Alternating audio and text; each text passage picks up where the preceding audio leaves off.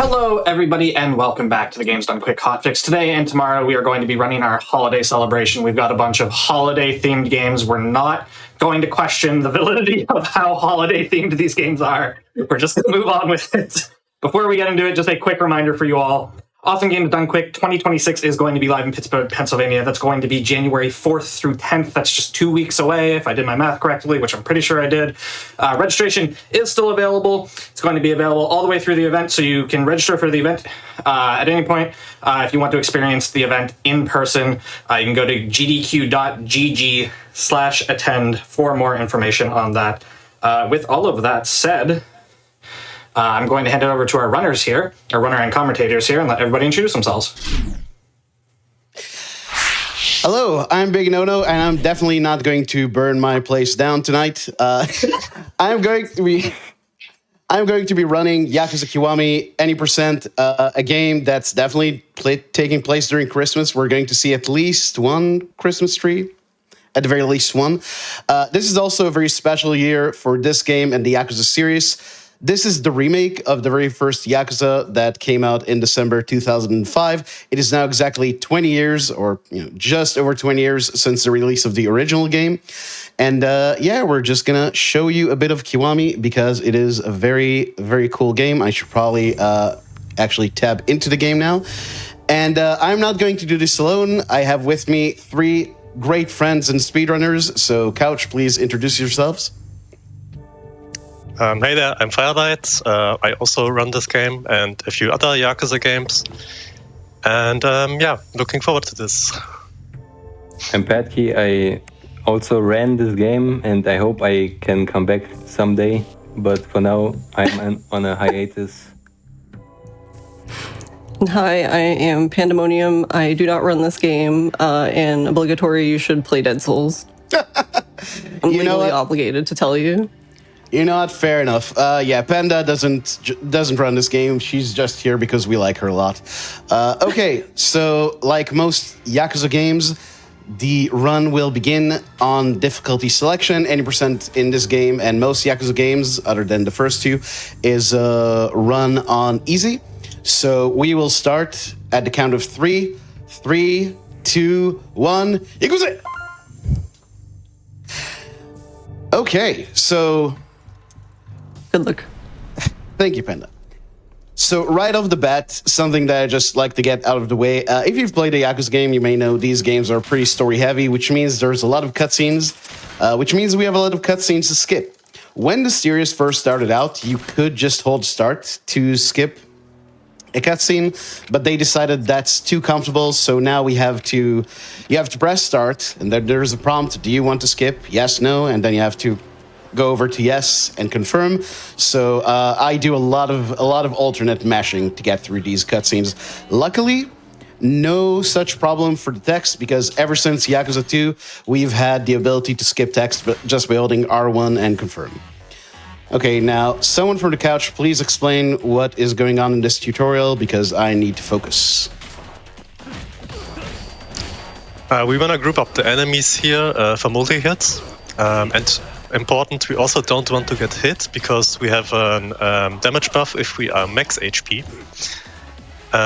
Now we need to do some grab combos. And then some furniture damage. Okay, nice so far. Very nice. And yeah, that looks like a really good tutorial, actually.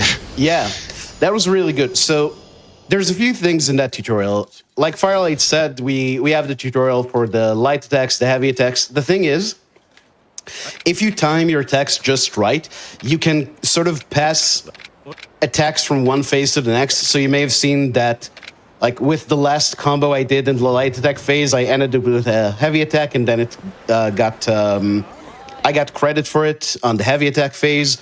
Also, the chair, I kind of mashed extra hard to get some of those attacks to go through the tutorial prompts.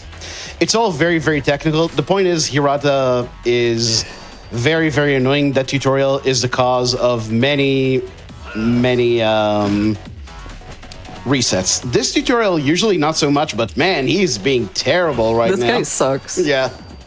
So the problem with the block tutorial in most Yakuza games is that it doesn't want you to just press the button. You have to actually block an attack with it, which is somewhat understandable, but it does make block tutorials in these games very, very bad RNG-wise. And if you have a situation like right there with Yama, where he just decides to completely AFK, then yeah, it's a bad time. But that wasn't too bad. All in all, this is a decent start for a marathon run. Now the hardest part of the game, not joking, because the camera here is very weird, so you can easily get stuck on the stairs like that. That wasn't too bad. Usually with practice, I can very smoothly transition all the way up the stairs, but it's difficult to do consistently. And because of the camera change, like this game has a weird thing that's kind of taken from the original games, where sometimes if you get a very extreme camera change, then the controls don't react to it in time, and so yeah, getting through tight corners like that can be a problem. Right here we have a part. So I didn't mention that this is a remake of the first Yakuza, and this is a part that wasn't in the original, where it shows Kiryu getting the ring that he's going to give Yumi later, which you might think doesn't sound like the most important thing to give backstory on. The reason why this entire section exists is, you may remember there was a feature of the PS4 that was much talked about back when the console was released, where you could play games as you were downloading them, and the idea was, oh, you're downloading Call of Duty, and you can play the single player campaign before the multiplayer part finishes downloading. In this game specifically, they added this entire part so you can play through chapter 1 while the rest of the game was downloading. So that's a bit of trivia for you. But yeah, on the way back, we get our ring stolen by this individual whose name is Tsuboi. Again, this stuff is not in the original either, but the fight with him is going to serve as our tutorial to the multiple fighting styles. So, the original Yakuza, you only have one fighting style, the Dragon of Dojima. It's still in this game, it's called Dragon style, but you need to do a lot of side content to power it up, so we don't ever use it during an actual any % run. But we are going to use the fighting styles that you may know if you've played Yakuza 0. We've got all the styles from there. We've got Brawler, we've got Beast, we've got Rush, which we're never going to use for actual combat. And that is another reason why this part is here. Real quick, this is the legacy version of Kiwami, right? Yep. Yes. In all, like, for 0 and Kiwami, the new versions are decisively bad for speedrunning, and also bad otherwise. But yeah, you don't want to speedrun with them. Kiwami 2, it's still kind of up in the air if it's better or worse than the original. But 0 and K1, if you want to learn these games, definitely try the GOG version, or if you have the original already on Steam.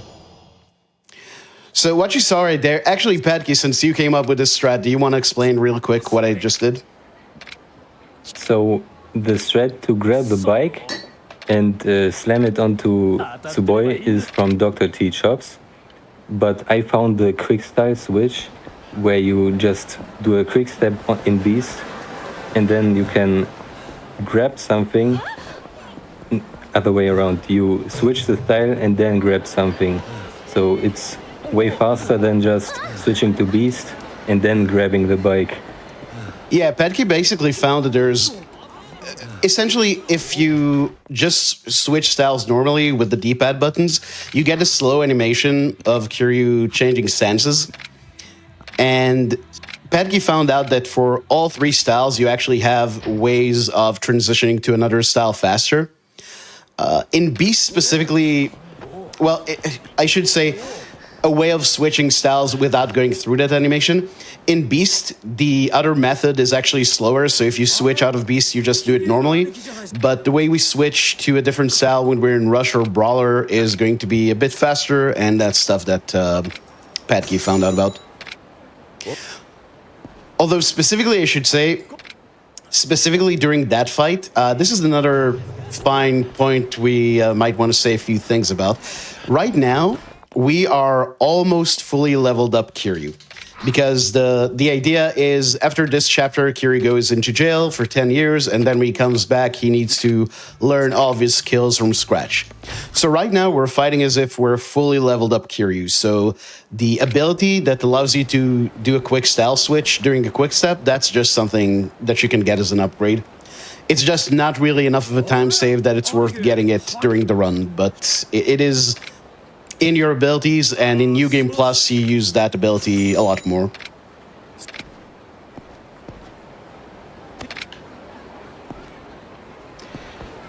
Okay, so this will end the ring portion of the run. And now we are back to just the mainline Yakuza plot.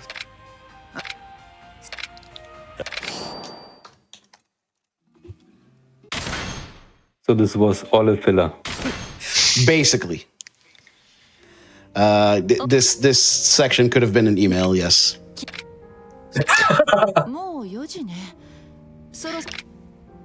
God, why do you have to say that? I don't want to think about work.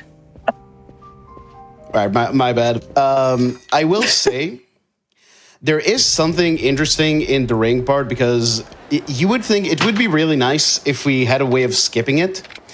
And there almost is, because during that part, you can actually go out of bounds. During the... Not when you fight Tsuboi, but before, when he's hiding behind the vending machine, you can use his character model to go out of bounds. And you can actually go anywhere in Kamurocho if you do it correctly. The thing is, Yakuza games are very tight with their scripting, and they don't really let you proceed to the next objective until you finish the last one. So you can go anywhere in Kamurocho that you want at that point, but you can't actually do anything with it. Like nothing is active for you to interact with, which is a bit of a shame, because I don't really think this game needs a lot of skips, but it would have been pretty good to be able to skip the ring part. Anyway, here's Hirata. He's coming back for stage 2, so I'm going to grab his buddy, grab Hashiguchi, throw him down, and throw Hirata as well. So that seemed very easy, and it was. And it also shows you that we are fully leveled up, like we're doing a lot of damage right now. But the one thing about that fight is it can be very dangerous if Hashiguchi dodges your block and hits you, because then you don't have full health anymore. And this is something that Firelight mentioned, but throughout this run, we get a 50% damage buff anytime we're at full health. And that plays heavily into all the strats we use. So we do a lot of damage, but we also need to avoid taking damage, which kind of sounds like the most obvious thing you can say about a video game. But the point is, like, it's very, very bad if you take any damage. It's not just about not dying. Okay, that guy just dodged me like that. That's cool. Right here, the game will also introduce us to the Kiwami system, the eponymous Kiwami system. So you're going to see that I'm going to do a quick step just so this guy gets up faster. And now he's going to go into the stun mode, and I'm going to do a Kiwami move, which is a very, very strong heat move. And every enemy has a specific style in which you can use a counter heat move, a counter Kiwami move against them. We will never actually see this happen, because the run skips pretty much all the Kiwamis. And the only one we're going to see, which is right here, is for Dragon Style, and we're just not going to have it in time, because again, Dragon Style is going to be completely unleveled now that we switch back. But okay, coming up here is one of the... This is a big obstacle for a lot of people learning this run. A lot of people have a problem with this fight. So we're going to have a fight with Majima. This fight, by the way, also was not in the original game. And this is a fight you're supposed to lose. Like, they do not expect casual players to beat this guy. but you can actually beat him, and when you do, you get 100 experience points, which, as you can imagine, saves a lot of time. So I'm going to just focus on the fight, and I'm going to let someone from the couch actually explain what's going on here. Do you want to take this, Patky? Sure. So this is Majima. You don't have to beat him actually, but it is incredibly helpful if you do. He gives us 100 levels, and Nono will grab the sign, throw it at him to get heat, then do a charge throw, which does more damage on heat moves for some reason. People believe it's a bug. Some people think it's intended, who knows. Majima doesn't like you, apparently. Never does. Then does another throw to get heat again. Charge throw again. Get another heat action. And then he will get into this Kiwami state, like we saw in the tutorial prior. We use this to do some damage to him. If you have 240 FPS, he won't heal for some reason. It's like a game bug or something. Then do another charge throw and then do this last heat move. Yeah, so the important thing about that fight is what Patky mentioned with the charge throw, which I personally don't think it's a bug. We can get into that at some point, but the main idea is anytime you use a charge attack and you have them, you can get them in other fighting styles. It's just the one in Beast that we use called Max Crush is the easiest one to get. But yeah, anytime you use a charge attack, the next heat move, if you do a heat move right after it, is going to do double damage. And as you can imagine, that is also very, very important for damage output. I don't think I did the upgrade menu. That's a problem. Nope, you didn't. Okay, cool. World record holder, by the way. Yeah, let me do this menu, and if someone could explain something about the abilities I'm getting here, that would be great. Yeah, so we get a little heat upgrade for the heat bar. And mostly we get some attack upgrades in this tree. But also, very important, we get back our buff where we get more damage if we are full health. Also, something that's like very nuanced is like when you do those upgrades, you have this pop-up that tells you that you acquired the ability. And there's very specific timing in which you can do this confirmation, basically. And if you do it correctly, you can save quite a bit of time. Yes, I also got an upgrade called Grab Mastery, which the sharp-eyed among you may have noticed that the moment I grabbed Abe, I got a bunch of heat.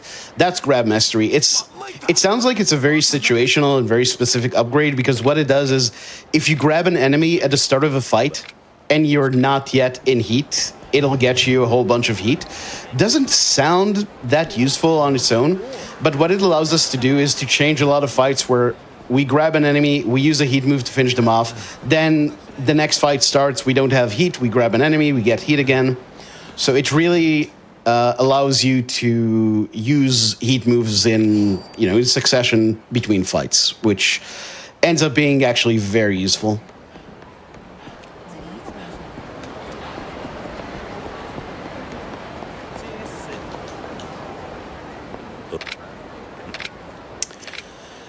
Okay, so right here we're this part of the game introduces probably my least favorite character.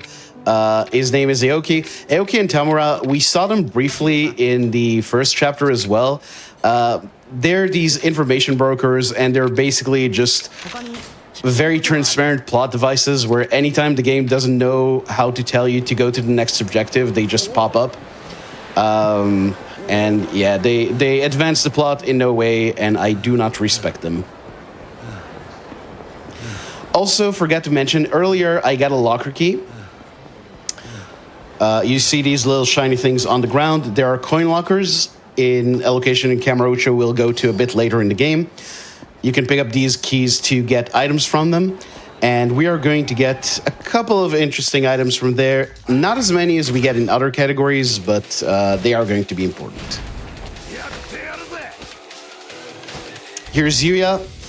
Say hello to Yuya. Say goodbye to Yuya. So right now, because of the...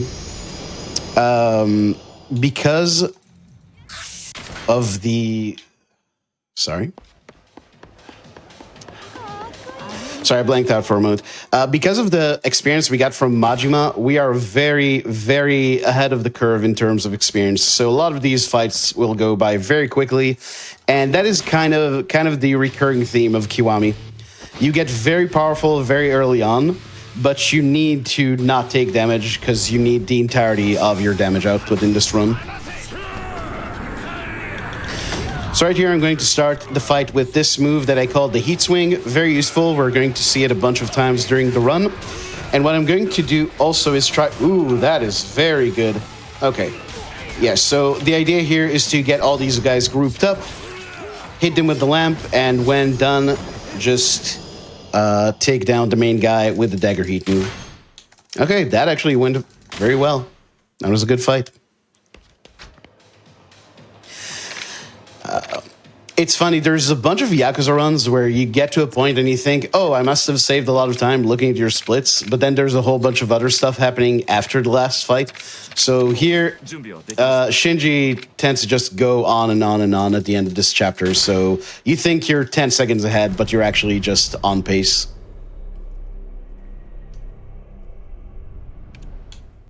Yeah, Ishin's like that, where you, at the end of the chapter, they're like, oh, hold on, we have to talk for 3 minutes, and you're like, God. Yep. Zero and K2 also really love to do that. All right, time for a stealth section. There you go, that was the stealth section. Very challenging. It is actually a bit more challenging in the original. You need to take a more specific line through the patrols in that game. Right here, we used to think that the optimal option was bottom then top. Turns out, if you do top then bottom, it saves you 0.3 seconds. So, you know, that blew the game wide open for everyone. It is funny, though, how a lot of the time you think you know the optimal thing because it's all these little time differences, and then you just actually look at it and you realize you could have saved this time the whole time. This guy always makes me laugh because he says meats, which is juice in Hebrew. There's a lot of, weirdly, there's like a lot of unintentional Hebrew in this game. Not all of which I can point out on this stream, but yeah, there's a bunch of it. So does anyone want to explain what we're doing here in this funeral? Why we're running back and forth like this? So we are basically trying to get a morning band, which this guy thankfully discarded into the bin.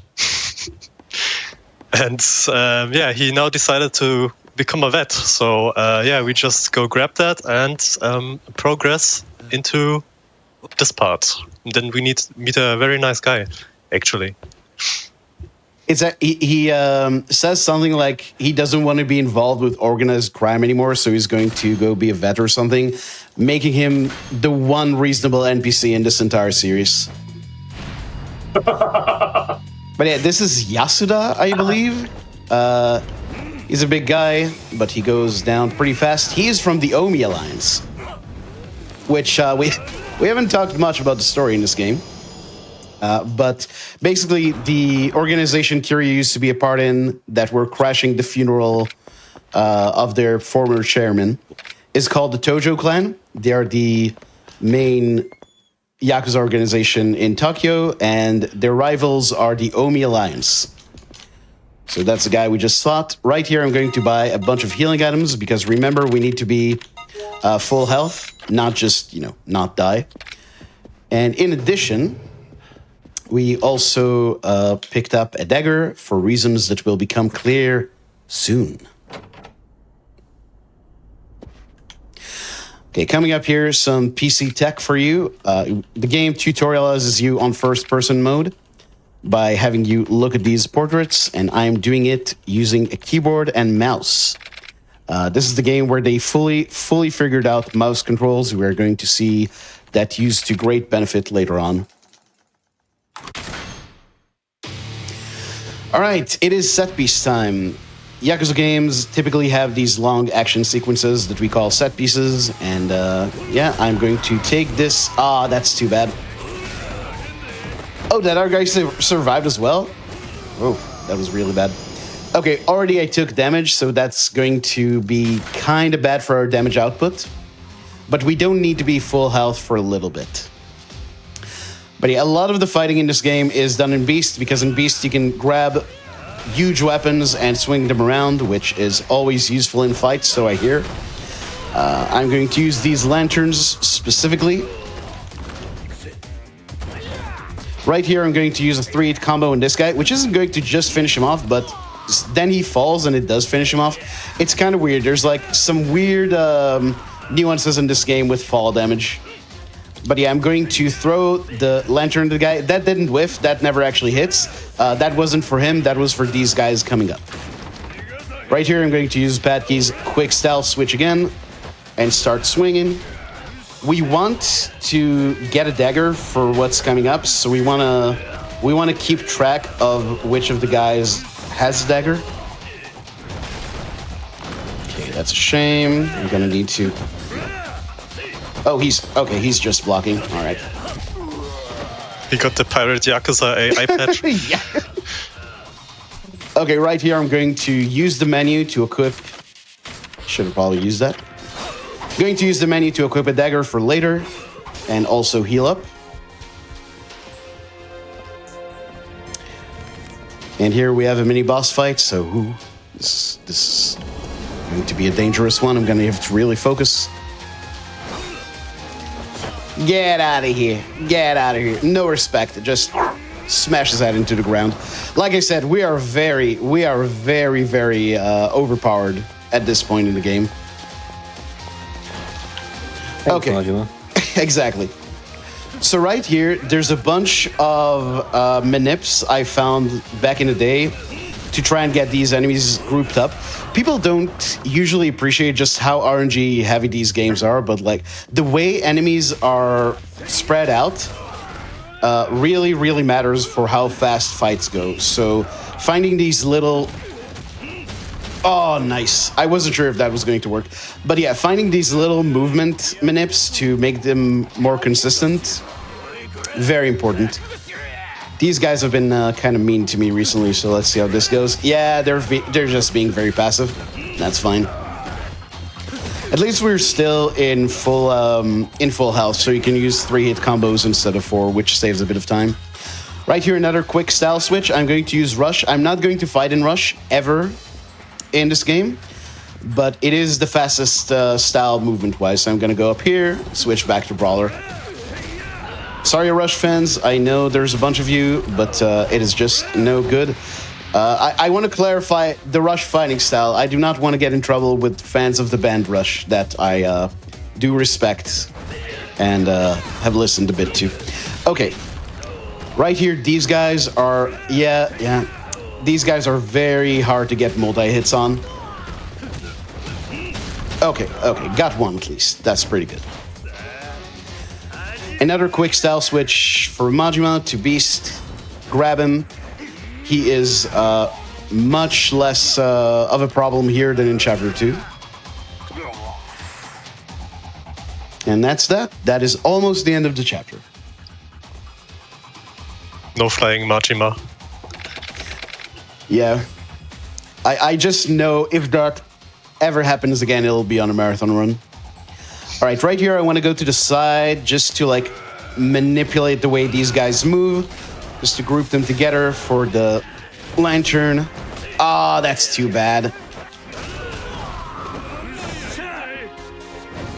Okay, this guy's kind of scared. Understandable. If a guy was swinging a lantern around at me and my friends, I'd be scared too. All right, remember Shimano, remember how this is a really annoying fight where he gets a big HP regen move in the middle of it? Well, check this out. I'm going to heal up, headbutt this man because I don't respect him, and use dagger heat move. GG. That's Shimano.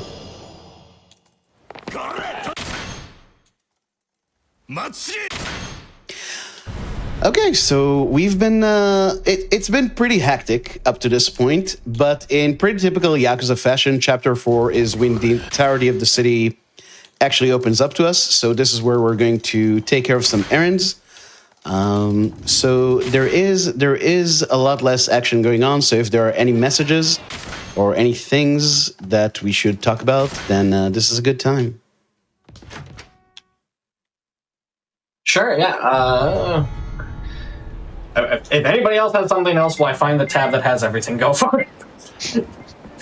I mean, we will go to the coin lockers right now to grab some stuff, because remember we picked up some locker keys earlier. Yes. We will sell those items for money. Yeah. So go ahead if you got something. No, go ahead, Church. Yeah, so on the GDQ front, just a reminder, don't miss out on Black in a Flash's upcoming events. We've got Speeding Through the Holidays, that's coming up on December 27th and 28th, which, again, if I did my math correctly, is next weekend. Starts at 1 p.m. Eastern. Back to Black will return February 5th through 8th, 2026, benefiting Race Forward. You can use !BAF in Twitch chat to learn more.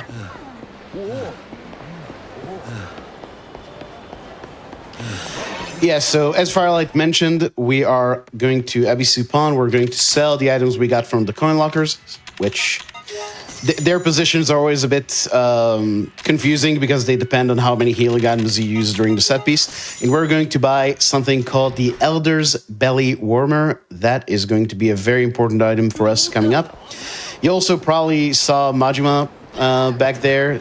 Majima sightings and in general, fight spawn sightings are sadly very common in this run, and we need to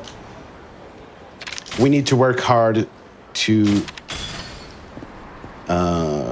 make sure that they don't get in our way. But more on that in a bit. I also passed through the Popo, the general shop, where I bought some water and some dog food. You will see what that is for pretty soon. Spoiler, though, it is for a dog, actually.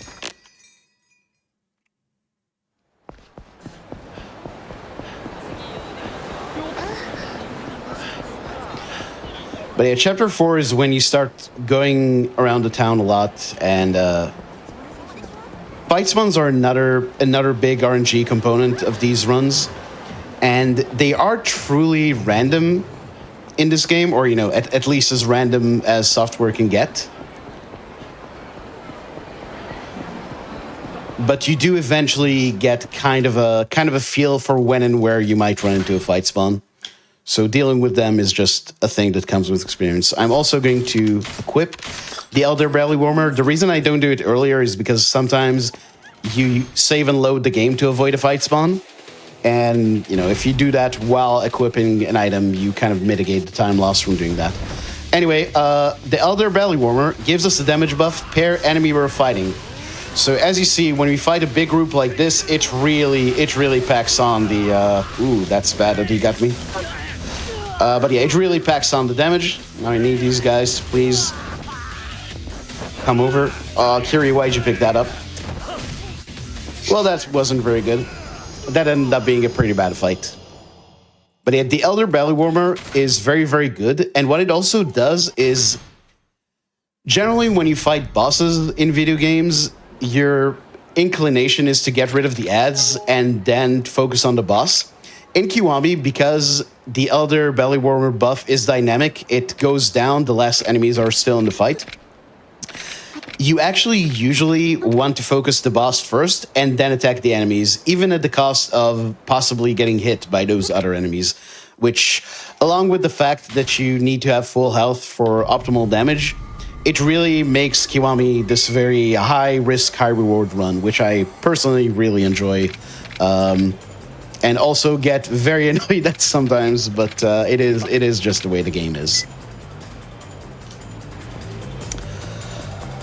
All right, so I need to take Haruka to Serena. And you might see something weird here. Those of you who know Kamurocho, who've played these games, might wonder why I don't just go to the right here and go through Tenkaichi Alley. The reason for that is that there's actually a fight that way if you turn right here. And by going south all the way through Showa Street, you can actually avoid getting any fights. This isn't as much of a time save as you would think, because this is a really long detour, but it does save a few seconds. It saves more time on New Game Plus, or less time. Yeah, it saves less time on New Game Plus, but either way, it's a nice little time save. And okay, we're just about to head back to the last boss of this chapter. One thing that's really confusing about learning Yakuza runs is that, especially in these games, like before the Dragon Engine, but after the old games, it's very inconsistent which cutscenes you can skip and which you can't. Like, there's no real rhyme or reason to it. You just need to memorize the ones that you can actually skip. So that first cutscene, just for some reason you can't skip, but then you skip the ones after it. Also, something interesting about Kiwami and a lot of other Yakuza games, a lot of your triggers for cutscenes aren't proximity-based. They're actually based on vertical or horizontal lines. I think that's the other way around to what I did, but you know what I mean. So a lot of the times when you need to trigger an event, you don't need to be close to it. You just need to be... You can basically hit it just as well from the other side of the street. So optimal movement is to actually just stick to the other side like we did.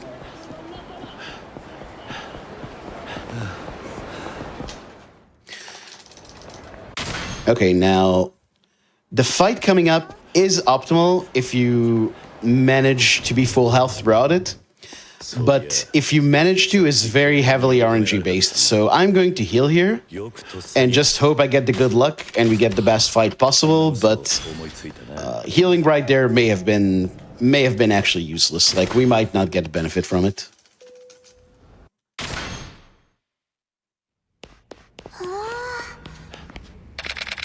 All right. So this is Hayashi. All my homies hate Hayashi. This guy is terrible. In any Yakuza he's in, except Kiwami 2. I'm going to try and charge throw him without getting hit. I did it. Okay, nice. That was good RNG. So now he's very low health. Oh, that was a good fight. Damn.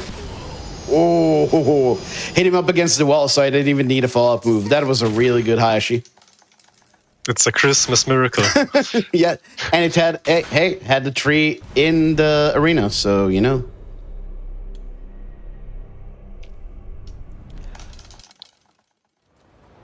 But yeah, if you get hit while you're charge throwing Hayashi, you will do a lot less damage, and you'll have to... there are backups for it, but whatever you do, you're going to lose a bunch of time in that fight. Common speedrunning mistake here, by the way, is leaving Serena without talking to Date. And then realizing, like, 5 minutes later that your run is dead. Date just likes being a menace in all your speedruns. True, true. He also has the power to change the time of day for some reason. Oh, you mean from the original? Yeah. There's a few weird parts like that in Kiwami. But yeah, this guy right here, he's a sub-story. He wants you to pay him a toll to pass through this street, which we are not inclined to do. And in the original, you just pay him off and he goes away. But in Kiwami, if you pay him off, he's just here later. So you want to get rid of him in a more permanent way. And there's also another benefit to fighting this guy. So I'm going to try and grab him. Didn't do it. Okay. Follow-up is fine. He's got low enough health that I can just stomp him. I don't need to use a heat move here. And what he's going to do is he's going to give us an item called the Ogre Gloves. Is that even true? I've been running this game so long. Leech Gloves. Ogre Gloves are from OG2. That's me running this game for entirely too long. But yeah, so we're not going to use the leech gloves for their use value. We're going to use them for their exchange value. We're going to sell them for a whole bunch of money, and yeah, it's 500,000 yen, so it's a big part of the money route.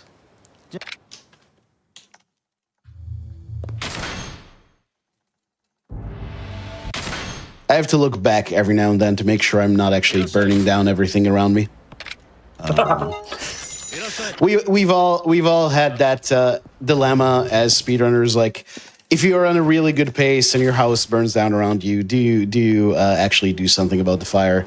Personally, I think you should do something about the fire. But yeah, this is Purgatory. This is kind of a casino, illegal fighting ring / just dubious place under the big park in Kamurocho. This is a location you go back to again and again in the series. So this guy is the florist, and we want some information from him, and he wants us to pay him not in money, but in fighting. So that is what we're going to do right now. Funnily, the only plot point that the terrible Amazon Live TV show actually kept from this game is that you just have to fight for the florist to help you. So here you're going to see what I talked about earlier. This is the power of grab mastery. So I grab this guy and heat move him. Coming into this fight, I don't have any heat, so I just go right in. Grab, chart throw, heat move.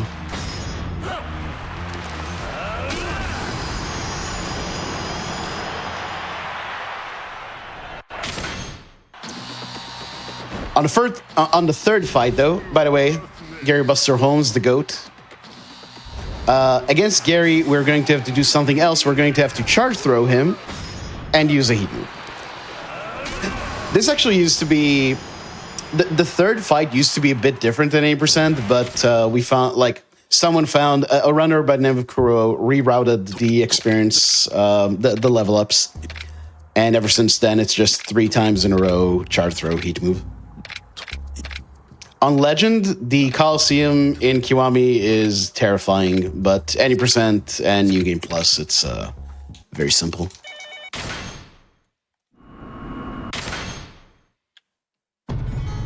I mean, compared to the original, Kiwami is very tame.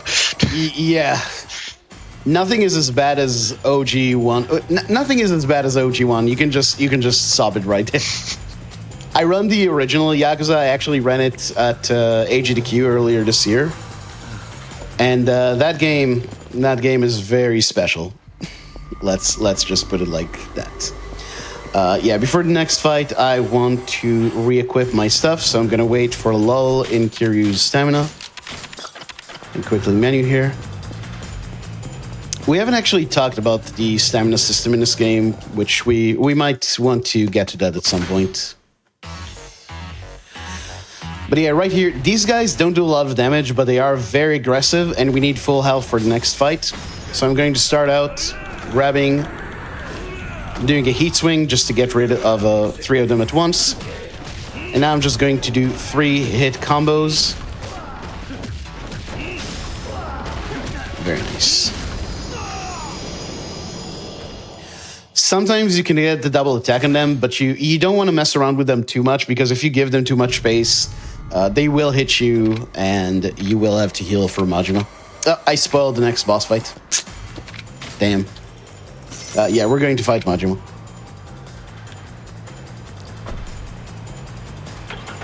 So yeah, the stamina system in this game. At base stamina, Kiryu can run for 7 seconds, and you regain your stamina as fast as you use it. So like, if I run for 5 seconds, I have 2 seconds of stamina left. I let go for 1 second, I have 3 seconds left. But we do get 1 upgrade for stamina, for a reason that I will explain a bit later, because for now, we want to talk a bit about Majima.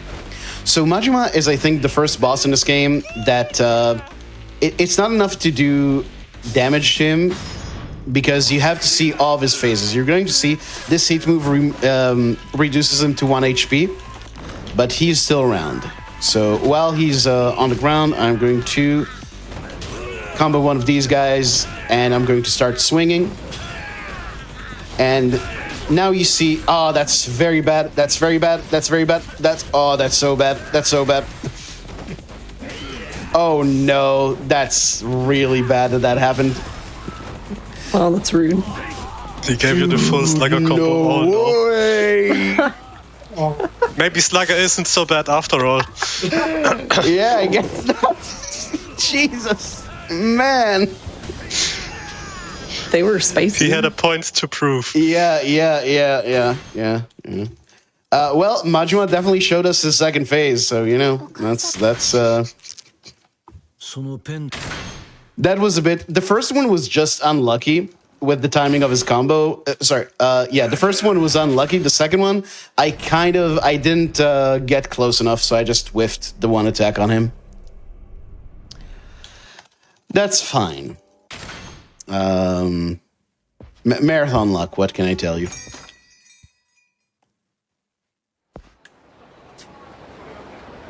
But yeah, the heavy attacks on the bats are actually very good. Not just because they do a lot of damage, but because for some reason enemies don't know what to do with them. They kind of just stare at you as you hit them.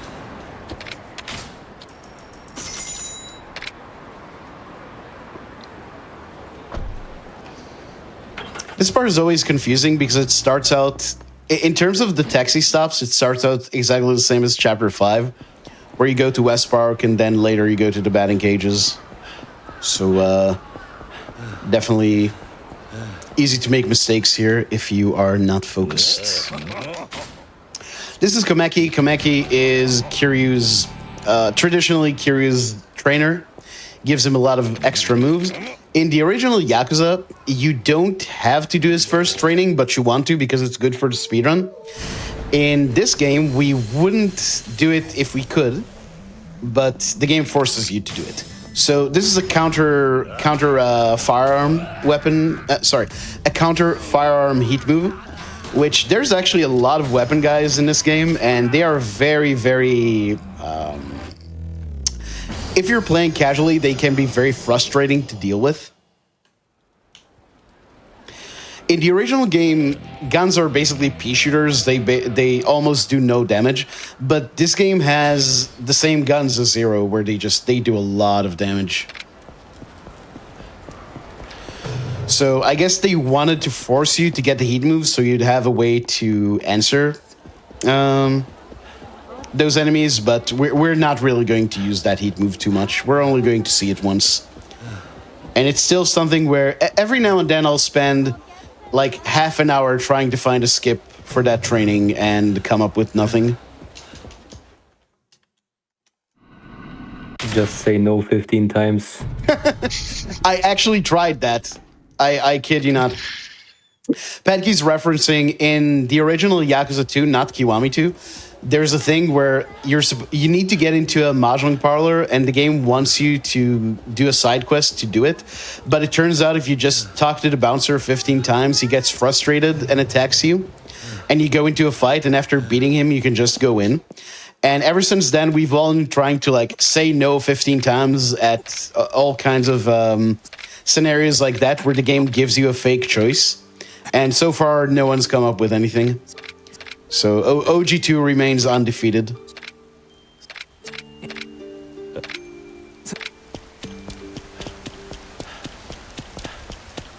So yeah, like I mentioned, we have 7 seconds of stamina as a baseline. What the first upgrade to the stamina does is it gives you 3 more seconds of dash. But that's not the important part. The important part is that it actually makes you regain your stamina faster than you spend it. So instead of resting for 1 second and regaining 1 second of stamina, you'll rest for 1 second and gain, I don't know, 1.8, something like that. Which makes it much, much easier to like portion your stamina and also much easier to get away from fight spawns that chase you. All right. Coming up here, we're going to fight Takashi. I do not respect this man, and if you play these games, you probably don't either. We're just going to pull out our dagger, and use a heat move on him. No reason to do it in Beast specifically, but it's good to start the next fight in Beast style. And unlike some games that I won't mention, this game actually remembers which style you used last. I'm not bitter about Pirate Yakuza, by the way. But yeah, if you don't... yeah. If you don't get hit, then that grab is a one-shot. Kiryu... If you could attack the actual guys, that would be so nice. Okay, not too bad. So the light heavy attack you see right there, the big overhead swing, that move is completely broken in Yakuza 0. It does a huge amount of damage to enemies, and it's used a lot in that run. In this game, it's still pretty good, but it was heavily nerfed. So you're only going to see it a couple of times during the run. In fact, I'm not even sure if I use it anywhere else. Sorry, I thought I was getting away from that fight, but then I got stuck on the thing, so, whew. All right, I do need to be full health for the start of the next fight. So right here, this is also a Padkey strat, by the way. I'm going to switch to Brawler. Watch Kiryu. Oh! Okay. I messed up a little bit, but that still worked. I love that heat move. The main reason why a lot of the time you'll see us trying to avoid using heat moves in these games is their animations, as the games have progressed, have actually gotten pretty... Ooh, they went right into that. Nice. Yeah, as these games have progressed, the heat move animations have gotten more and more detailed, but that specific heat move is very quick. So it's a really nice way of getting rid of the main guy. It's from OG1, right? The ceiling heat move? I think it is in OG1 as well, but heat moves in OG1 are just terrible across the board. You almost never want to use heat moves in that game. Not to mention you have to predict the future in order to even use it. Yeah, a lot of the heat moves in the original Yakuza have QTE follow-ups, and if you wait for the QTE to flash up on screen before you react to it, that's too late. You need to like time it beforehand, and it's OG1. It's a very special game. If you it's a game. It's a video game, just like Dead Souls is a video game. It's true. Dead Souls is a way better game than OG1. I will say that. I will easily say that. Okay, so basically, this is kind of a weird chapter in terms of story because we're not really advancing the main plot too much. This game... Oh, for some reason, I thought there was a cutscene here.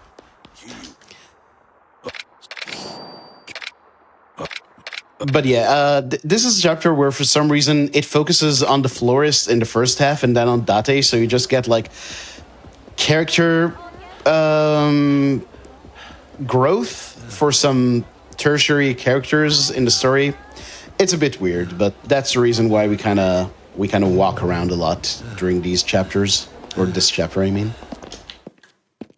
This is also a pet peeve of mine, because on the way out of the florist, Kiryu says, I should go back to Serena. And then you get a call from Reina telling you, hey, come back to Serena. I know Reina. Jeez. Get off my case. But do you know? You know what? That's a good question. Maybe I don't. Where do I go again? How do you run this game?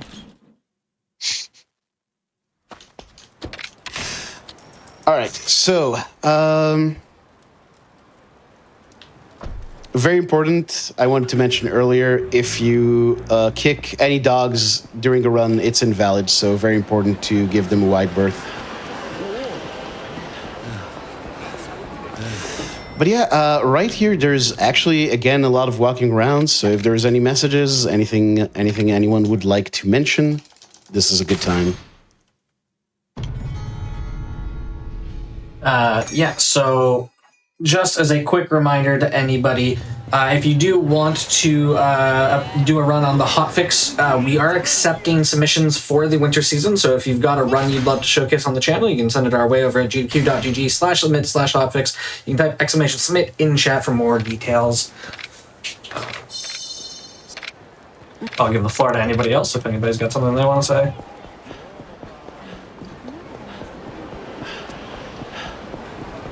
If not, I mean, go ahead.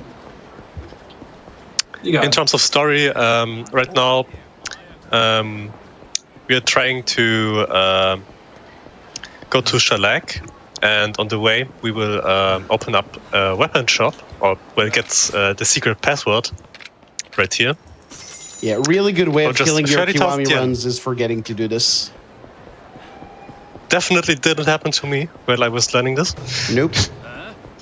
Then, this is a bad fight one. Yeah, this is the first safe I was load like, we see, I maybe, think. yeah, I was like, maybe I could get past, but nah, they would have caught me for sure. So yeah, we And just this area, saw, hold on, I just wanna say, this is the most, I should say, surefire way of avoiding a fight spawn, just saving and loading, because it basically, regular fight spawns cannot spawn right next to you when you save and load. Majima can, which is a whole thing in its own. But yeah, so that's like the most positive way, or the most safe way of avoiding a fight spawn.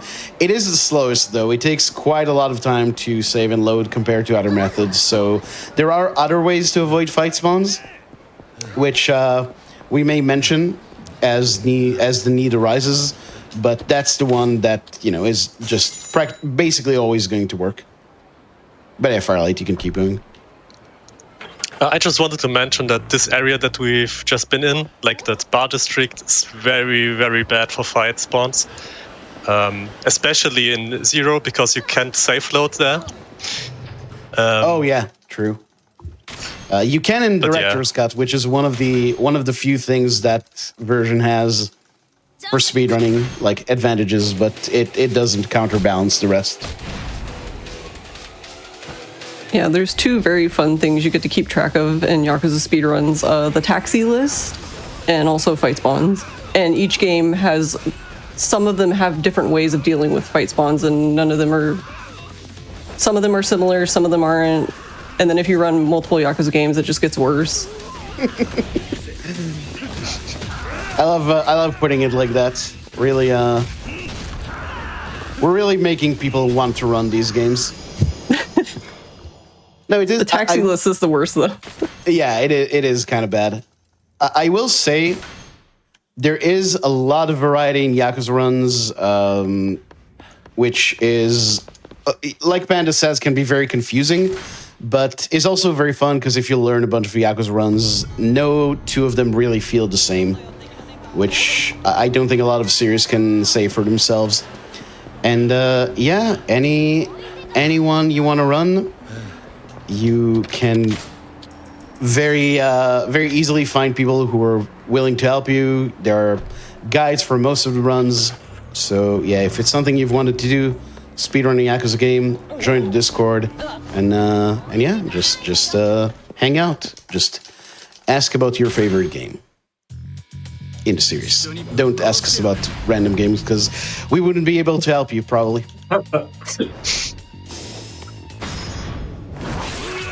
Okay, so Shota here, very easy fight, just dagger heat move. Don't even really need full health for him.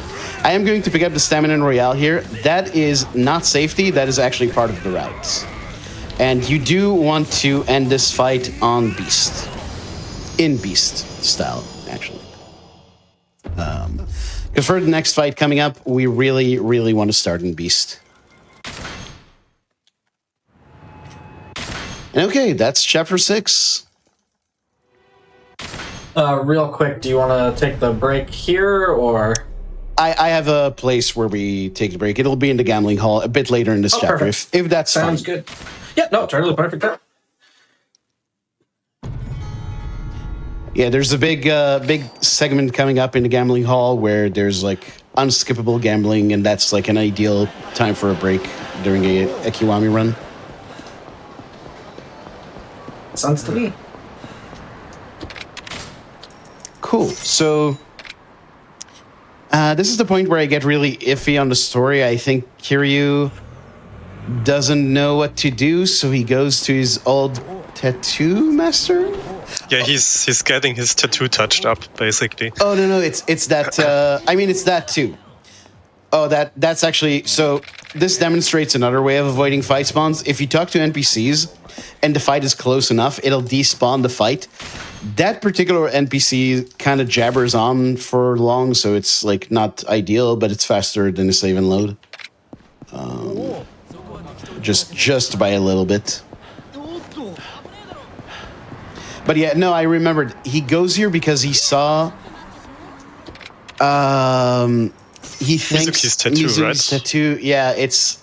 Sorry, you're seeing speedrunners try to remember a story in real time. From a game that It they doesn't haven't help. played casually in like 10 years. Yeah, it hasn't been that long, but it has been a while. It might be time for a casual playthrough again. I do like to play. I think a lot of us actually play these games casually, not that infrequently. For example, I did a casual playthrough of Yakuza 0 last year. Game still holds up beautifully. But yeah, definitely not all of them. There's definitely a few that I haven't touched casually in a very long time. There was supposed to be a TV show recounting the events of this game, but it did not do a very good job. I still didn't watch it, by the way. I haven't either. Also, another thing I thought of, there's also very fun versions you can run, like the PS3 version or even like the Switch. Yeah, they're great. Oh god, yeah. I did runs of the PS3 and the Switch versions, and yeah, there sure is a way of playing the game. It's actually kind That's how of speedrunners have fun, Yeah, by torturing ourselves. that does come with the territory. I was going to say it's kind of interesting playing the PS3 version because there's some not functional differences, but a bit of differences with the UI and how certain things function. Like there are a few nuances to running the PS3 version, but mostly it's just pain. Mostly it's just very, very long loads and playing at 30 FPS, which Not even stable 30. no, nowhere near. Think Bloodborne 30 FPS, and you're in the ballpark. Oh yeah, what's the health regeneration like on the PS3 one? Same.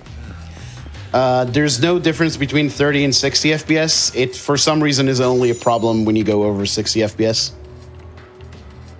And by problem, I mean very good for us.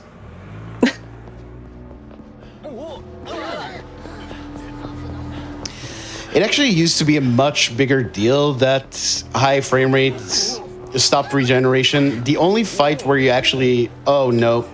That's so unfortunate, because that fight is, by the way, one of the advantages of having an AI partner with you is you can always talk to them to despawn fights.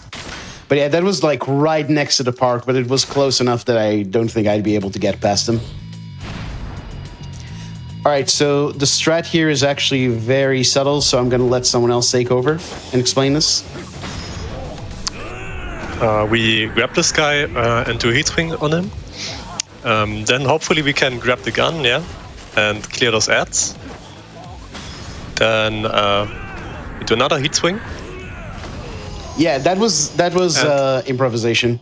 So the thing is, there's a lot of enemies with guns in that fight, but for some reason you can only get the gun from a few of them.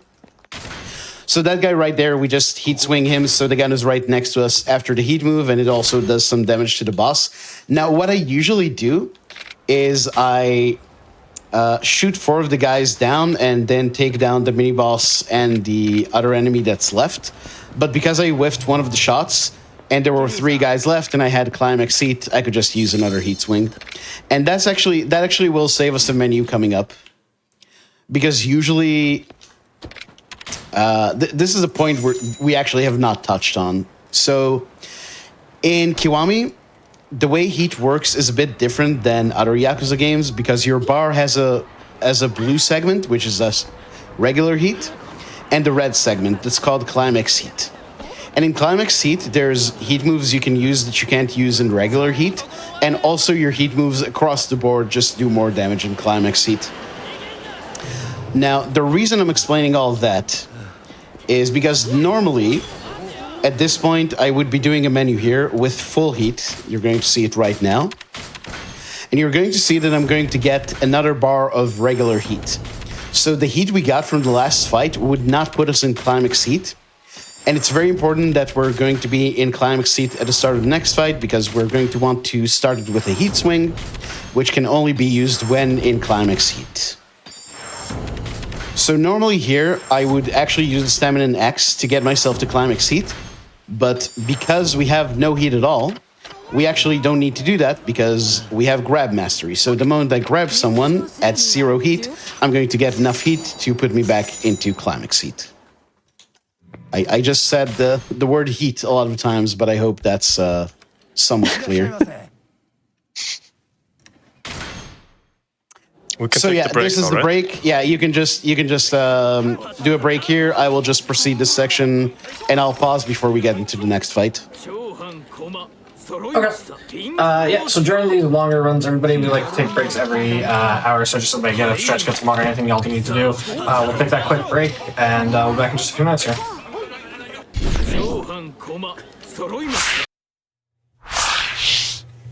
Hello, everybody, and welcome back to the Games Done Quick Hotfix. Today and tomorrow is our holiday celebration. We are in the middle of a Yakuza Kiwami run. I'll hand it right back over to you whenever you're ready, if you just want to give a quick countdown. Yeah, so we just had a bunch of unskippable cutscenes. I'll talk a bit about what happened maybe later, but for now, we are good to go in 3, 2, 1, go. All right, so as I have teased, my aspiration is to grab this guy. Oh, and use... All right, it's not happening, so we're going to back up strats. Marathon luck. Yep. That's unfortunate. So normally I would just heat swing and take both those mini bosses down and one of their goons, but no such luck. Ooh, this is really not going great. I'm whiffing some attacks too. These guys are in horrible positions. Yeah, they're really spread out. Yeah. So the thing is, the mini bosses in this fight are really, really aggressive, as you may have seen, which is why we want to get rid of them as soon as possible. On a legend run, what just happened would have probably just killed the run. Because those guys do a lot of damage that you just are not really equipped to deal with at this point. So that's a shame. We definitely took a licking, but you know what? We keep on kicking. I never used that phrase before. I don't know why it suddenly came to my mind. Anyway, so what happened in that gambling hall is also kind of an interesting bug with the original PC release of this game, which is on the... So what happens on the original game and on the PS4 version of Kiwami is every round Haruka tells you what to bet on, and she's right every time. And then you get a cutscene where the pit boss goes away and comes back, and then she's suddenly wrong. And then you find out that he's cheating, and that's why Haruka got it wrong that one time. And that's why the fight begins. On the original PC release, for some reason, Haruka can sometimes get it wrong before the cutscenes. So it's very confusing story-wise, like why is Kiryu suddenly suspicious of this guy? And yeah, that's something that they actually fixed on the current, like on the new Kiwami version. But in all the original releases of the original, in all the versions of Kiwami released before the new one, and after the PS4 port, you have that bug, which is very strange. This is also the longest sequence, the second longest sequence of cutscene skips in the game. 6 cutscenes, we're going to have 8 a bit later. So right here, I'm going to try and hit all 4 of these guys with a... Oh, beautiful. Want to hit all 4 of them with that combo. Yes, yes, come right at me. Ah, that's a shame. Ooh, okay. Weird. So yeah, right here. Kiryu? Hello. Yeah, pull out your bingo cards. This has never happened before. Okay, that was the goons. Now we have to deal with Shindo, and I would like to ask all his goons to not Mr. President him. Thank you. Sometimes one of them can get between you and him, and you heat move them instead of him, and it's bad. It's bad for everyone involved. Well, it's not very bad for Shindo, but it is bad for me. Yeah, I am. Ooh, yeah. This is not going very well. I must say. So ideally, you want to grab a knife here, but a sword is good if you have a lot of enemies grouped up. So that's also fine. And yeah, we just finish all of them with the knives. The problem is, bladed weapons are really, well, I'm going to say something that sounds very obvious. Bladed weapons are really bad in this game. You don't want to get stabbed in this game, is the big tip I'm going to give you. But yeah, if anytime you get hit, you get into these really long animations. Usually Kiryu falls down, gets stunned, etc. So yeah, definitely something to look out for in runs. Usually if you have a bunch of enemies, if you fight a bunch of enemies with different weapons, you tend to prioritize, first of all, guys with guns, then guys with bladed weapons, and then generally stun guns and stuff like that.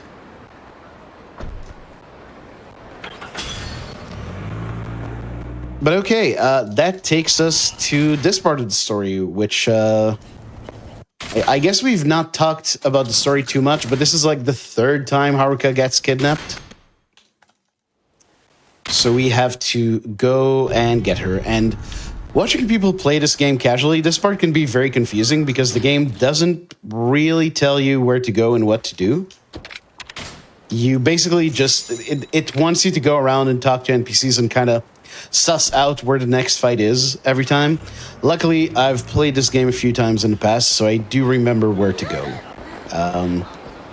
Which you may question given some of the mistakes I've made derusting this run, but I think today we're pretty much okay. So right here we have 3 enemies. You can probably guess where this is going. It is heat swing time. The boss in this fight, by the way, Aoda, is the guy who gets the biggest aggro upgrade when you go to Legend. You cannot get away with a heat swing like that on Legend because he just hops around and keeps hitting you with his stun gun, so the Legend fight here looks a bit different.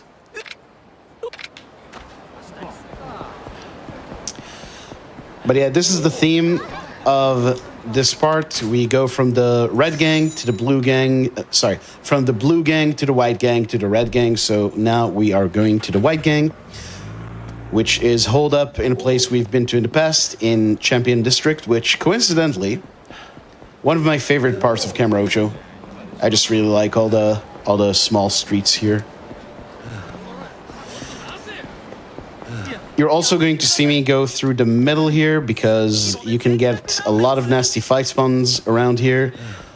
See, that's fight spawn right there. If I went from the corner instead of through the middle, they could have seen me and aggroed onto me. So that's just the kind of thing you need to watch out for when you travel through Kamurocho. Now, once again, going to grab Yushiraki, do a heat swing.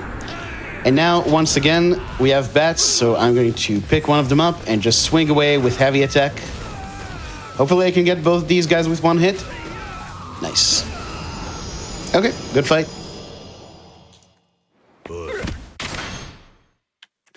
And now comes a truly, I guess you would say, pivotal part of the run. Because we are going to go to that weapon shop that we opened up earlier, and we are going to get some weapons. That's a good fight spawn. I think I neglected to mention, in this game, and in a lot of the Yakuza games of this era, again, up to Pirate Yakuza, which I'm not bitter about, you can only get aggroed onto by one fight at a time. So a lot of the time, you want an easy-to-avoid fight to aggro onto you, which in turn allows you to avoid a harder to avoid fight. All right, so what did we get there? We got a knife, a better knife than the one we had up to this point. We got a whole bunch of shotguns, and we got a couple of handguns. And, God damn it. Yeah, no way I'm running past that. Majima is He just wanted to say hi. Yeah, just wanted to make himself known. Majima's being very spicy today. I did a practice run earlier, and he was also all over me. But yeah, so guns are very, very good in this game and in Zero and in a lot of other Yakuza games. However, they do barely any damage to bosses. So while we're going to mostly only use guns on regular enemies from now on bosses we're going to need to do more sophisticated stuff. All right, coming up here, this is maybe the most difficult fight in the run, so I really need to focus here.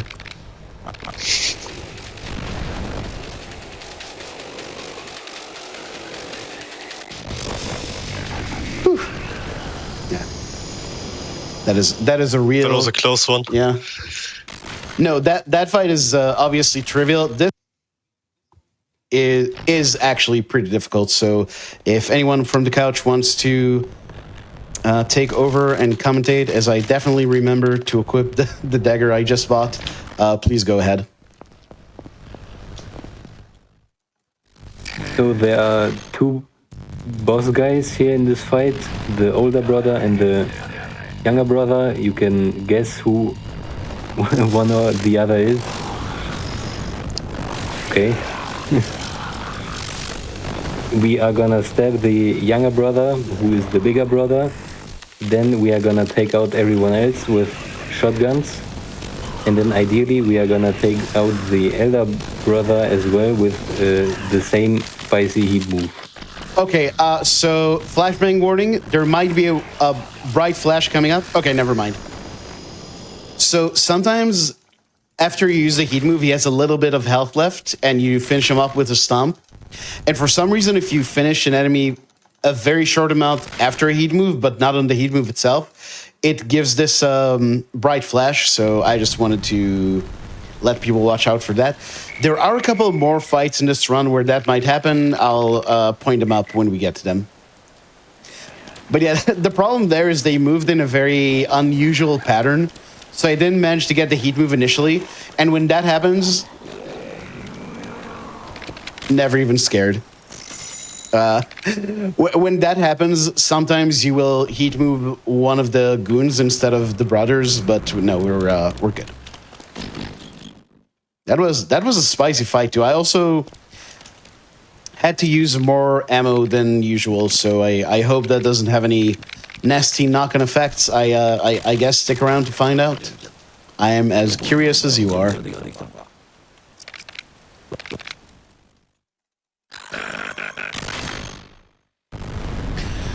Okay, and that takes us into Chapter 9, and I'm already lowering my mouse sensitivity for reasons that some of you might be aware of. Coming up here, this is a really cool chapter to me. I just like it that it's this entire set piece all taking place in this location outside Kamurocho. But yeah, so I'm going to go back here just for a lot of the tech of using the shotguns has to do with corralling enemies to be in advantageous positions. Ooh, I don't like that.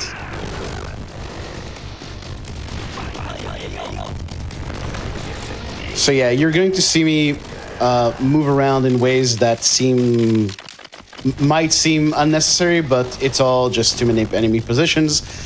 They're being completely passive. That's really bad. Oh wow. I'm doing this is going to put me way behind on ammo. Yeah, this is unusual and very bad what just happened.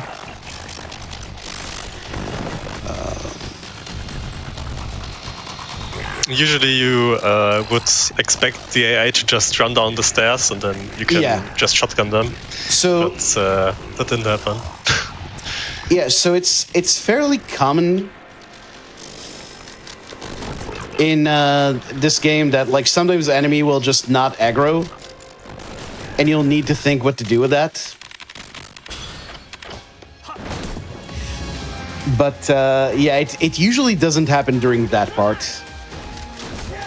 Oh no. Okay, I'm stuck. Yep. Okay. Everything's going according to plan. Don't worry about it. This is so bad. This is the worst I've had it go during this set piece. Man, I am really going to have to think of some backups for later in the run. So that's going to be fun. Anyway, this is like how long. So as you can see, it's going to go down to 1 HP pretty fast. But just like Majima earlier, he wants to show us all of his phases. And you're going to see me do a shoulder bash here. What the shoulder bash does is generally enemies have some randomness in how long it takes them to switch to their next phase. But certain moves like the shoulder bash will just kind of reset their animations and force the phase transition.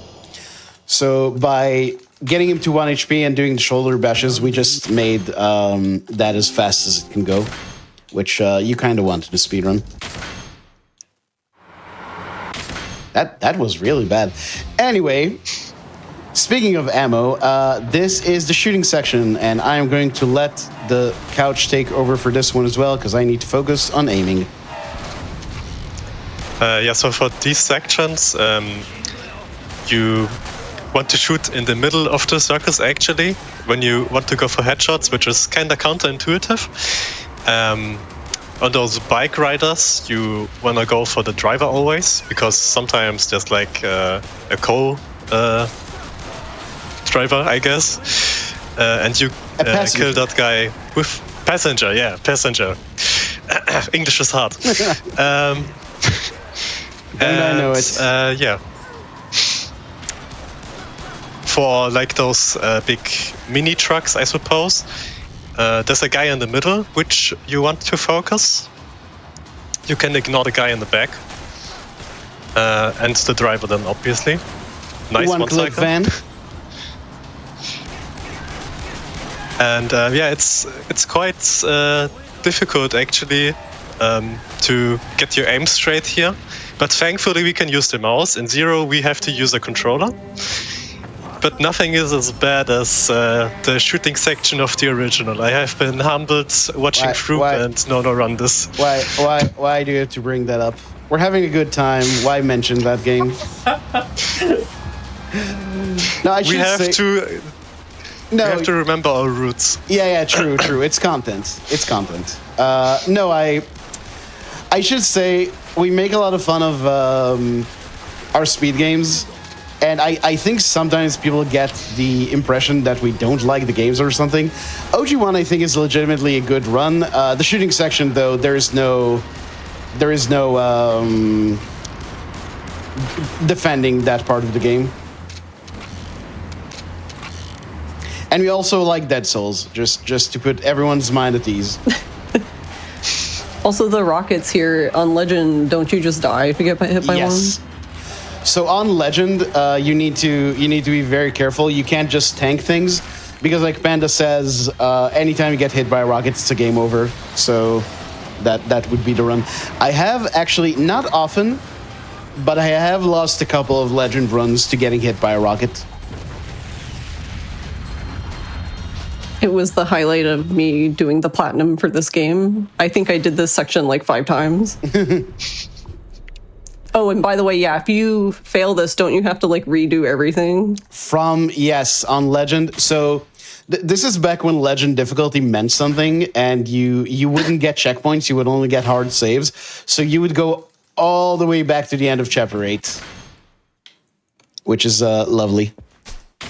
Right here, some menu tech from our friend Laver, another runner of this game. So this is, by the way, the last upgrade menu of the run. And you're going to see that I'm going up right here.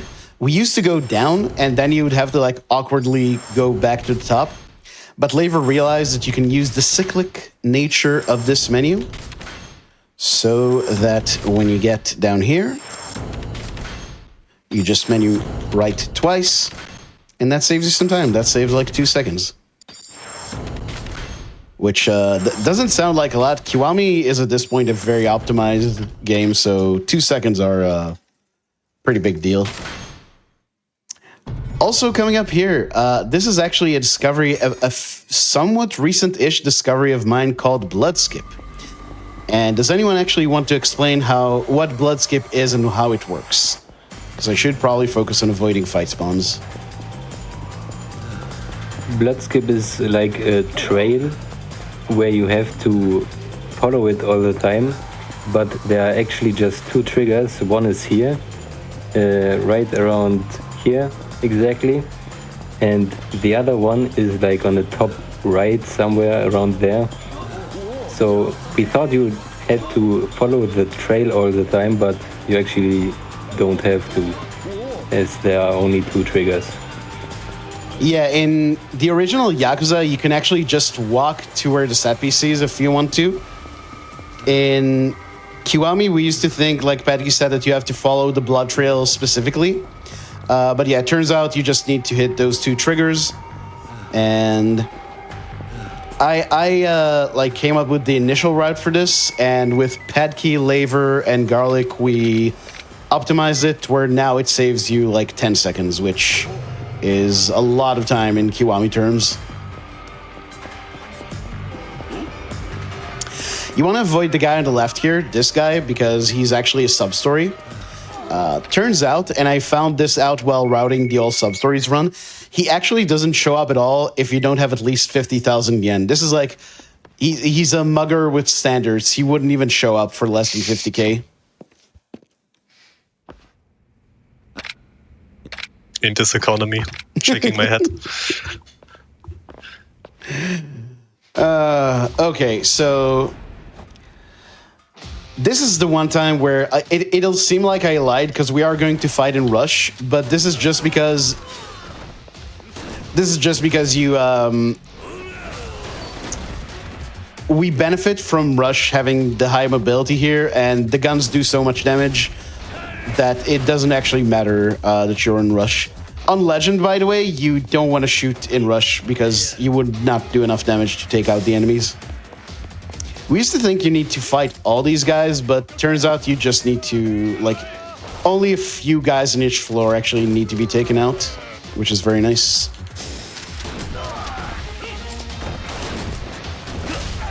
Okay, coming up here, you can get this room in one shot, but it's pretty precise. Didn't get it. A shame. There's also something I want to mention. In Rush, you do less damage with weapons than in Brawler and Beast. So Brawler and Beast has the same damage multiplier, I guess, and Rush is just worse. Yeah. This is something that a lot of people really are really disappointed when they find out that Rush is bad.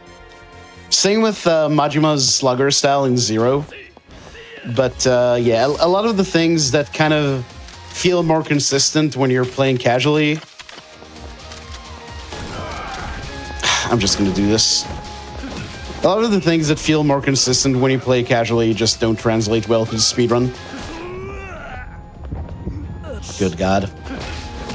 I'm just trying to save ammo here. So I'm going a bit off script. Going to pick up this gun from the floor and also equip this gun we have in hand. This is another one. Oh, actually, we showed this already. Just, I actually messed it up.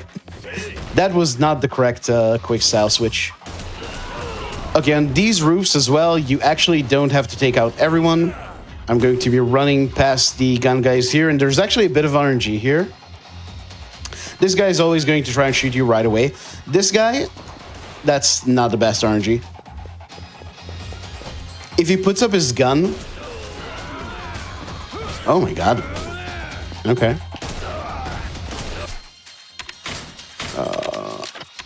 Sorry. Yeah, if he puts up his gun just as you go past him, you don't have to dodge his shot because he doesn't lock onto you properly. Now, I did mention the counter gun heat move we learned earlier. This is the one and only time where we're actually going to use it. As you can see, it's nice and fast.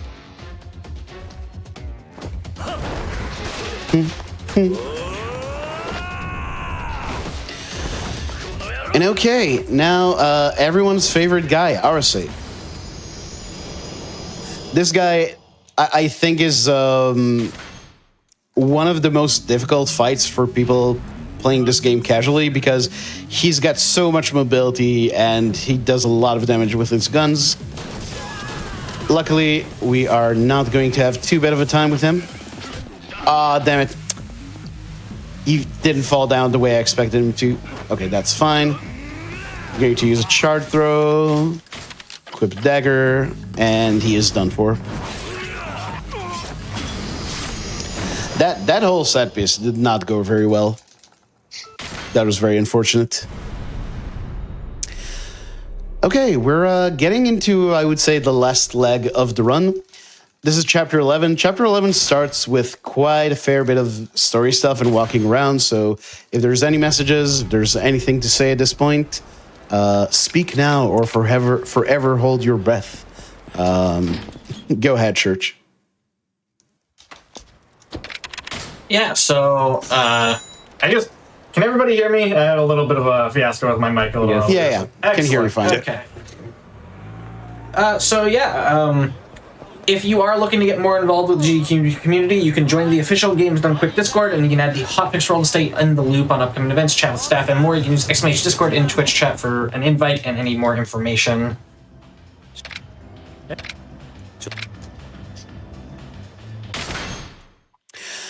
All right, so I'm just gonna use this opportunity maybe. You mentioned it earlier, but just again to remind everyone, if anyone is interested in maybe learning a run or something, we do have a community Discord which you can join. And we also have lots of guides and notes on SRC. So if you just go to the SRC page of any run that you're maybe interested in, there should be something where you can start learning the run. yeah, there's actually there used to be a publicly available tutorial for this game, but it fell victim to the big Twitch VOD purge of 2024, 5 was it this year? I don't remember. I think it was Either way, this year. Yeah, so but there are notes, and you can always feel free to ask questions in the Discord. There are video tutorials for a bunch of the other Yakuza runs, so like Firelight says, we're always happy to help someone new get into running these games. Join the Discord. We are all very friendly. And if you're worried about coming into a game pretty late in its life, we do have Dark Ties coming out next month, or 2 months from now. 2 months. Yes, a month and a half. I don't know. It's like early February. Yeah. Kiwami 3 is coming out, sadly, but also Dark Ties, which that's gonna be. Hey, I'm gonna play it. And probably run it. I am enthralled to this series. I won't lie. So if that's something you're interested in getting into, definitely. I keep telling myself I'll do a Yakuza run. Dark Ties might be it. Probably won't be, but I could lie to myself. Oh, this is another fight where you want to watch out. At the end of the fight, there might be a bright flash. So if you're having issues with that, just look away for a bit. I'll tell you when you can look back. Yeah, there you go. That's the flash. It's very strange. It's like the game doesn't know how to give you that that blue tint it does at the end of a fight normally after a heat move. I don't know exactly the mechanics of it, but that's why we need to warn people. That, however, should be... Ran into this just to avoid a fight spawn. That should be the last place that can happen in the run. But as I was saying, if you want to get into Dark Ties, I'm sure there will be plenty of opportunities to do that. If you want to get into any other Yakuza, feel free to hit me up as well. Always happy to help new runners. Dark ties will probably be pretty short too. Yeah, one would hope. Although we thought that about Pirate Yakuza, and it ended up being like one of the longer runs. But true, if I it's mean, it's just like on the side. It's not the main game. yeah. No, I agree. I think it'll probably. I expect something that's not quite as short as Majima Saga.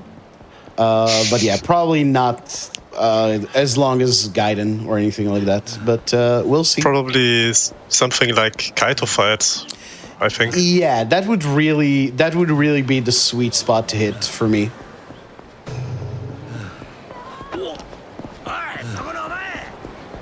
You just saw me bump into that guy.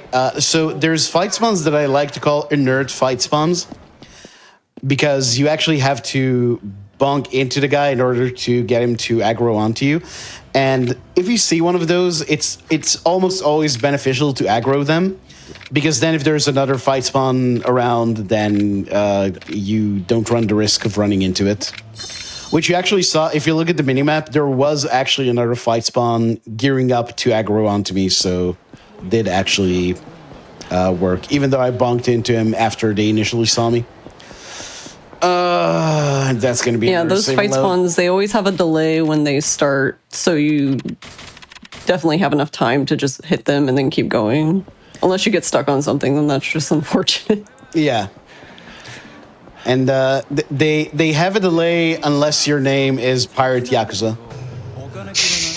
Yeah. I'm not bitter about it, by the way. No, by the way, if anyone wants to run Pirate Yakuza, I think that's a beautiful run. That's become one of my favorite Yakuza runs, but there are a few quality of life changes for the worse in that game that make the run a bit frustrating at times. Specifically, the fight spawns are... There's only one other game in the series where I would say the fight spawns are worse, and you're actually about to see it right after this game. It's Yakuza 5. Yakuza 5 does have, bar none, the worst fight... Are you kidding me? Wow. Okay. Marathon luck. OG Ishin is a good runner-up for bad fight spawns because you just don't have anything to do about them. Yeah, that's another really bad one.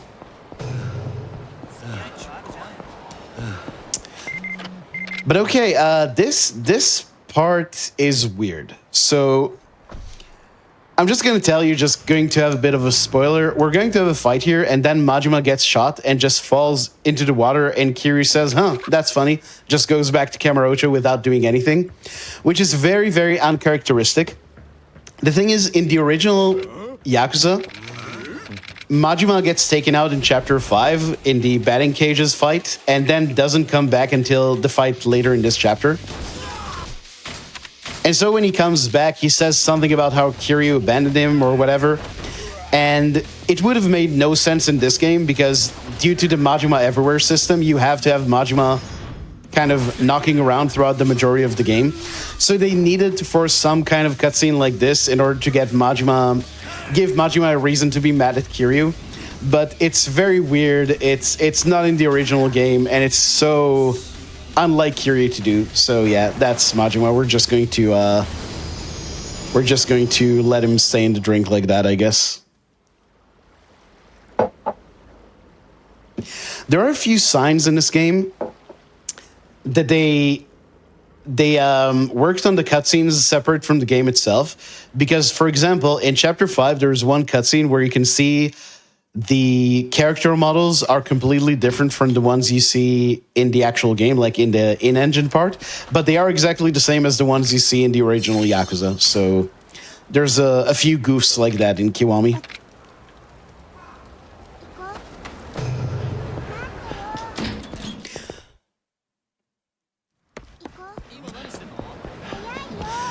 This run down to Shangri-La is one of the two last chances in the game you have to get into fight spawns. So if you're on a good pace, this can be a very tense part. But yeah, luckily we have Haruka with us, so it's easy to get rid of fight spawns. Taking out fight spawns out of Tsukimino for tap later. Yeah. I hope that's what's happening. Because we have way better ways of dealing with them than Yakuza 5 does. Does picking up stuff off the ground in this also despawn in this game, or no? No, it de-aggros, it doesn't despawn. Which can sometimes be good enough, but picking up a coin locker key takes like 8 seconds, so you might as well just save and load at that point.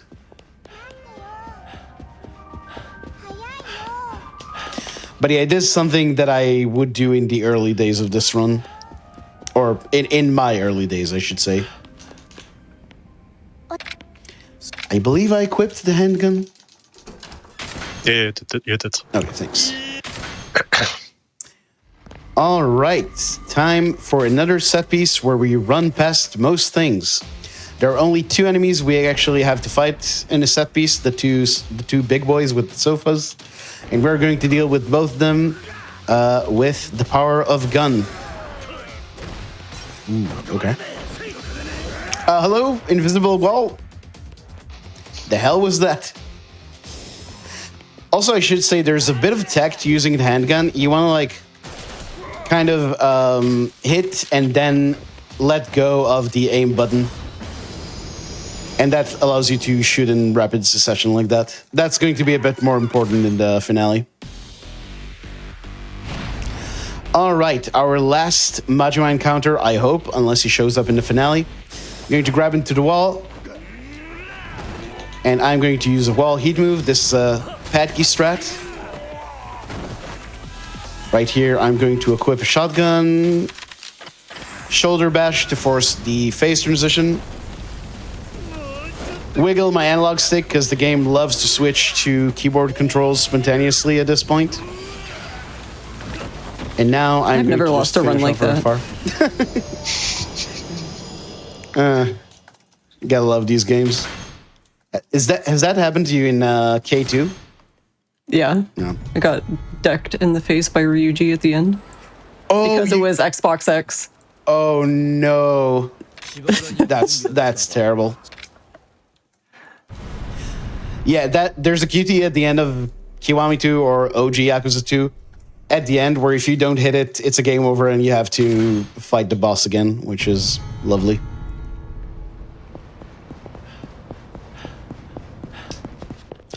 This is a very short chapter. It only consists of 2 fights, but I actually really like this chapter. Has the most cutscene skips in a row, though. Yeah, 8 in a row. Count 'em. This is also a chapter where they just say some people's names. It's like, what is it? Sera. Jingu. Yumi. Rain. Yep. Yumi. Nice one. All right. Time to fight some guys on a boat. So to start off, I'm going to just pull out my shotgun. Shoot all these guys. Switch to rush for mobility. Don't get stabbed. Shoot the guys behind me for good measure. There's going to be a guy throwing grenades here. That is not cool. Get rid of him. Get rid of this guy. I'm jealous of him because he has a better shotgun than me. Shoot this guy twice. Just stagger him. I'm going to equip another shotgun and heal up and switch to beast. And that is that.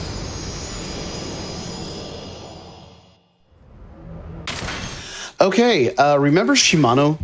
He goes down pretty much as unceremoniously in this as he does in Chapter 3. But first I'm going to deal with his guys. You'd think that, pair what I said earlier about the Elder Belly Warmer. Okay, actually pretty good here. You'd think, pair what I said earlier about the Elder Belly Warmer, you would want to focus Shimano first, but it actually doesn't matter, because as you can see, he goes down pretty quickly either way. It's also not very easy to fish out Shimano from the crowd. This is one of those weird fights that are actually easier on Legend, because on Legend, he would just come to you, and you can finish him off very quickly. Yeah, that's always a fun thing when you run a Yakuza game and you do like multiple difficulty categories because they can be very different. Yeah, it's really nice in, you know, it gives you a bit of variety, and also it, I've said this before, I've never routed another category for a Yakuza game without it giving me ideas for improving the other categories as well. Like, a lot of the ideas that I use in any percent these days come from routing Legend or All Sub-Stories or New Game Plus. Mm-hmm. All right, very important. I remember to equip here. I need a shotgun, and why'd you go out of that menu? I need the Beast Amulet as well. So the Beast Amulet is also a recent-ish addition to this route. It doubles our damage in Beast style, which is already, you know, a lot of damage, and that is going to be very, very useful coming up.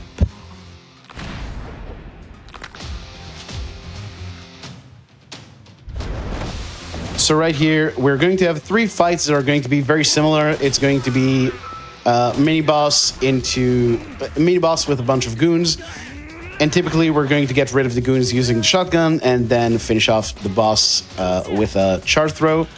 Specifically for this guy, I want to shoot as fast as possible because he's very aggro, and if you don't shoot him right away, then he tends to knock you down. You do want, by the way, to hold R1 or right button during these fights when you shoot.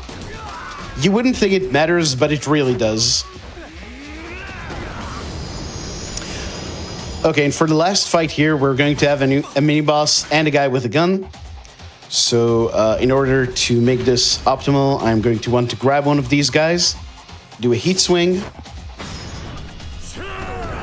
You almost never hit the actual gun guy with the heat swing. Okay, so I am going to... Damn, that's very unfortunate. I wanted to shoot both those guys with one shot and then finish off just one guy unarmed, but yeah, just didn't happen the way I planned it. But okay, we are headed to the very last part of the run. So we are minutes away from Kiwami being done. I'm going into this finale with only one shotgun, which is a bit sketchy, but we should be fine. I did make up for it by saving shots in other set pieces, so we should be pretty much okay. All right, I want to go a bit to the left here, otherwise the guy in the middle is not going to get hit. Oh, beautiful.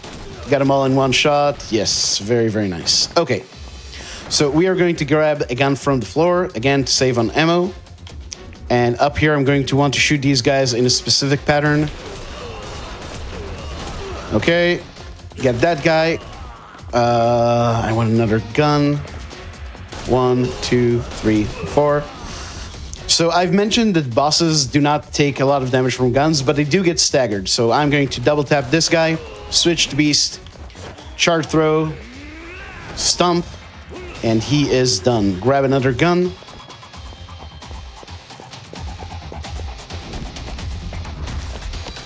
And you'll see Kiryu putting the gun up and taking it down. That's because I'm toggling on... That hasn't happened to me in a very long time. But yeah, by toggling the aim with the handgun, it allows you to shoot much faster. All right, run up to these guys. Use the shotgun with R1. That's very important as well. And charge throw finishes the fight. Okay. That was nice. Yeah, it's actually going real well so far, this finale. So the next fight here, we find out that we've not mentioned anything about the story. Basically, guys from the Omi Alliance are conspiring with a politician, the guy behind us, called Jingu, against the Tojo clan. So we are going to show them that that's not cool. Going to wait for this guy to start swinging. I can't believe I didn't hit the guy. All right, that's fine. Usually that gets everyone, and then you stagger Murase by shooting him at that exact point. So so you just finished the fight with that heat move, with that charge throw, I mean, but did not work the way I wanted. Oh well. Now there's a lot of guys with guns. Luckily, I have some gun left. Not a whole lot, but I have some gun. Getting to this point with only two shotgun shells is not great. But it's fine, it's fine. The important part is there's a couple of yellow guys you're going to see in this fight. The yellow glow guys, and they have more HP than the others, so at least I kind of got them. How did that completely whiff? This game sometimes, I tell you. Okay. Coming up on the two last fights of the run, I'm going to heal, and I'm going to equip the spicy knife. Not for this fight, for the next one. And the strat here is very cool, but I also need to focus on it, so I'm going to throw it to the couch to explain what's happening here. Keep saying couch. It's the virtual couch. Yeah. So yeah, we do a heat swing here with one of the colonels. Then we grab him by the leg, very important. Otherwise, he retaliates. Then we do some damage on Jingu, and they miraculously revive. Oh no. I don't know about anyone else. I was really pissed off when this happened on my first playthrough. Yeah, same. No, I Then was. we go for another heat swing. Which should hopefully take them out. Yes, okay. Okay, Nice, something and- weird happened again. That's fine. I'll just finish him off like this. At least a double. Planned it? That was improvisation and it worked much better than I thought it would. Okay, cool. Yeah, and those guys you don't even have to fight in OG1, right? Yeah, in OG1 and also a bit in OG2, there's a lot of fights where you only have to take out the boss. And so it kind of plays a lot like this game in the speedrun, where you want to focus the boss at the expense of not fighting the other enemies. But yeah, in this game, it doesn't really happen. Okay, need to switch to Beast, very important. I'm going to headbutt this man because I don't respect him. And then I use a spicy knife heat move. And the fight is basically done at this point. Just Nishiki really wants to show us all his phases. So we're going to humor him for a bit. Again, I'm using shoulder bashes to force face transitions.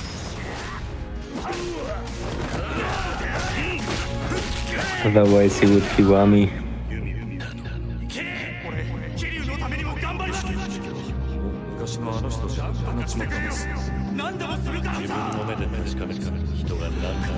Okay. The next phase transition can be a bit wonky with the camera, so let's hope we get it right. Yeah, okay, that looks good. Nice. Okay. So this next QTE is the last input of the run, and time will be on the punch after it, when Nishiki's health bar starts disintegrating, so I will call it out when it happens.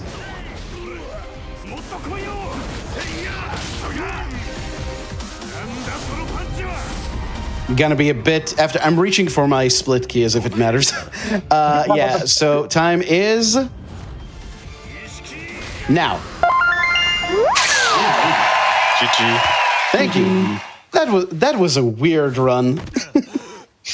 That was such a weird run. So many things that don't usually happen, that have never happened before. But yeah, I hope it was a good time despite all the weird stuff that happened. Maybe because of all the weird stuff that happened. I would like to thank Church and GDQ for having us on. I would like to thank my lovely commentators for being cool and nice and giving their time to help me out here. And yeah, as we've mentioned already, if you're interested in running this game, I think this is a fantastic run. Definitely would recommend it as a first Yakuza run. I'm not biased, of course. But any Yakuza run you might want to learn, as we've mentioned, come on the Discord, talk to us. We'll help you figure it out. And also, if you're interested in Yakuza runs, coming up, you are going to see Tep running Yakuza 5. And yeah, that is a great run as well. The Saijima part is very interesting, and there's few people who can do it as well as Tep. So yeah, enjoy that. And thanks again for having me on, and I will see you soon. Bye-bye. Oh, Couch, does anyone else have anything to add? No. Thanks for having us. Yeah, thanks for having me. inviting us. I was sure we were going to get another play Dead Souls. Have a good night, everyone. Thank you all for being here, for running and showcasing the Yakuza games, the series. Appreciate y'all being here. Play Yakuza, play Dead Souls. They're all very good games. And like everybody said, the community is very wonderful. So if you are interested in it, join the Discord. People will help you learn. And again, like you said, we've got a Wi-Fi run coming up. We're going to take a quick break, and then we will be back with Saijima's chapter. See you in just a few minutes, everyone.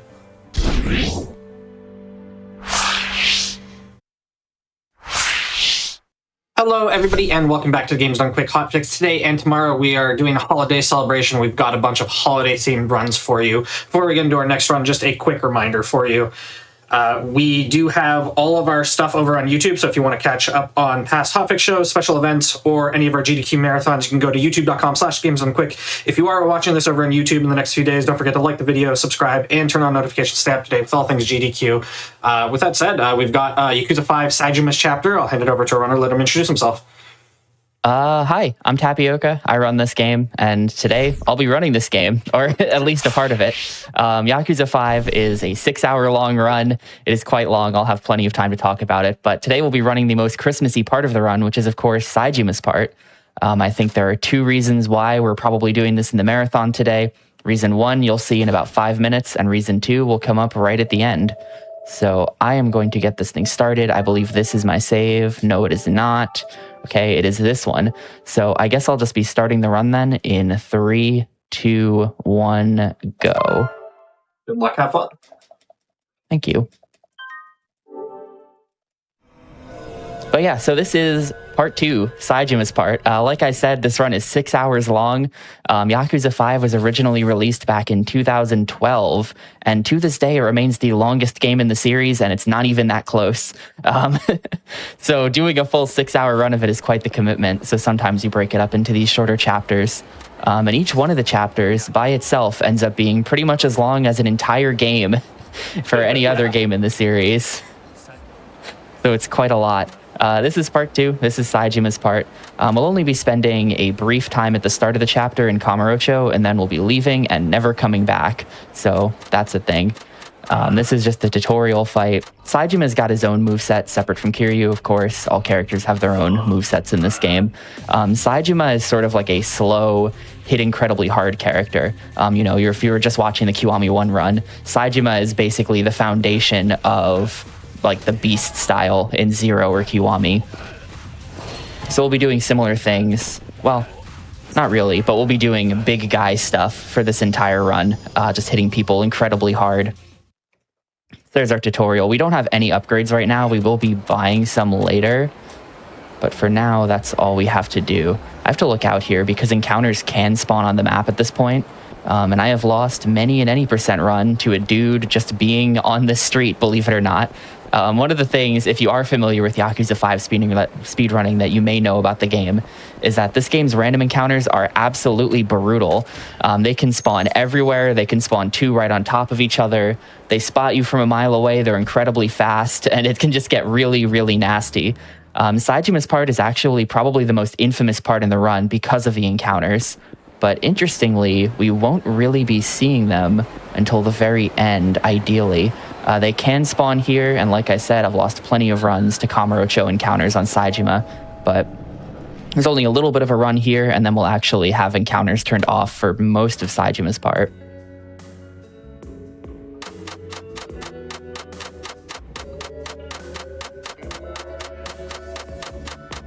yapping with Date or something. The whole plot of this is, to be honest with you, I'm not even sure I could explain it. I have played a disgusting amount of Yakuza 5 in my life, and I'm still not really sure I can explain it. This takes place in the past. It's sort of a flashback, I guess. After the events of Yakuza 4, Saejima is going back to prison. I think I have to run like this. We have an encounter to my right. But Saejima is spending his last night of freedom in Kamurocho here before going back to prison for, I guess, breaking out of prison in the first game. He was found not guilty of all of that stuff he did back in Yakuza 4, but I guess he's just going back to prison anyway, probably for the breakout. Just a little bit more of a run. You're probably safe. Oh, I don't like that. This guy might be fighting me. Nah, we're fine. We're fine. Yeah, okay, we're good. That guy facing the wrong direction to my left was really good.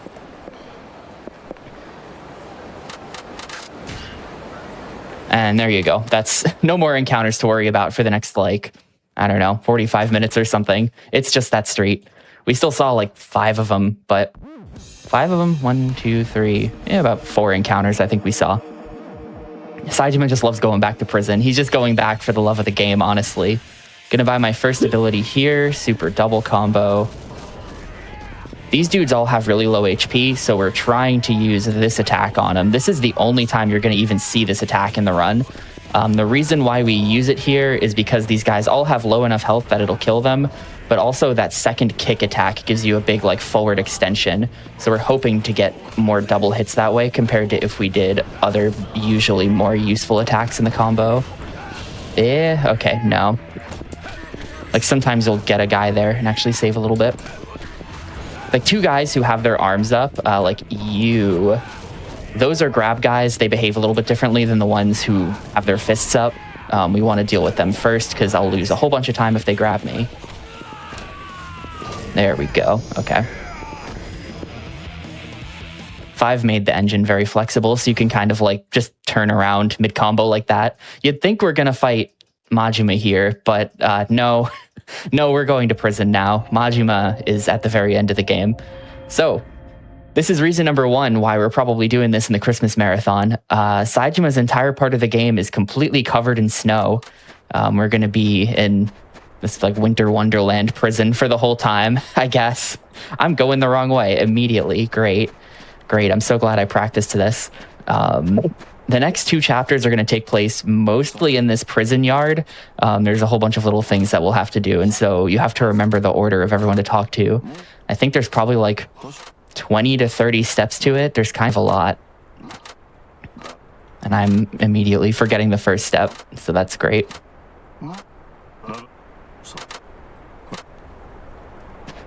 That guy, then it's this guy, then it's the bench in the back corner. I can't really... at this point, we now flash forward to the present where Saejima is in prison. There's like a whole prison conspiracy. There's this like, I'm trying to think of what it even is. It's like Saejima is in prison and he's going to get out soon, but he doesn't want to get out soon. But then there's a conspiracy to get him out by like reverse psychologying him into thinking that he wants to stay. It's like this ridiculous thing. But basically there's going to be a murder mystery in this prison yard. As part of some broader conspiracy that makes no sense. And we're going to have to solve the murder mystery, but that has not happened yet.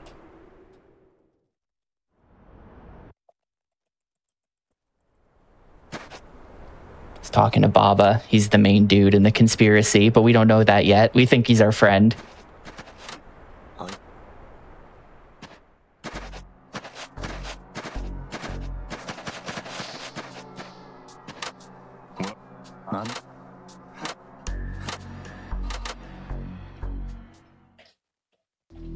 Cutscene.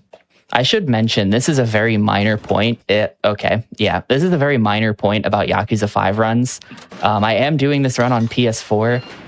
Current world record is on PC, but to be honest, the PC version saves a very marginal amount of time. Over a 6-hour run, it probably saves in the ballpark of maybe like 2 or 3 minutes. The PC ports of 3, 4, and 5 are all a little bit questionable in that way. So I am playing on PS4 today. And one of the things you have to do when you run this game on PS4 is you have to preload all of the cutscenes. I don't really think this applies on PC, I'm not sure. But this game has a weird cutscene caching system where the first time you watch a cutscene, it'll take longer to load, and then all future watches will be faster. So actually, before I even started the run, and during the end of the previous run, I just quickly booted the game up and then went into the menu and watched all of the cutscenes from Chapter 1 so that they'll load faster. And that sounds really stupid, but that'll probably save me about 20 seconds. So cool. Thank you, Yakuza 5. Very cool.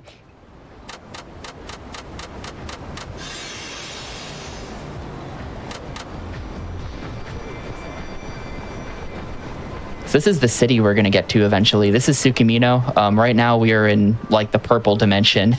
I think the explanation for this is that you're being told a story about a time someone was in Tsukimino, and then they like make you play it out.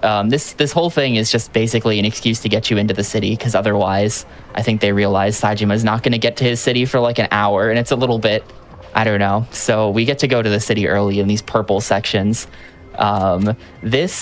This like purple and white filter, I don't know if anyone here has ever played the PS3 version of this, but they actually toned this down quite a bit for the remaster. If you play this on PS3, it is like blinding. It is the ugliest thing. Oh my god. It's really funny. You can imagine like PS3 levels of bloom on top of all of that. Oh my. That's ridiculous. It's pretty good. So we're talking to a hostess right now. Last time I was running this game, I was actually doing 100% runs of it, not any percent. A 100% run of this game takes about 40 hours, so cool. But one of the things you have to do is all of the hostesses. So I have spent a whole lot of time with these hostesses. For an any percent, we just have to like get out of here as quickly as possible. So I know all of the fastest dialogue options. It's the same chat every time. And then there's a sort of branch we do. Like that square, square, triangle, ask her out on a date, 4 circles, do something, leave, yes, that's what you do. Invite to a date, yes.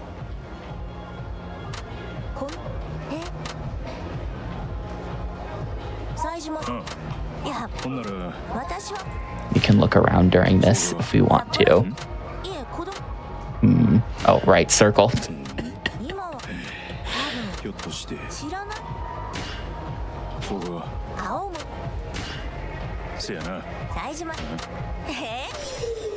It's okay if she doesn't like me, because she doesn't have to like me. Wait, why am I ordering it?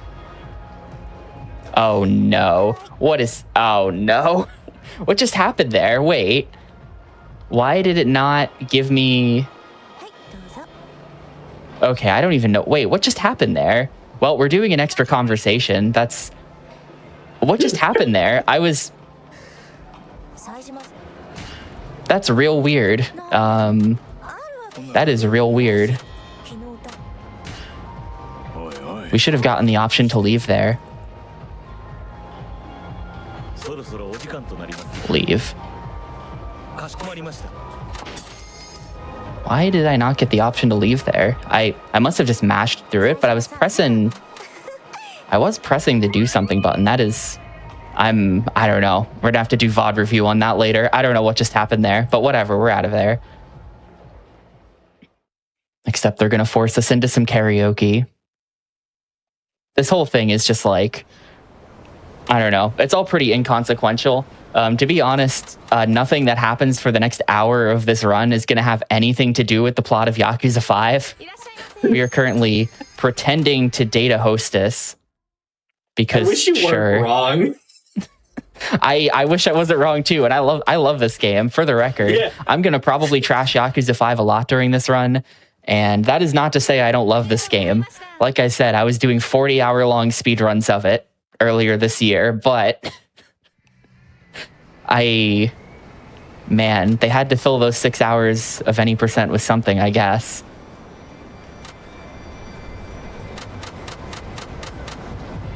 Like, I actually like the next part, like, after the prison part of Saejima. I really love that part. But yeah, you're right. Yeah, the hunting village. It has nothing to do with Yakuza, really. First we have the prison murder mystery, then we're gonna have the hunting village bear mystery, and then we're gonna have the actual plot of the game. Yeah.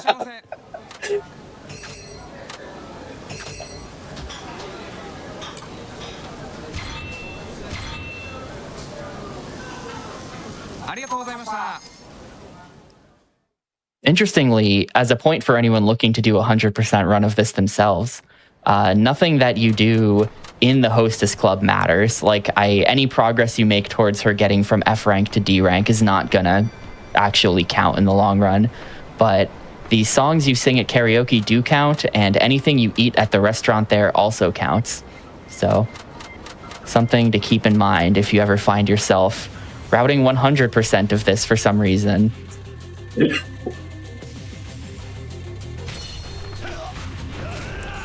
This is a more typical Saejima fight. This is his best attack. Just that pretty much takes care of like all normal enemies. Oh, another grab guy, yeah. Should have probably been dealing with him first. This is a great place to do a bunch of heat actions. My brain chemistry has been like permanently changed by 100%. I can't see the rest of the game normally anymore. I'm just like, there's a pole there. Hang on. Essence of Pole Crush. There are like 3 different heat actions I'm supposed to be doing in that fight for Hundo. And I just see them. I don't remember if this is true or not. Are you overpowered in the dream sequences, or are you just... Nah, you're the same. They do give you 10 million yen, so you don't have to worry about like spending real money, but you're the same level you're at normally. So we don't have any of the like best abilities unlocked yet.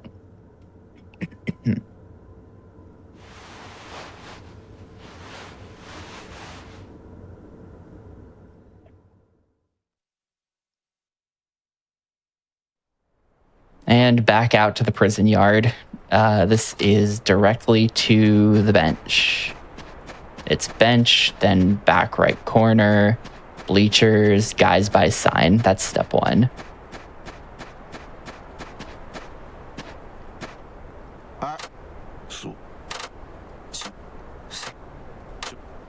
This whole thing is a bit awkward because there's just no music during it either. It's just kind of awkward prison silence for a little while.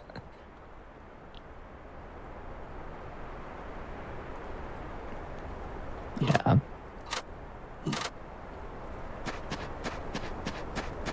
So it's you. Yeah, that was okay. This is like the only part of the run where I even think about this.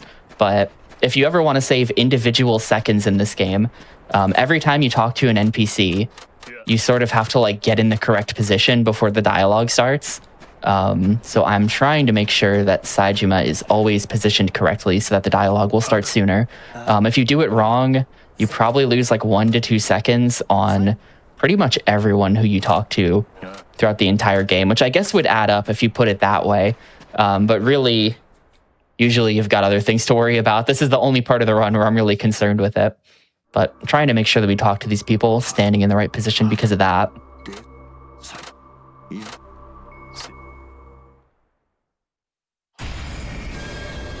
So now Baba has killed a guy, or is he dead? I think he's not dead. I think he's just been stabbed with a chisel. I don't think that guy dies.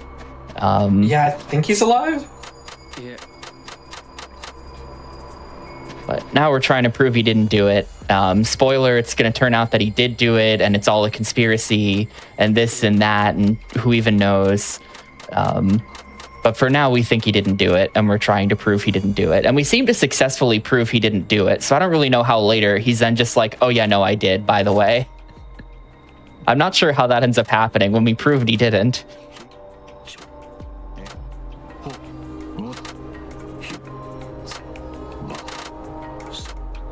Let's see, this is the boxes, then front fence left side, then bleachers.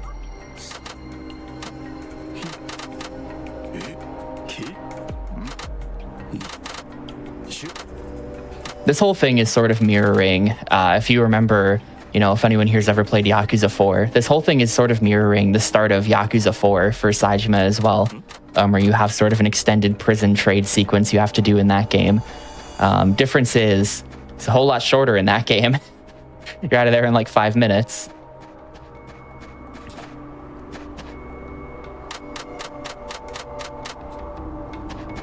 Oop, we got dudes there.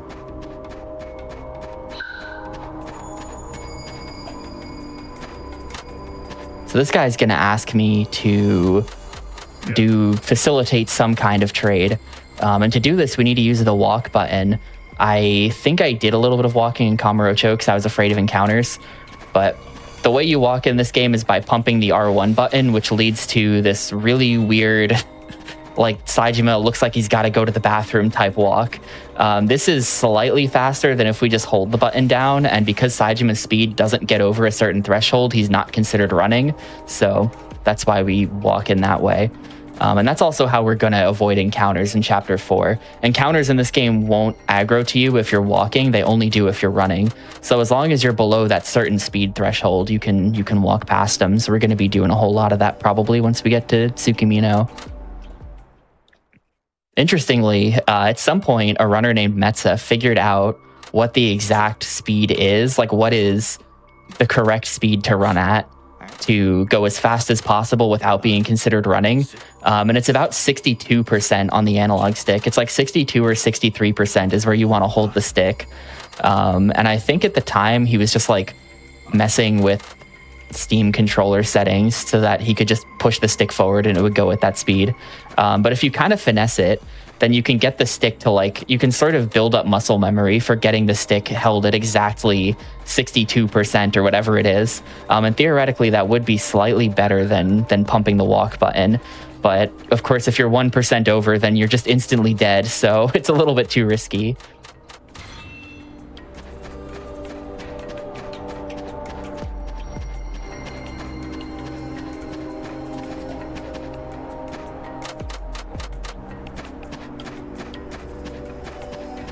That was right around the same time he also found the Haruka movement tech, which I'm not going to get to do. I think last time Yakuza 5 happened on GDQ's channel, it was a relay, and I got to do Haruka's part. So I got to do Haruka's weird movement tech, but that only applies to Haruka. Everyone else you just run around with. She has some kind of weird animation reset happening with her, where you can like run for 3 seconds and then stop and then start again, and it ends up being slightly faster than if you were just running. It's very strange. Speaking of running, currently running in a circle for a minute. Just Yakuza 5 prison things, I guess. To be honest with you, I have totally been caught here in runs before. I'll admit it. It gets a little bit close on the turns, and sometimes I would try to be fancy and like do stuff. Don't be fancy. That's what I learned.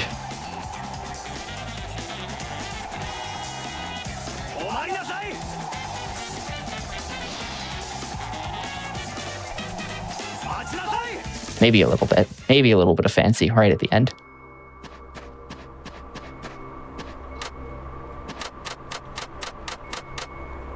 Oh, right.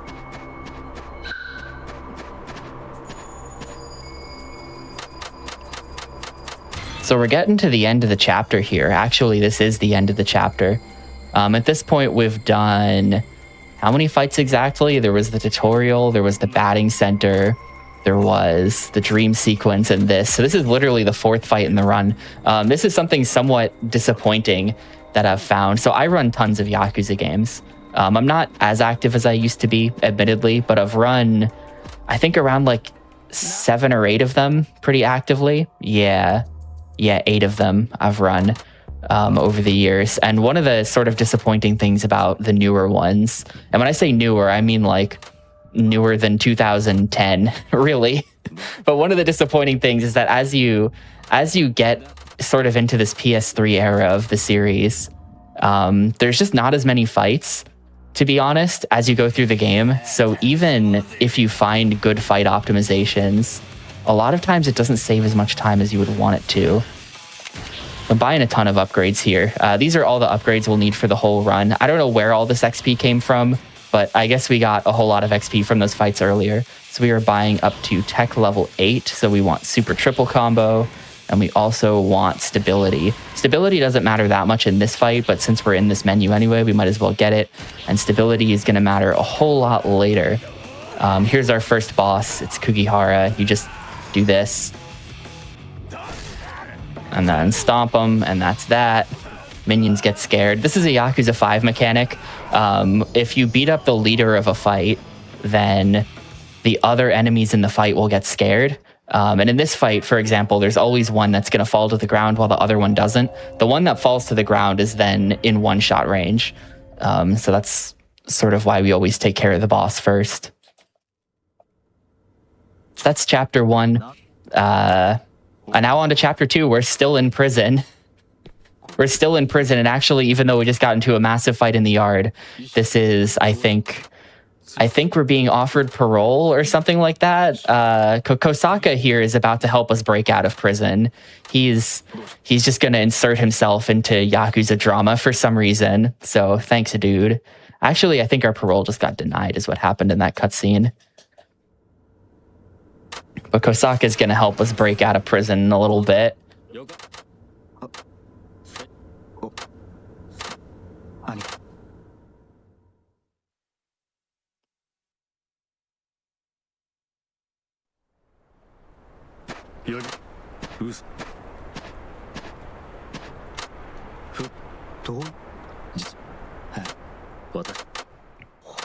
I don't know. He wants to be involved, I guess. I've always found this a bit strange. He's just like, he also is like, this is an interesting conspiracy. Here, let me insert myself into this situation. Okay.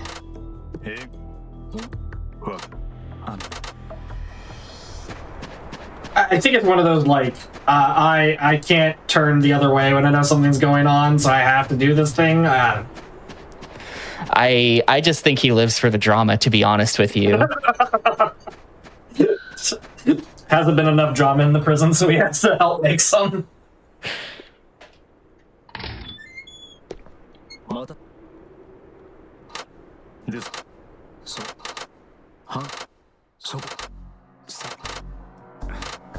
Escape can't happen yet, though, because I don't even know why. He's going to give us the keys, but can't leave yet. We first have to do an entire second dream sequence. So we're going back to Tsukimino in a moment for more purple adventures.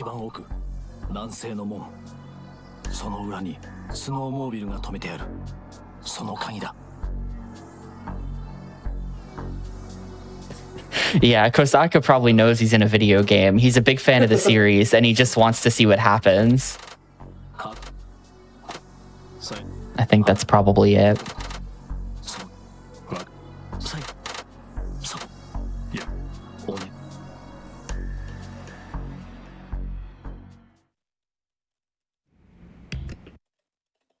Also, I gotta say, I think this is the last time we're seeing that room that they live in, but Japanese prison looks pretty comfy. Like, I can't even lie. They're hanging out in their like big spacious prison cell room, like playing cards. They've got like all these blankets and pillows and stuff.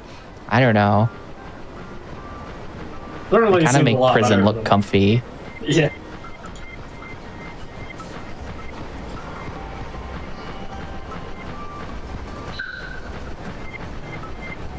I guess I haven't mentioned this yet, but I am pointing the camera at the ground for this entire thing.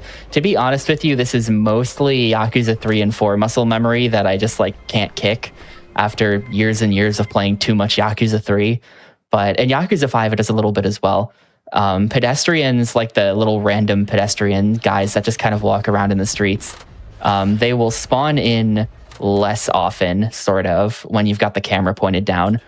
In the older games, it'll actually stop them from spawning in at all. But in this one, it kind of like sort of works to stop them from spawning in a little bit, which is helpful because we don't want to bump into them because it is just really slow. But it's also helpful because it will not despawn encounters. So like there will be times in this game when you're just staring at like a sea of people. There's just like 100 pedestrians walking around in front of you. And then somewhere in that mass, there's an encounter who looks exactly the same as everyone else. And if you can despawn all of the normal pedestrians, then the encounter will stick out so we can see them much more easily. That's not really a concern right now because there's no encounters on the map. So I could just point the camera forward. But I'm pointing it down anyway, just because, I guess.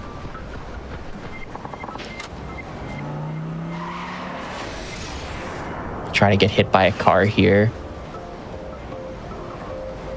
They get a lot of mileage out of that animation. I will say, this is the first of many times they'll try to hit our character with a car. in this game. I think we get hit by 5 cars in the run, just cause they're really proud of the dodging getting hit by a car animation that they've made.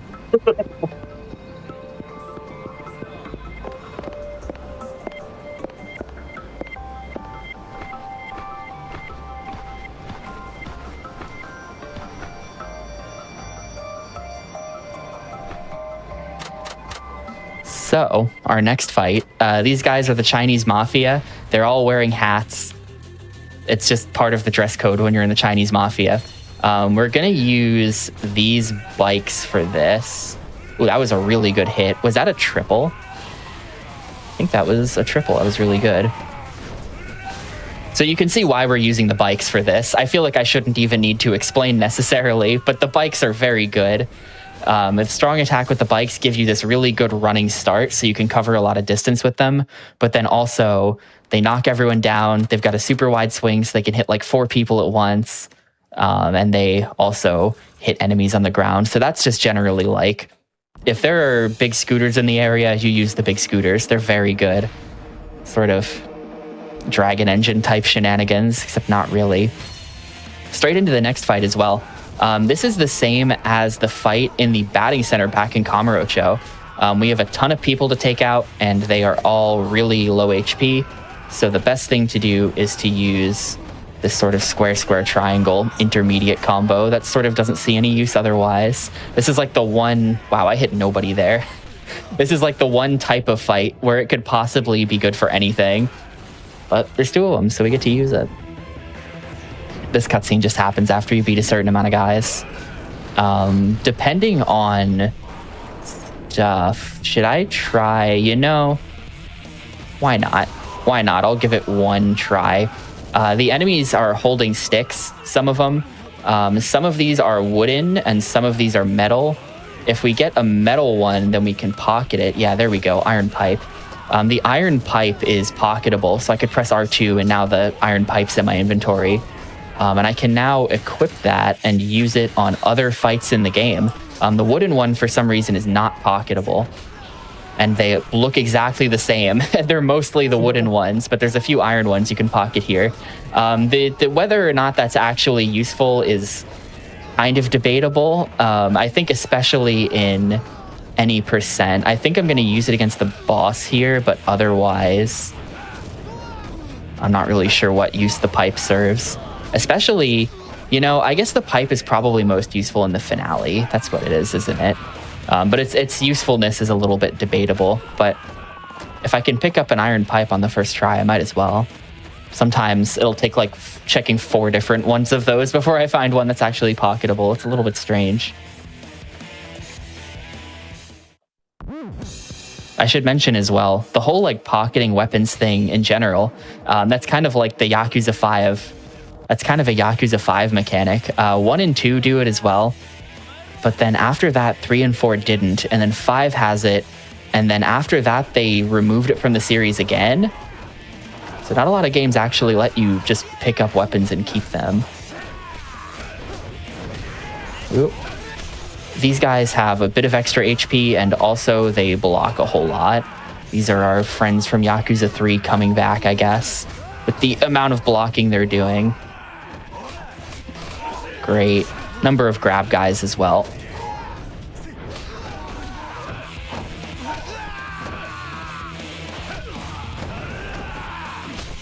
Come on, dude. This fight is always... Oh, the double there, sure. That fight is always a bit of a mess, but here's our next boss. It's Kugihara again. We have this incredibly creepy dude who's trying to keep us in prison, actually as part of a reverse psychology plot to get us to want to escape. That's literally his job, I think. It makes sense, trust me.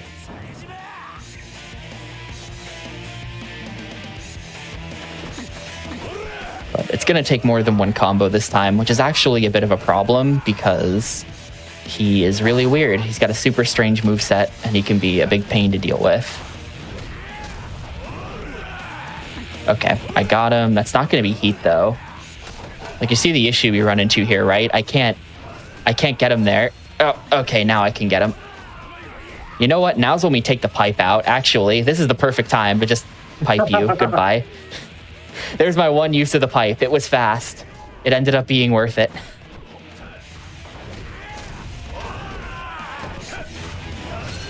I will mention, by the way, that the 2 heat actions we did to Kugihara there, the big like punch in the face while he's on the ground one and the pipe one, are like literally the 2 best heat actions in the whole game for speedrunning. They have super short animations. They do more damage than anything else. Those heat actions see some very heavy abuse in like full game runs or 100% and stuff like that. Really, Saijima's entire fight strat is just like, how often can you do that face punch heat action?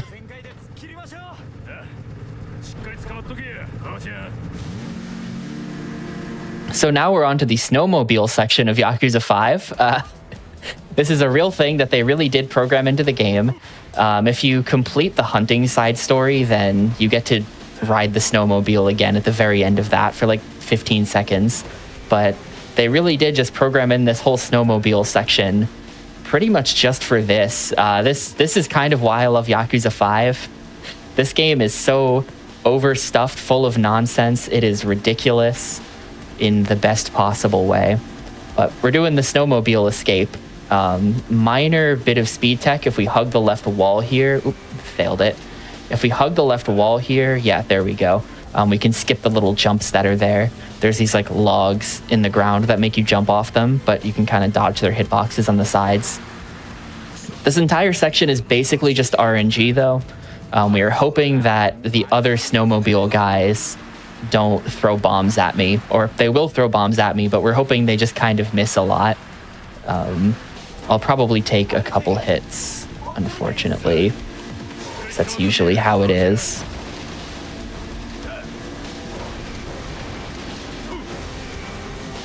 Is that going to be a problem? Nah, we're fine. If you bonk the walls, they're... Oh my god. I'm going to say the thing that has never happened before. What the hell? We like stuck on the wall there for a second. I was going to say it's usually not a problem if you hit the walls when you're in midair because you just kind of bounce off of them. There is like a longer bonk animation if you hit the walls while on the ground, but okay, no, apparently it's a bad idea to touch the walls just in general. That was incredibly strange. Weird things are happening in Yakuza 5 today. Yeah, these turns are kind of tight. Somehow I haven't been hit yet though. I think they can sense that I've already lost enough time to whatever the hell that was, that they don't have to also throw bombs at me.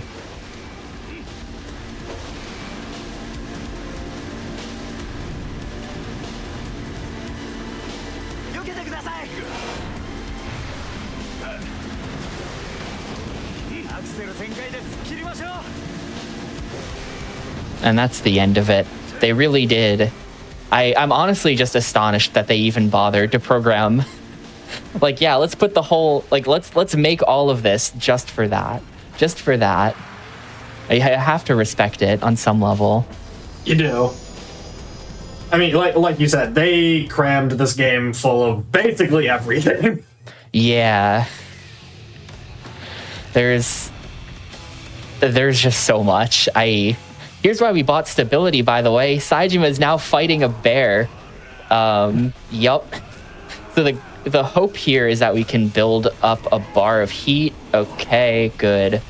We should be pretty much fine now. This whole fight is just like RNG, hope the bear cooperates. It's a little bit ridiculous, but as long as I can get a bar of heat before getting knocked down once, the fight will basically always be about the same. Because now that I've got stability, I can't be knocked down, so we can just sort of tank everything.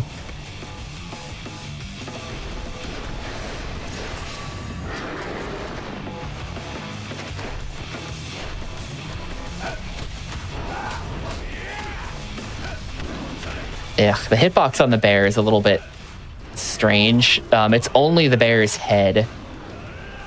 So if you hit him in the side, it doesn't do anything.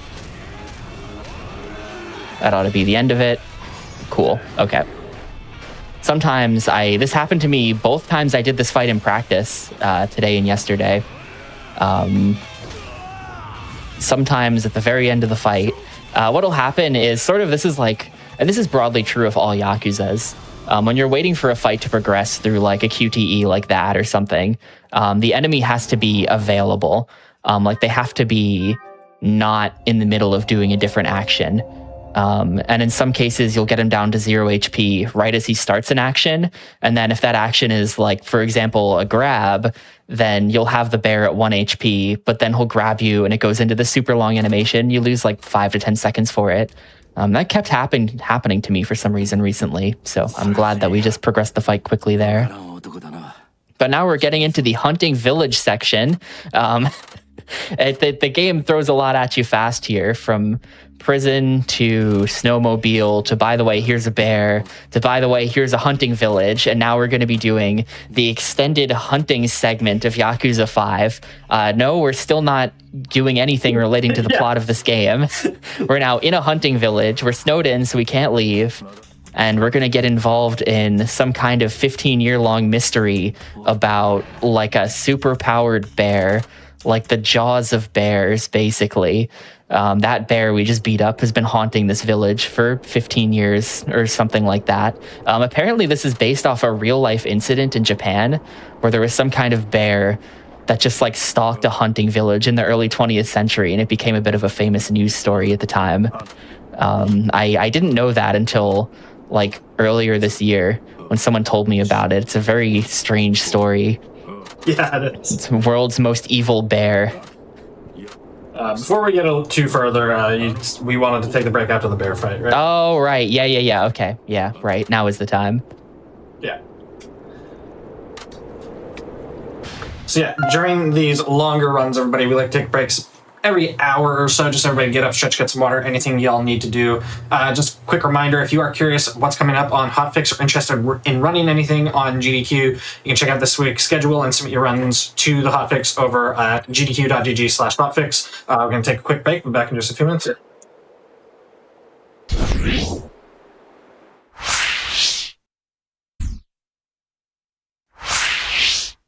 Hello, everybody. Welcome back to the Games Done Quick Hotfix. Today and tomorrow is our holiday celebration. We are in the middle of a Yakuza 5 Saijuma's chapter run. I'll hand it right back over to you whenever you're ready, if you just want to give a quick 3, 2, 1 countdown.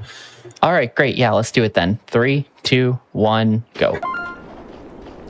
So yeah, like I was saying before the break, we are now in the extended hunting village section of Yakuza 5. I can't imagine when they were making the first game, they ever saw the series going in this direction. But here we are. Was it all part of the master plan right from day one? But we have to do a number of trips up the mountain to do different hunting things before we're going to be allowed to go into the city. And between those hunting trips, we have to talk to a few people in the village as well. So that's what I'm doing at the moment. This is also the chapter where we set up for a few things that we're going to be doing in Chapter 4. There's a couple extra things I'm going to do along the way, which actually I could screw up, and it'll be very scary if I do screw it up. So here's hoping I don't screw it up. I did a good job in practice, but we only get one shot at this. So hopefully it's okay.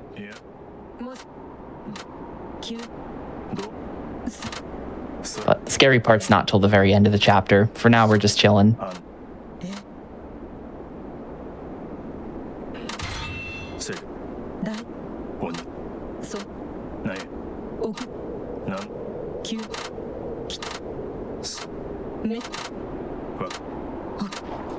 We're having the whole backstory of the town explained to us right now. The dude who rescued us, who lives in the house on the other side of the little creek, showed up mysteriously 15 years ago and is living here under a fake name, and he also escaped from prison, and he might have killed someone, but I don't remember.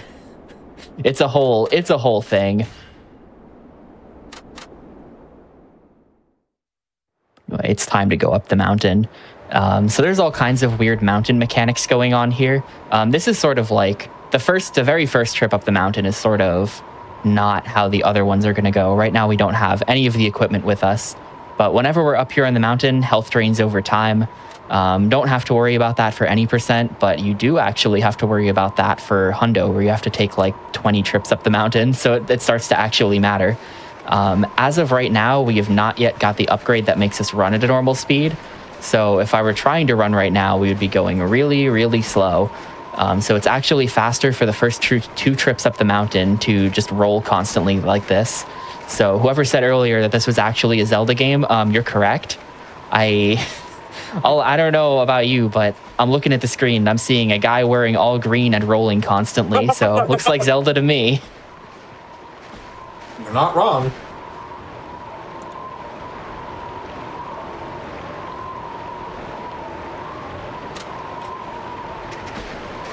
But yeah, we're just rolling basically all the way up the mountain, actually. I never realized it until one day I really sat down and thought about it, but they make you pretty much go all the way to the back of the mountain for this. It's a bit of a distance we gotta roll.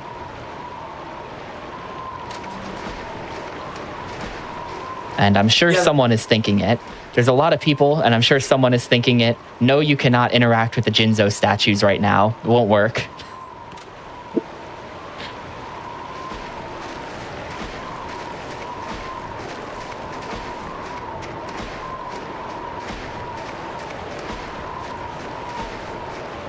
True. There's no vases up here for me to break. Well, if I started breaking vases and stealing people's stuff, then it would become Dragon Quest. That's different.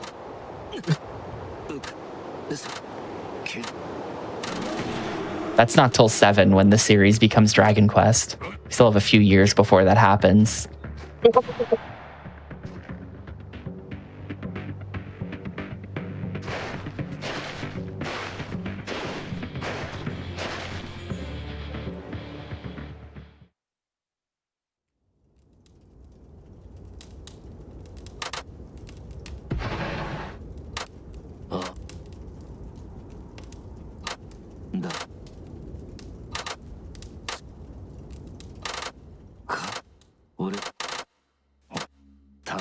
That's that then. We've got another trip of talking to everyone.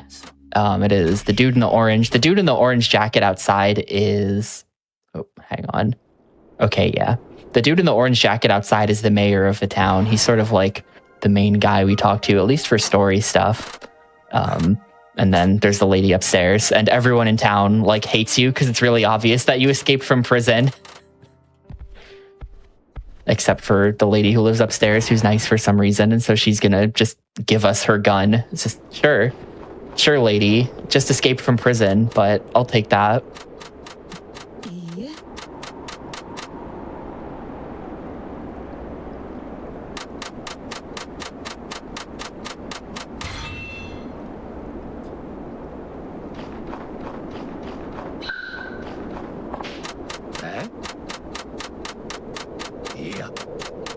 I don't know that his Yakuza forfeit could come back because that would require him to grow hair. How old is Saejima at this point?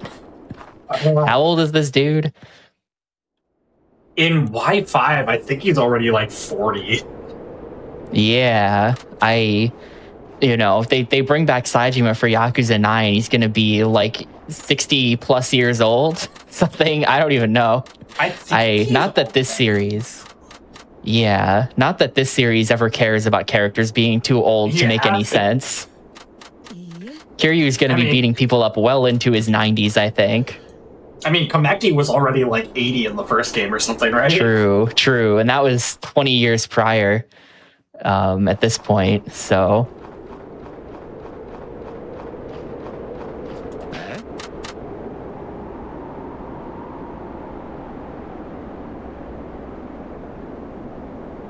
Now we're fully equipped up. We've got the simple coldware and a gun, the horizontal double rifle, I guess.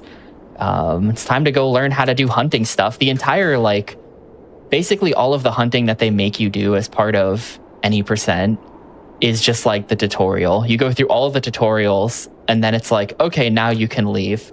It's a little bit unfortunate, but we have some tricks we can do to speed the tutorials up. Take one deer meat, ready.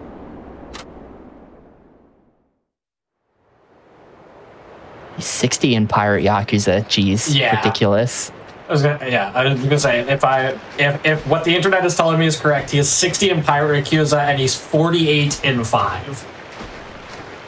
I haven't actually played Pirate Yakuza or Infinite Wealth. I'm starting to fall behind.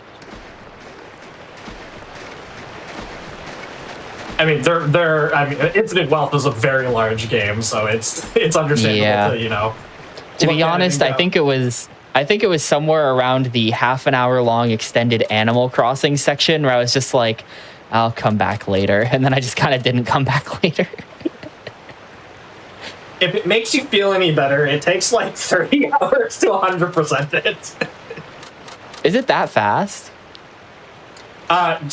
Specifically the island part. The Animal Crossing just part. the island. Okay, Yeah, no, never correct. mind that. Yeah, I was like, whole game. Wow, that's crazy. No, okay, just the No. island.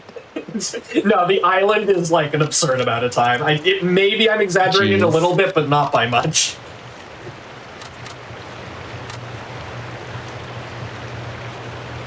No, it is a very big game, and I think if you did 30 minutes, you're close to being out of it, and then you can never touch it again, but it is a very long session, casually. Fun fact, you don't have to aim the gun there. Saejima is automatically set up to be aiming in the correct position, so you can just mash square and hold insta shoot the rock. Tiny time save. You can really screw yourself over here. I am looking at the minimap. Right now, we're being followed by Okudera, right? He's that guy, and he's the little yellow arrow on the minimap. If you get too far away from him, then the game will put a invisible wall in front of you, and it won't let you move on until he gets closer. And it actually won't let you move on until he gets closer, and it goes through this really long text box that takes forever to disappear. So it's actually incredibly punishing to move too fast in this section. And usually you're fine to just sort of roll through as fast as you can. But every once in a while, Okudera will actually get stuck on something, and then if you're not paying attention to that, you can end up losing a ton of time to it. Kind of a weird, stupid way to lose time in this game.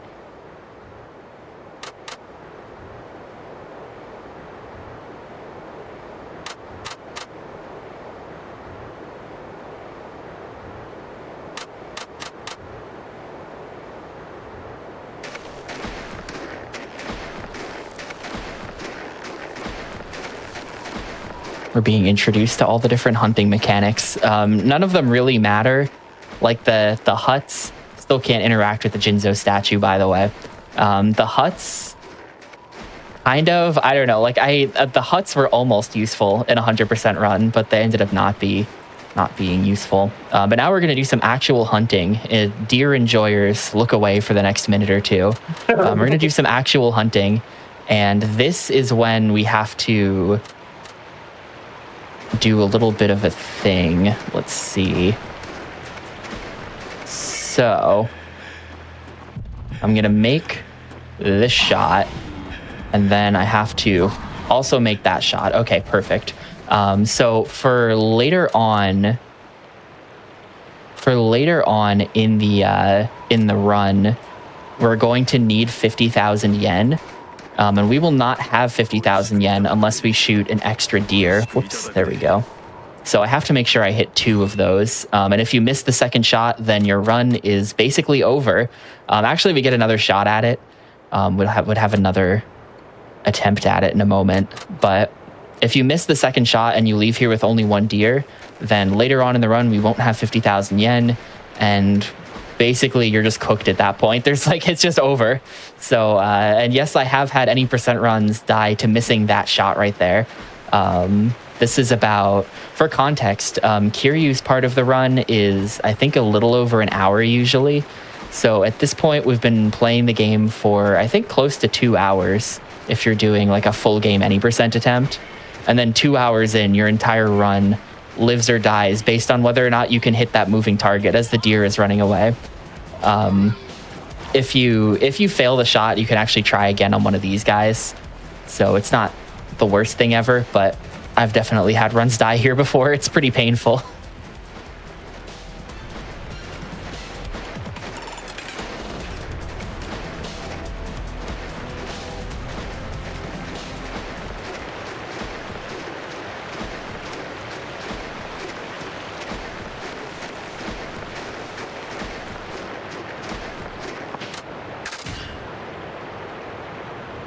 not doing a good job preloading the menus.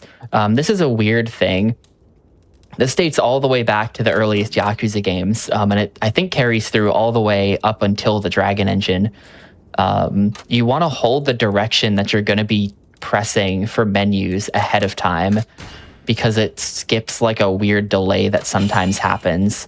Normally when a menu comes up, it'll like eat your inputs for the first second or two of it. But if you hold the menu button directions ahead of time, then it'll actually not do that delay and you'll save a bit. Kind of just a weird thing.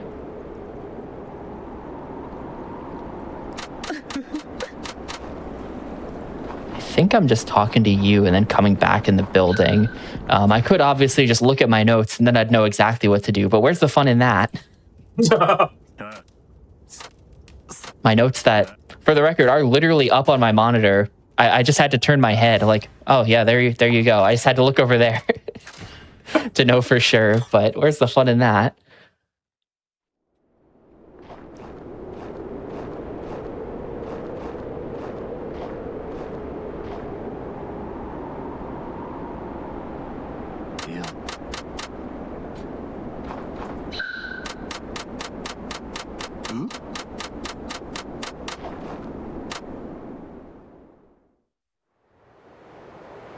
So this is our third and final trip up the mountain. This is the one that has the most RNG to it.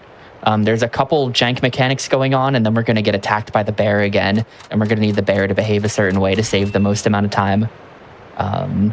There's actually a little bit of tech we're going to do here to try to induce the bear into doing the right thing as well. Oh, right, we don't need to roll anymore, by the way. You might have seen it after the last trip up the mountain, but there was that big pop-up that said that we got snowshoes and it increases our speed in snow or whatever. So now we can just run like normal. That's good. Don't have to roll so much. Still gonna do it a little bit.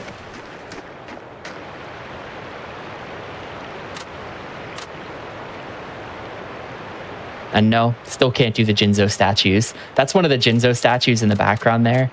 One of the hundo things you have to do is interacting with all 13 of them. And it would be really great if you could do that this early on, because there are some that are just not convenient to get to otherwise, but they don't let you do it.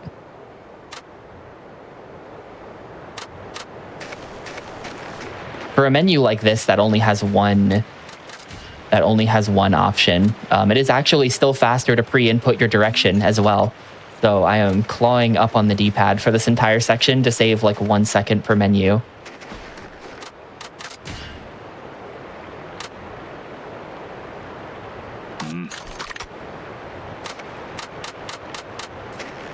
You know, it's a 6-hour run, so 1 second might not sound like that much, but if you save 1 second 60 times, that's a whole minute, and that's pretty good.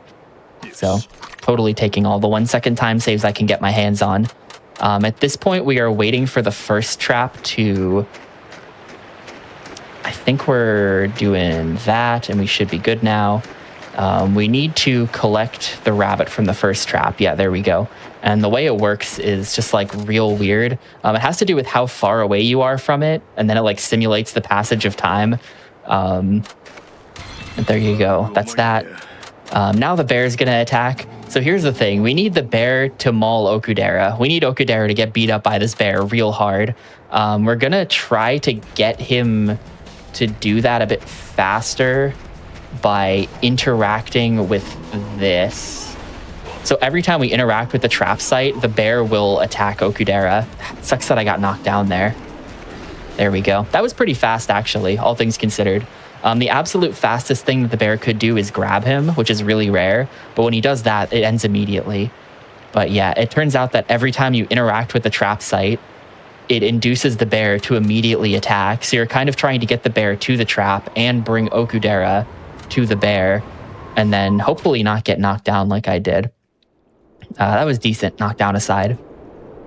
But now we're done going up the mountain.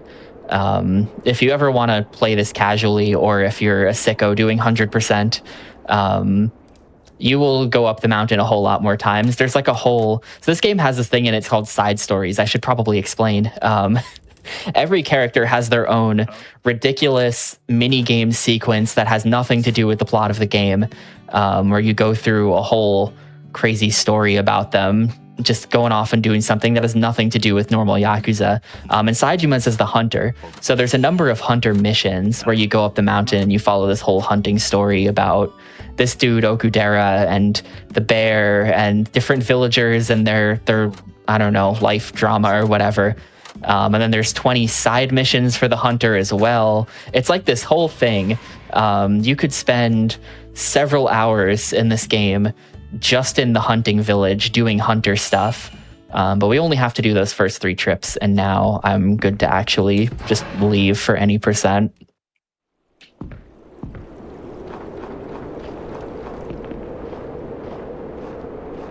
Now's a perfect time to go fishing as well, I should say. So this game has we're going off on a real tangent here, but this game has a time of day system, right? Like sometimes you're in Kamurocho and it's light out, and sometimes you're in Kamurocho and it's dark out or whatever. It turns out that the time of day system is always active, even when you're in places like the hunting village where time of day doesn't visually affect anything. So like the hunting village always looks like this, but right now it is actually evening. Believe it or not, it is evening in the hunting village. You'd have no way of knowing that, but that makes it the perfect time to catch several rare fish in this little stream right here that won't appear at other times of day. Fun fishing fact. Sold all my stuff from hunting, by the way. That's why we shot the second deer. I needed to also sell the second deer stuff, and then now we'll have enough money to do chapter 4, hopefully. I did not pre-input those menus. That was really slow.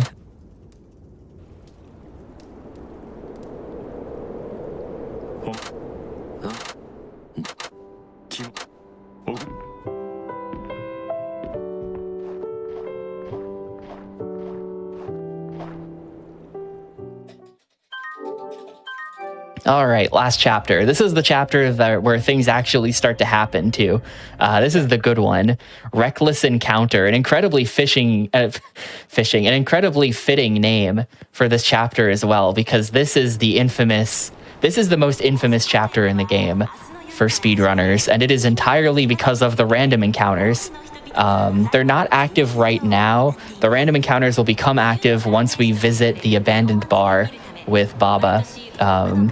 But sort of the way Tsukimino is laid out makes it particularly evil for random encounters. It's sort of this one long main street where you're not allowed to run in the street. You have to run on the sidewalk. And that means you're running up and down these big, long, narrow sidewalks where there's absolutely nowhere to dodge if a guy spawns in front of you. And also, this game loves to spawn guys in front of you. So we'll see how this goes. In practice, I've actually been doing this encounter list, which is pretty crazy, but I think I've just been getting very lucky, to be honest with you. I think we're probably going to get owned, but we'll see. Fishing can be reckless. It depends on the fish. I've spent a lot of time fishing in this game. I've spent an unhealthy amount of time. I literally had to reverse engineer this game to understand how the fishing worked for Hundo, which was helpful. We learned a lot of new things about fishing that hadn't been discovered before, but also I now have permanent fishing brain damage.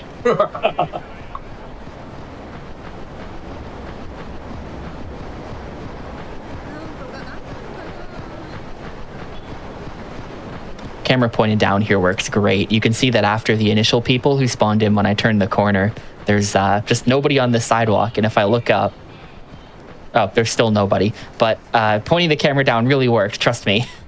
It works great right here.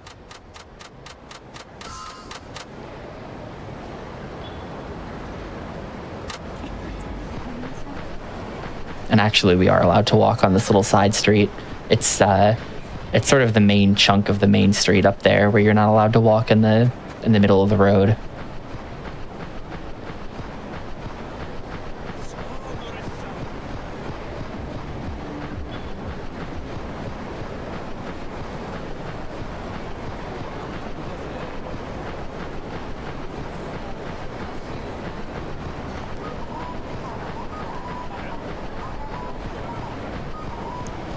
Yeah, this corner is pretty annoying. That cop there is always there, and you can't get too close to him or else it causes a cutscene. So you have to walk in a certain way on that corner that we just passed. But then at the same time, there can also be, I think, up to 3 encounter spawns on that corner next to the cop. I think I've seen 3 before. 1 sort of halfway down the street and then 2 on the corner proper. So already having movement restrictions, and then also there's 3 guys looking at you. It just, sometimes there's going to be encounter spawns in this chapter that are literally unavoidable.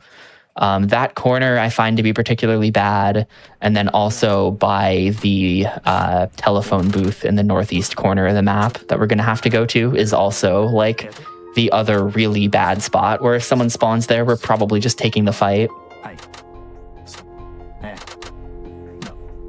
I should mention, though, to any aspiring Yakuza 5 runners who may be out there, World Record has an encounter spawn in it. I took a fight in that run, so it's not perfect. All you have to do is do exactly what I just did, but then also not take the encounter, and then you'd have World Record. So for anyone out there who wants to spend 6 hours playing this game every day, Record could be yours. It's that simple. Oh, today's my lucky day. How exciting. Yep. So these 2 guys are both encounters. Just to give you an idea of what we're dealing with here. Or wait, the guy on the right is not. It's just that dude on the corner proper. But there's one immediately.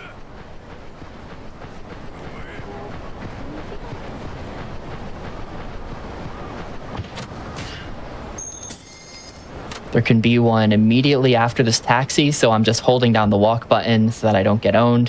When you come out of a taxi, it's actually a really common place to take a fight spawn because the camera does this, which means you just can't see where you're going for like the first 2 seconds, and they can literally just spawn an encounter on top of you.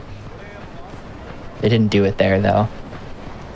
There's an incredibly nasty spawn on the left side of this road. It looks like he's not here.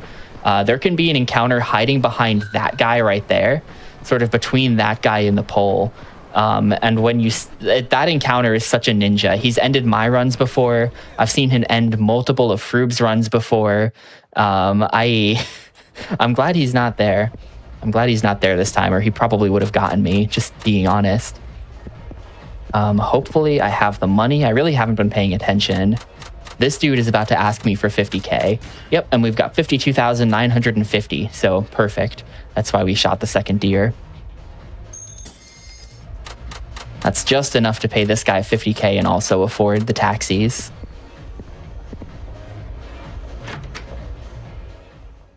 I am going to ignore Chef Tatsuya. Chef Tatsuya is... That dude is annoying. I'm going to be honest with you. We got the lucky day text, though, which is pretty crazy.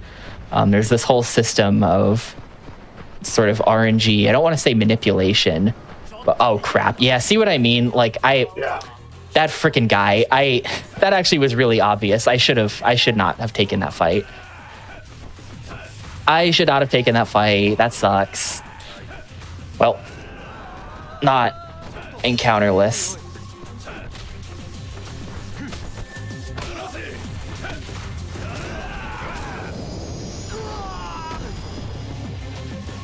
Oh well.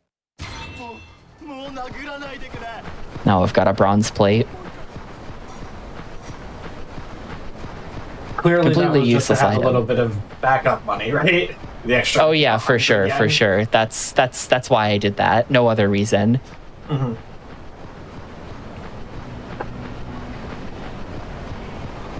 It's for when I take 8 wrong taxis and run out of money, and then I can sell the plate to get money back. And of course, they're now just going to spawn in nobody in front of me. Like, it was just that guy. Okay, here's a guy.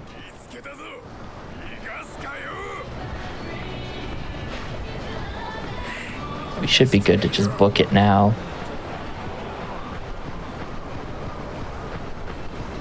Nobody around here as well. I should point out, just because someone doesn't have a red box over their head doesn't mean they're not an encounter. This game is also really sneaky about adding pedestrian encounters, where they'll just have certain encounter spawns that look exactly the same as the randomly spawning in pedestrians. and they'll just sort of be walking around, but then when you get too close to them, it activates the fight. So you have to be on the lookout for pedestrians who are using fight models, which there are a lot of, but only some of them are encounters. So the whole thing is just very, I don't know. You get very good at spotting encounters the longer you play this game. Also on the lookout for Victory Road, because those are extra bad fights for any percent, because they cause a cutscene to happen.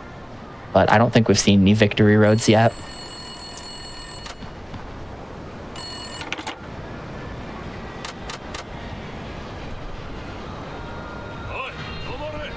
Yeah, that guy was never going to catch me.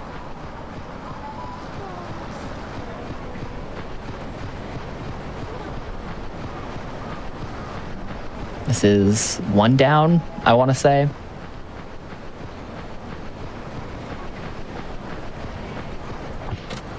Yep, cool.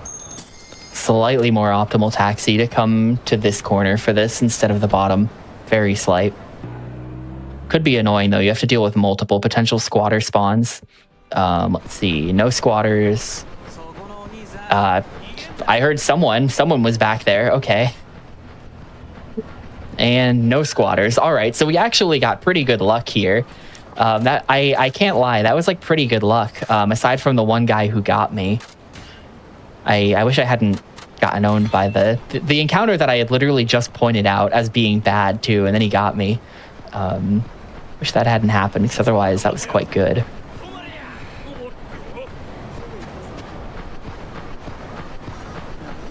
Okay, nobody there this time.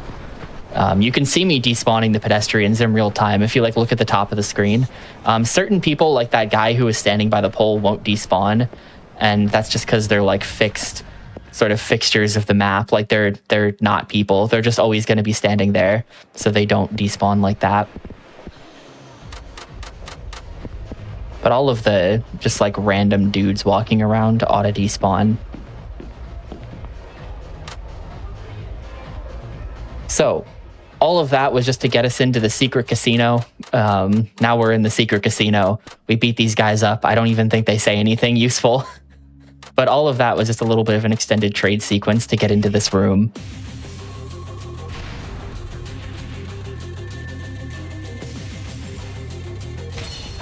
These guys are no problem.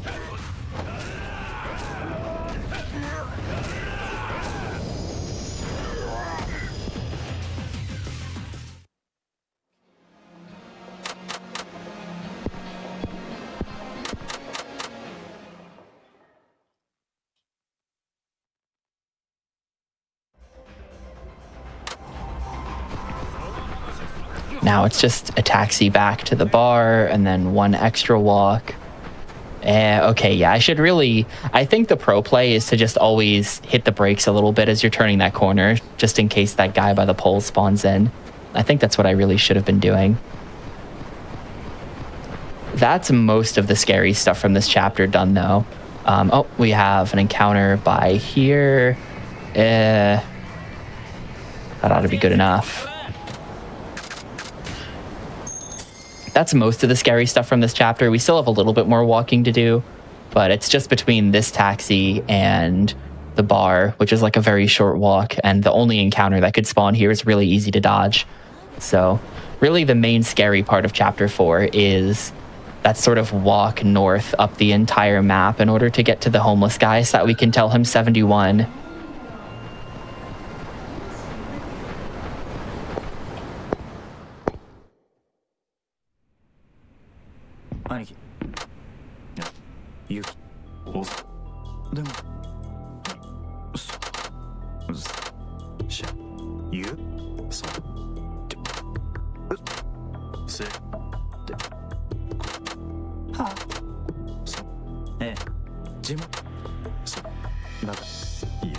I guess I should say, because this is the part of Saijima's part where the plot is finally happening. Saijima is convinced that Majima is dead. A fake news story has been planted that Majima died, and that's what convinces Saijima to escape from prison in the first place. And we are now trying to track down the leader of the local Yakuza here in the city of Tsukimino. so that we can ask him why Majima died, because he should know for some reason. They were like doing a deal or something like that. So that's what we're up to. This is based on a real life city, of course, like all Yakuza is. And they really do have these sort of big snow festivals where they build these crazy snow sculptures and stuff like that. All of this is real. It's pretty cool.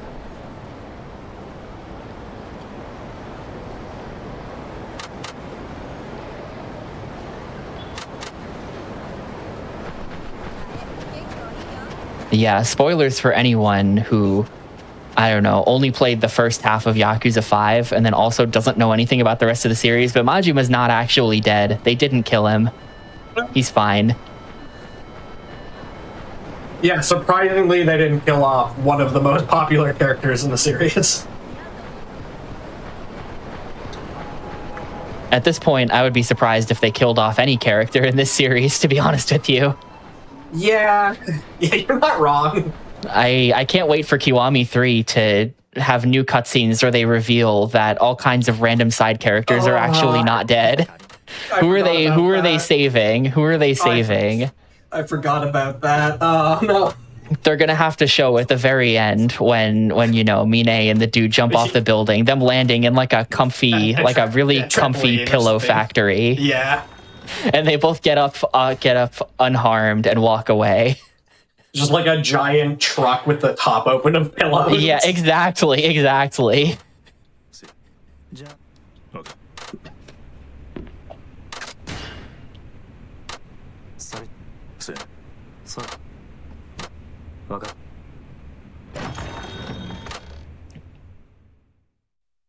So, that's it for walking around. We're now going into the finale of Saijima's part. We have this set piece and then the final boss. I mentioned at the very start of the run that there are two reasons why this game's probably in the Christmas marathon. Reason one being, look how snowy it is. We've been running around in the snow this entire time. But reason number two is coming up in a moment here. There is a big reason number two. And yeah, scooters continue to be incredibly good. Don't want to accidentally touch that wall. This game has a weird system that we actually abuse. Well, I'm not going to get into that. That's a bit complicated. But here's reason two. The cops are coming and we have to disguise ourselves as someone. And we could be a detective, or we could be Santa. So gamers, Yakuza 5 is an official Christmas game. Playable Santa confirmed.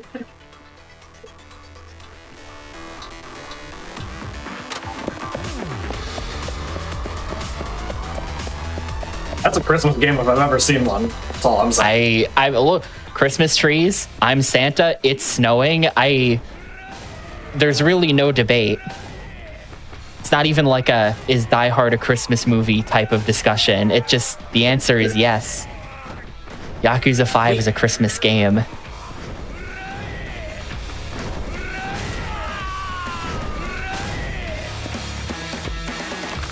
Yeah, shout out to the sub-story as well, where a guy dressed as Santa is being harassed by children, and then you dress up as Santa and it plays Jingle Bells while you run away from the kids.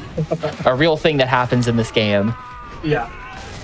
There's also, I think it's also a side story where you like roll an enemy up into a snowman. Yeah, that is an ultimate match. That's a particular heat action you do, which is required for an ultimate match.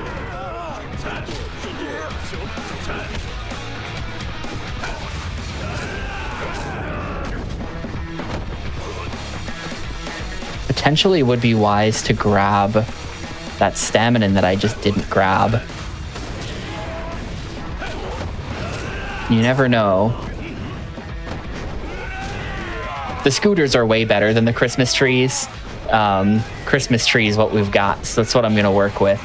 But the scooter will break into the broken scooter, which then breaks into the extremely broken scooter or something like that. And because of that, the scooter actually has like 12 durability or something compared to the Christmas tree's 4, but they do the same amount of damage otherwise. This second group of enemies is just completely ignorable, by the way. I don't know why they just like forgot. They take the wall down after the first group and then you can just leave.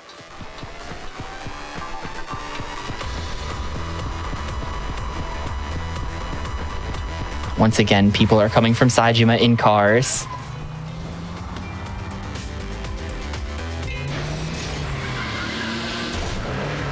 And yes, Saejima does stop that speeding car with his bare hands.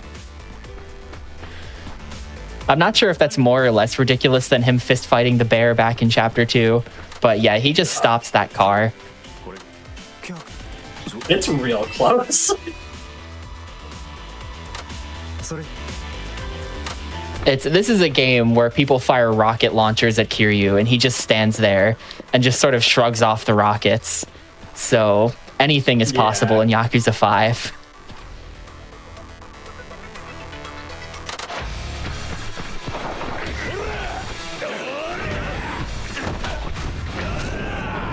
Let's see, I believe this is the boss. No. Where's the boss? Oh, it's that guy. It's that guy.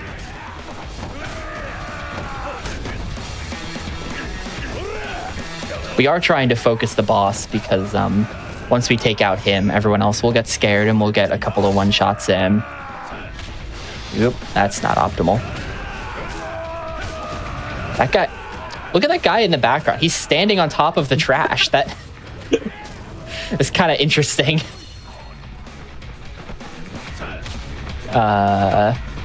Okay.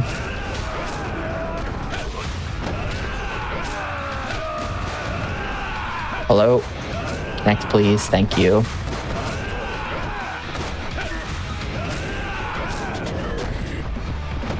And then Baba has... okay, thank you. That's really uncommon. Normally that Baba isn't very helpful there. He actually finished that guy off. So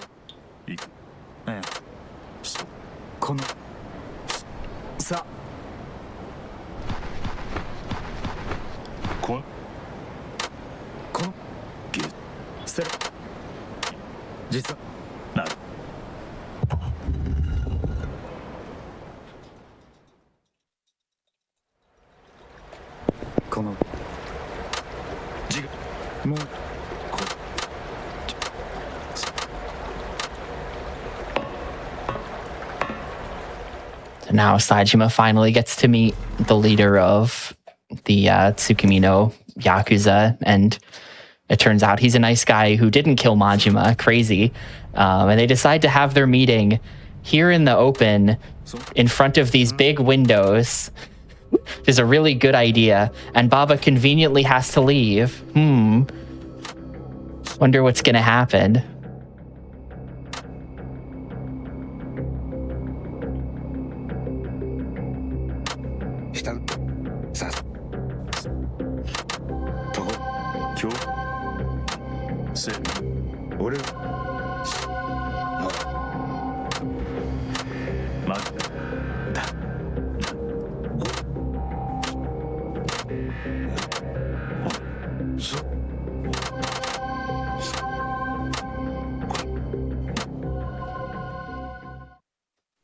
Oh no, he got shot. Crazy. Who could have seen this coming? And the shooter is this mysterious guy who looks exactly like Baba. Where is he? There he is. Who could it be? I don't know, man. So this is a chase section, by the way. Back in the prison, we did one of these where we were running away from the cops. But now we're doing one where we have to actually catch someone. It is best to sort of get in front of them because it boosts him along and it lets us finish the chase section a little bit faster. We do have to damage him a certain amount in order to get him... That's a slipper. Okay, hammer. There we go. I couldn't remember which box had the hammer in it. We do have to damage him a certain amount. And for that, we use the hammer because you can get him down to 0 HP real fast. Oh, managed to dodge that. Nice. Yeah, I can never get both of them. Those boxes, it's not random what each box has. Like, we know that box that I picked the hammer up out of is always going to have the hammer. But there can also be bottles, which are kind of good enough. And there can also be the slipper, which is completely useless and does like 0 damage when you hit people with it. So we are not picking up the slipper from the box. But time for the last fight. This is the Baba fight. Baba is pretty annoying. He also doesn't look very threatening in his turtleneck, but this fight can be pretty annoying. The goal is to use iframes to basically just tank through all of his attacks. Because one of the useful things about scooters that I haven't mentioned up till now is that they have massive iframes on them while you're doing that charge attack. So you can just sort of... We could just sort of mash this. He's going to grab me now. Oh, no grab? Okay. Usually he grabs there. But as long as I'm mid-attack animation, he cannot stop me from just hitting him. Okay, now I have enough heat that I can just do this.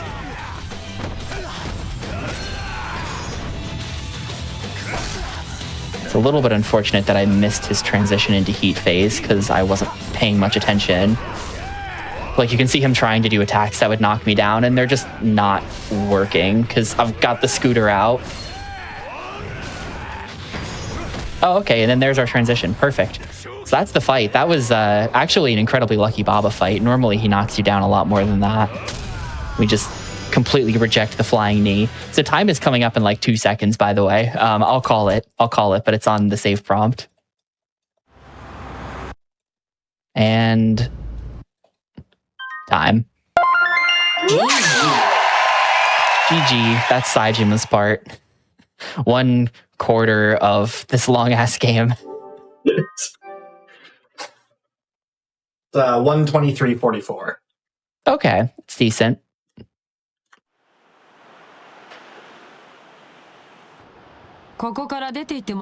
Anyway, I won't subject us all to this cutscene. So that's that. Yeah. Yeah, thank you so much for being on. Do you have any shout-outs or anything you want to give? Yeah, sure. I guess shout-outs to Froob, of course. He's probably the other person who's put the most amount of time into this game. But also shout-outs to Ryu, who had a legit run for Yakuza 5. Shout-outs to Metza, X-Play, and anyone else who I may be forgetting who also has played a bunch of Yakuza 5. This game's pretty cool, and it takes a certain type of person to want to do 6+ hour long speedruns like this. Yeah. So huge shout outs to everybody who makes up the Yakuza 5 community. Yeah, and thank you so much for being on, for showcasing the run.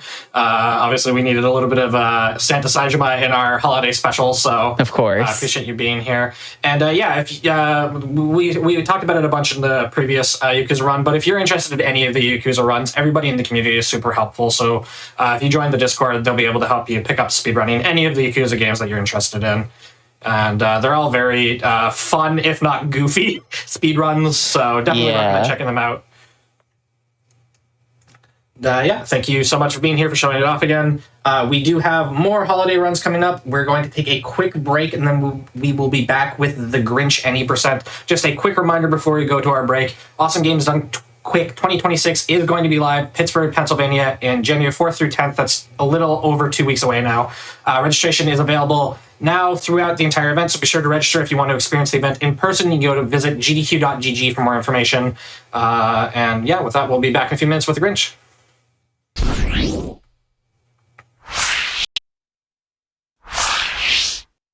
Hello, everybody, and welcome back to the Games Done Quick Hotfix. Today and tomorrow, there's our holiday celebration where we've got a bunch of holiday speed runs for you. And our next run is going to be The Grinch any %. I'll hand it over to our runner and commentator here. Let everybody introduce themselves. Okay, hi, hello. I am Pipak, and Grinch. Sorry, I'm muted. I don't know what to say. Then I'm joined by the lovely Gregel Bagel. Yes. Hello. I've not played this game technically. I test this game, but that's my knowledge, and I've watched Pipak quite a fair bit. So Yeah. So I guess we could just get into it now. It's no thing. So timing starts on first movement. So I can count you down here. 3, 2, 1, go. So the first little section here is just basically a tutorial area. Not surprising. We just teach us the basic mechanics, so like jumping around, moving objects, using our tools. Oh god. I mean, so you got the pancake move, which was that one where you just did a butt slam, and then you've got this, which moving objects, and then the next one is it the next one the breath? No, the next one is Max. Oh, Max tutorial, and then there's the breath tutorial. Then we use levers. And then levers, yeah. Section is great from the constant amount of just random stoppages. Yeah. It feels so slow. Is there is there any tech that we need to explain before the run? Or at least for now, like we can probably save some of the gadgets till later, but not really. Honestly, the Grinch has invented a vast vacuum system. I think one of the only super important things to know is that the camera angle that you're looking at kind of dictates whether or not something is real or not. So depending on what angle the camera is, pixels will either exist or not exist, and that's really important throughout the run. Oh yeah. So first little thing here.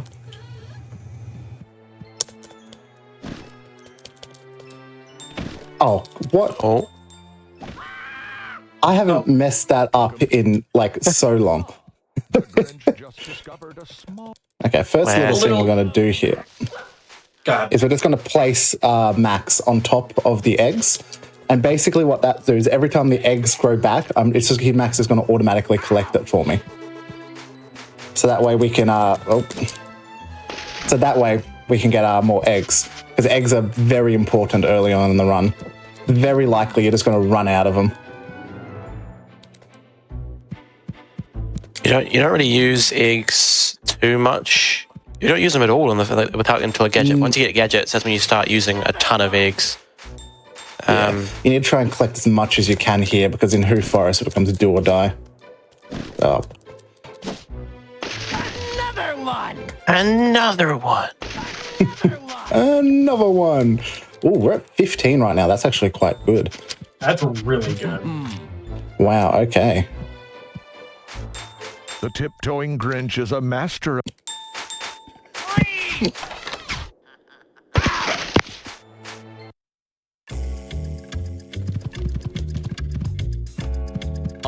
Okay, we pick up the Who cloak. Very important. I guess a little bit about... Go ahead. I was going to say, you don't really actually... fun fact, you don't need the Who cloak on the PS1 version. There's a skip you can do that allows you to... Yeah. So this jump here, a little bit of backstory on this. First of all, this is a second half of a cutscene skip that we did. By doing that, we skipped the tutorial on how to swing around on trees. Also, that jump is the hardest jump in the game. The thing we were talking about earlier with the camera angle dictating whether or not something exists, if you swing properly on that, you have to have your camera angled perfectly, otherwise you can't make the jump. I gave this as a blind run to a bunch of mystery tournament runners almost a decade ago, and half of them had to figure out to jump on that kid's head in order to be able to beat the level. That's not surprising. Yeah. Yeah, no. The polls in this game, wonderful. I love them. Fantastic. It's amazing how precise you have to be to actually get the jumps off the poles, let alone that one being that you have to be positioned correctly or have the camera positioned correctly. It's just how do they make the game? How do they do that? There's so many weird things in this game that just baffle me. This was also on the PS1. It's PS1, Dreamcast, and PC, and they're the same game, but technically different versions because they're like coded differently, I believe. Yes. So Dreamcast and PC are pretty much identical, but then the PlayStation version is just completely different. There's a lot of tricks and skips you can do on the PS1 version that you cannot do on PC or Dreamcast. It's also still slower than PC just because of how long the loads are. That's quite funny. It is very funny. I love that you skip an entire gadget and you're still 4 minutes slower. Yeah, exactly. World record's like 4 minutes slower on PlayStation, even though you skip an entire gadget and like a bunch of other things. It's wild. And the thing is, they're also very optimal runs. It's not like, it's 4 minutes like slower because of suboptimal. Sans has done an amazing job of grinding both PC and PS1. Oh, no. Damn it. Oh, I screwed It's this. not the worst thing in the world. It does lose a little bit of time, but it's like whatever at the end of the day. Because you have to do the left side and the right side, you just go right side and call it a day. I have not failed that in so long. I'm blaming the marathon nerves getting the better of me here. For sure. I mean, it happens. I still screw that up from time to time, so it happens. Not again. It's all good. Oh, I know. You're gonna need the other. I need to send him up here. I forgot. Yeah. I have not done it from the right side in such a long time. Yeah, we routed. So there's a little bit of confusion here, just because we used to do. You do a different route on PlayStation versus on PC because of the cycles. So the camera cycles are different throughout PC and PlayStation. So on PlayStation, you actually go right side first. On PC, you go left side first. Also, I don't remember who figured it out, but it was recently in speedrunning terms that somebody found out that it was faster to go through this middle pipe instead of the pipe we normally go through. Also, just in case anybody's confused, this is based on the Jim Carrey movie. Oh, yeah. The only part of this game that actually referenced the movie was that cutscene I just skipped. Yeah. So that's all you're getting. Not just in the speedrun, in the entire game. Loose is a strong word in this loose adaptation. Okay, so we just finished Whoville, Grinch got to thinking. which is great. Now we get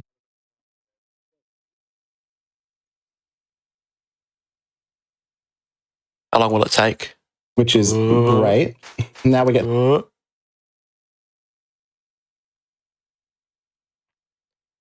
Oh, good. Best.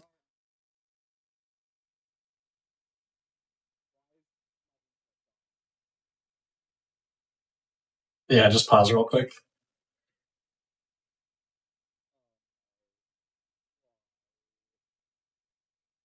Just pause real Just quick. pause.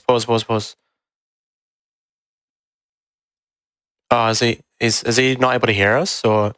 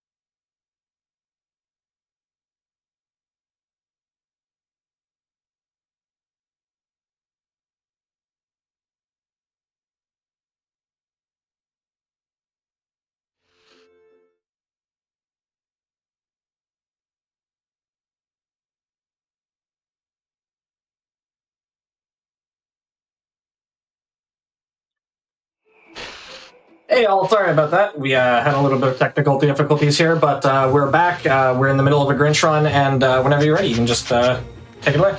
Just give a quick Okay. Okay, 3, 2, 1, go. Okay, so we're going to shoot this guy here. Oh, we have the egg shooter now, don't we? Or the rotten Yes. egg launcher, whatever you want to call it. Yeah, but a little further ahead because I didn't realize everything was dying so horrifically. I love Australian internet.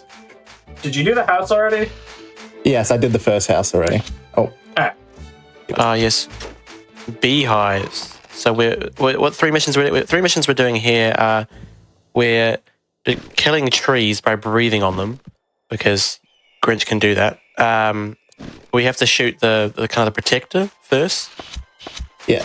And So, then yeah, so we're also putting beehives in chimneys. We can't do them all on the first pass because we need a gadget to get up on some of these houses. So you'll see we're picking up more blueprints here. And that will help us create the next gadget, which you will see in a little while. a little moment.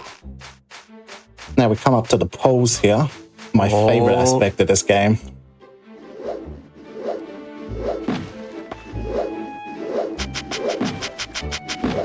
Yeah, I don't think we super talked about it.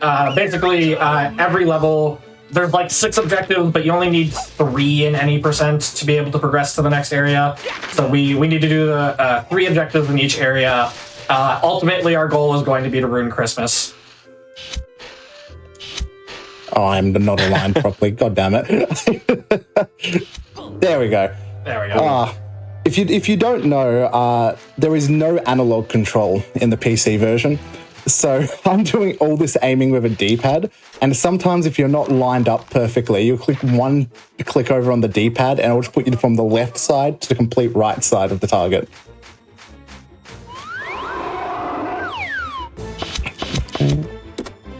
Oh wait, no, I don't have a gadget here. What am I doing?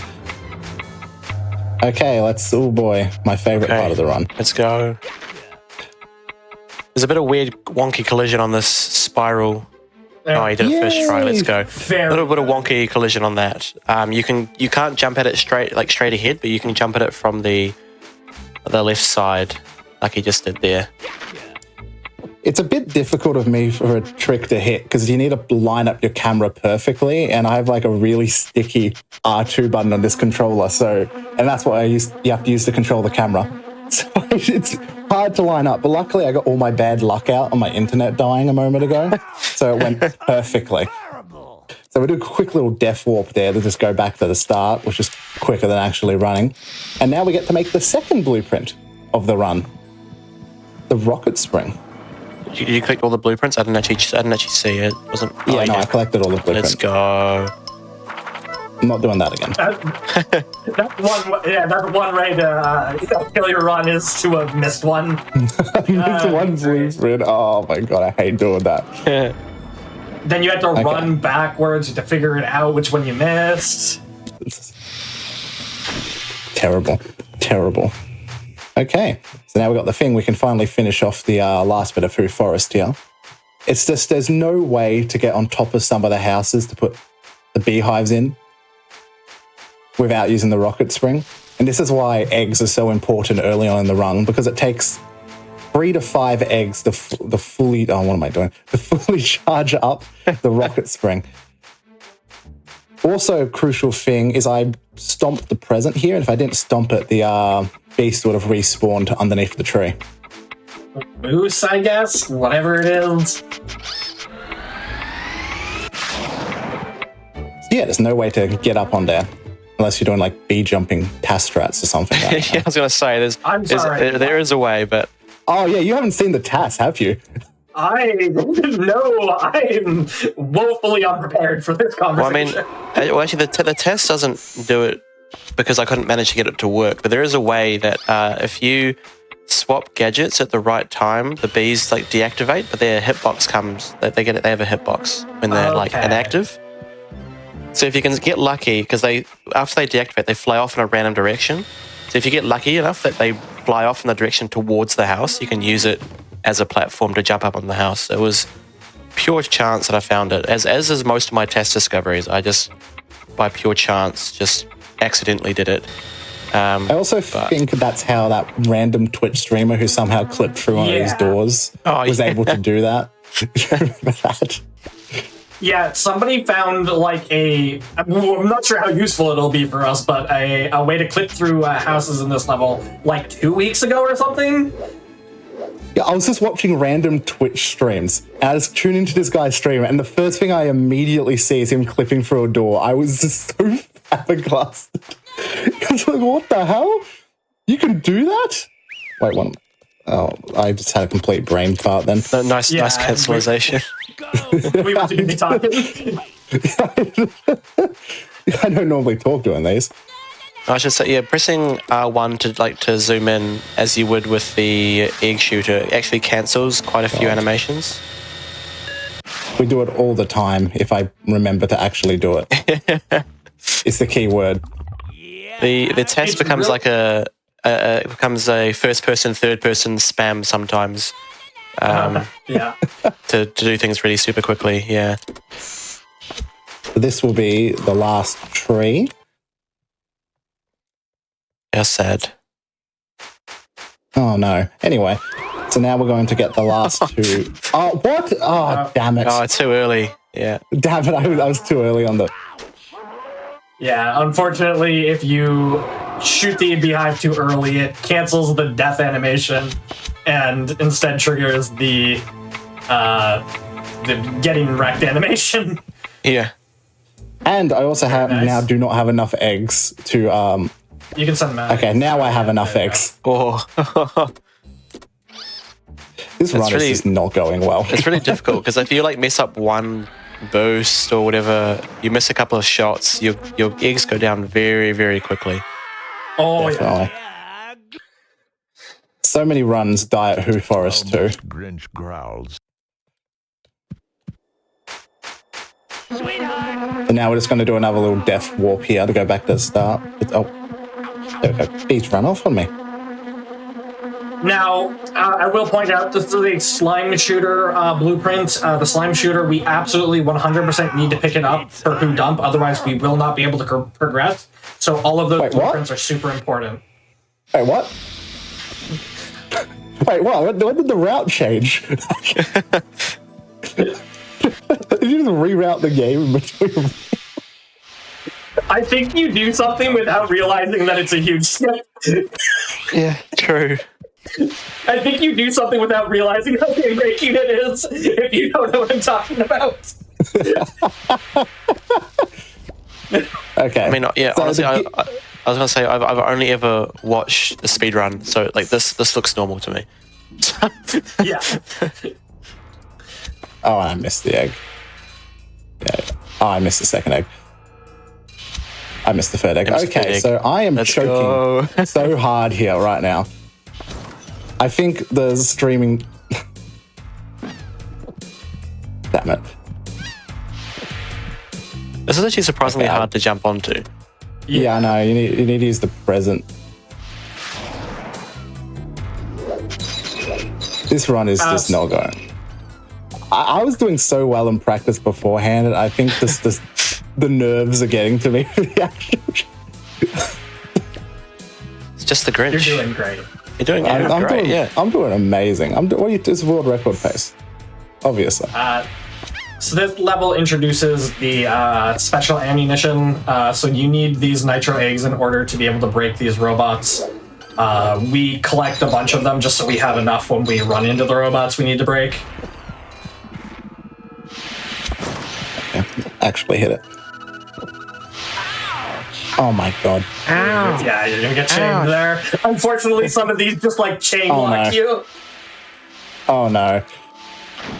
Is everything still good? You all just went robotic on my end. Is my stream dying again? I think it jumped a little bit, but I think it's fine. Okay, I don't know why. My internet's been rock solid for the longest time, and then it comes to the one time I need to rely on it, and it just starts dying horrifically. It's very possible you're just doing a different route, but those birds still had pizza. What? In that cutscene. Unless that was a weird cutscene thing, it looked like that pizza was still there. Maybe it was this side, never mind. I'm just... I haven't played this game in a while. Don't scare me like that. I'm sorry. I was trying to help instead of just giving you a heart attack. Oh.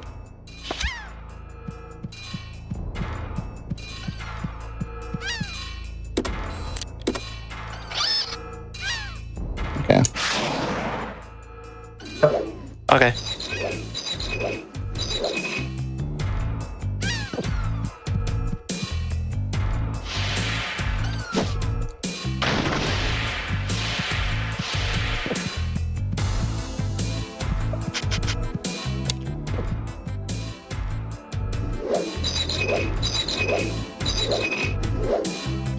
So Okay, we didn't right. really talk about it.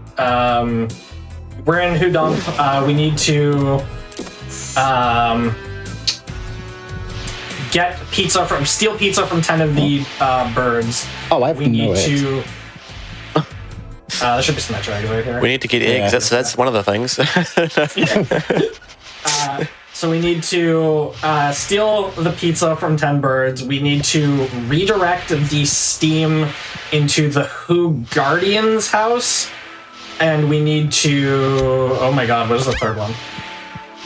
We need to Haircut. pizza. Oh yeah, the shave the dude's head. Yeah. The Dump Guardian is who we steam out, so we shave the foremans? I don't know. Two random professions that do not matter. Yeah. As we all know, this game's based on the 2000 Jim Carrey movie, and everyone remembers the Who Yeah. Dump in the Jim Carrey Right. movie. Did you say I didn't pick up the pizza over here? No, I got it. No, I was just wrong. You're good. I'm sorry. I scared you. Okay, I'm scared I've messed something up. I'll keep track on the numbers to make sure we're good. I'm gonna pick up the pizza and steam out the house.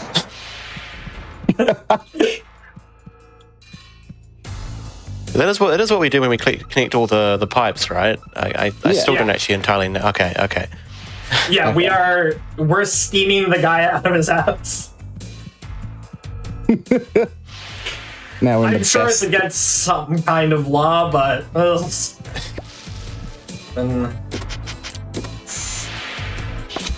Okay, cool. In practice, for some reason, that grate just completely tanked my red shell. My red shot. And I've never seen that before, and I was super worried it was going to happen. But we're good. We're fine.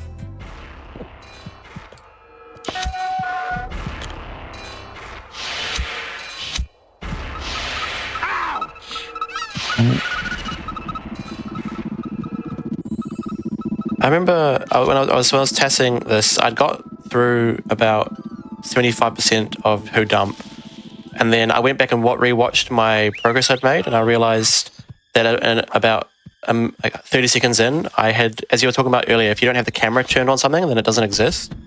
I had turned away the camera too soon, and so the pipe hadn't linked in the downstairs area of the power station area.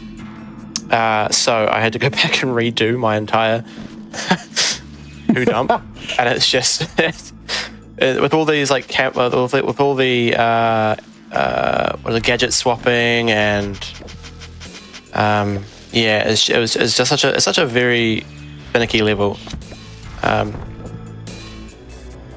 I'm surprised that minefield went as well as it did, honestly. that went very well. That was very good minefield.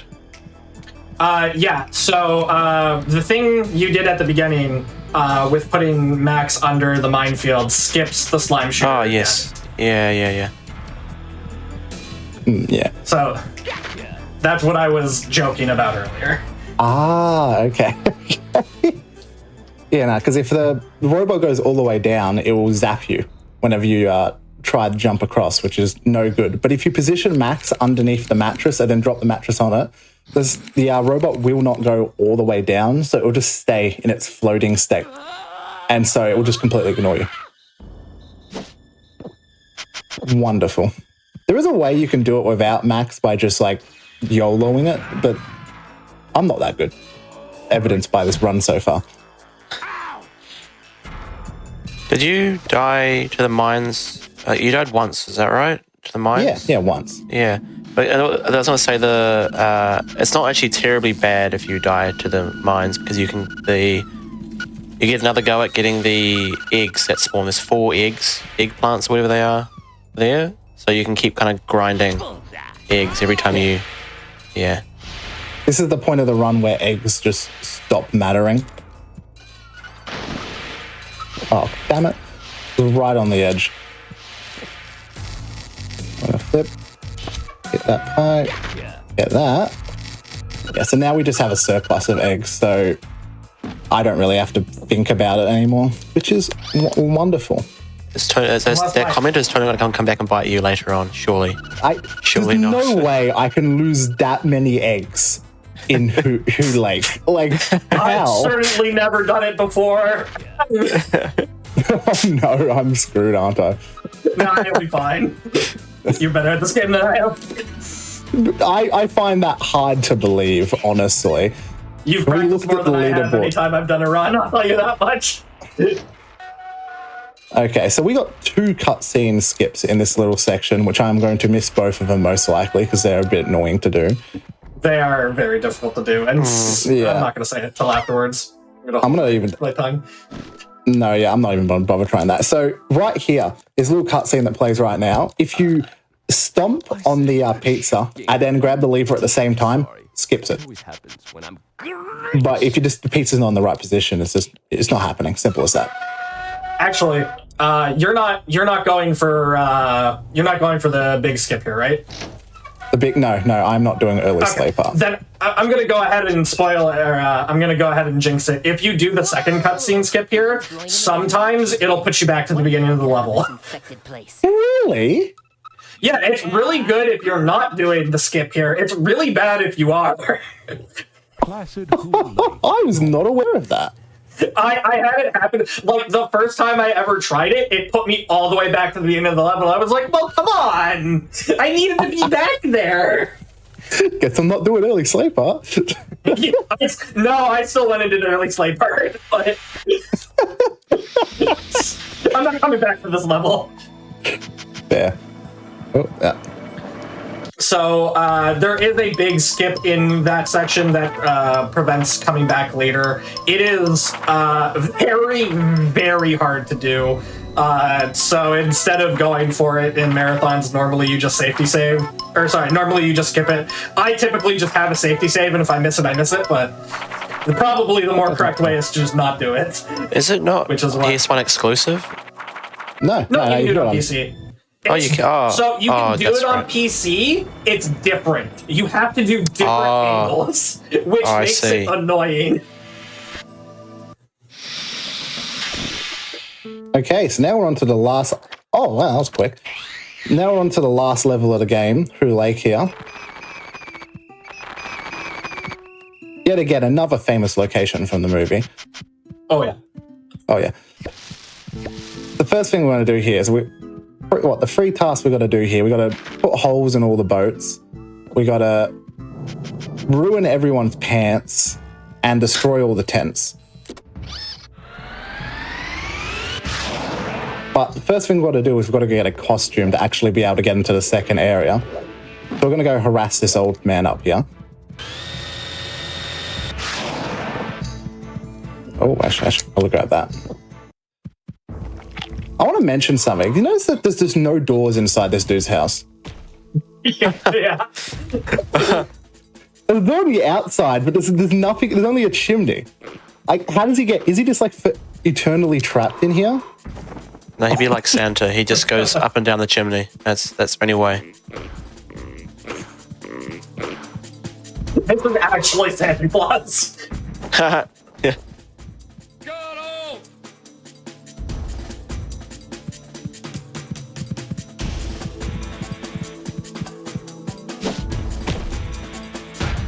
And donezo. So now we leave through the chimney. And quickly... Oh, what? I've never grabbed onto the pipe falling down there before. I do it all the time. Yay. Okay. So, Craigle, I guess this is a question for you. Have you figured out how to get the legendary 5-drop from these consistently? I mean, I haven't even made it to Who Lake yet, Gotcha. honestly. Excellent. I'll tell you what, I got to... So I'm doing a different route to what every other speedrun does. I'm opting to not to do the minefield, because I want to use 1P2C, where you can...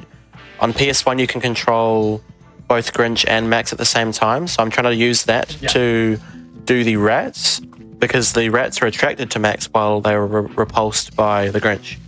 So I'm trying to see if I can do a really super fast, like very clean of that, but then I got to that, started doing it, and decided, you know what, this is like too difficult for me.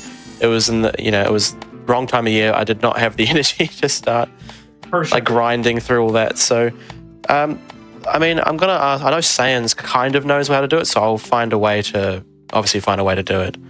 I think it requires like double frame perfect, getting hit and picking it up on the same frame. I mean, it is. I think like I've my done kind it of stuff. once in practice, annoyingly, but like. Okay, that was the wrong pixel. Oh, come on. The wrong pixel. There we go.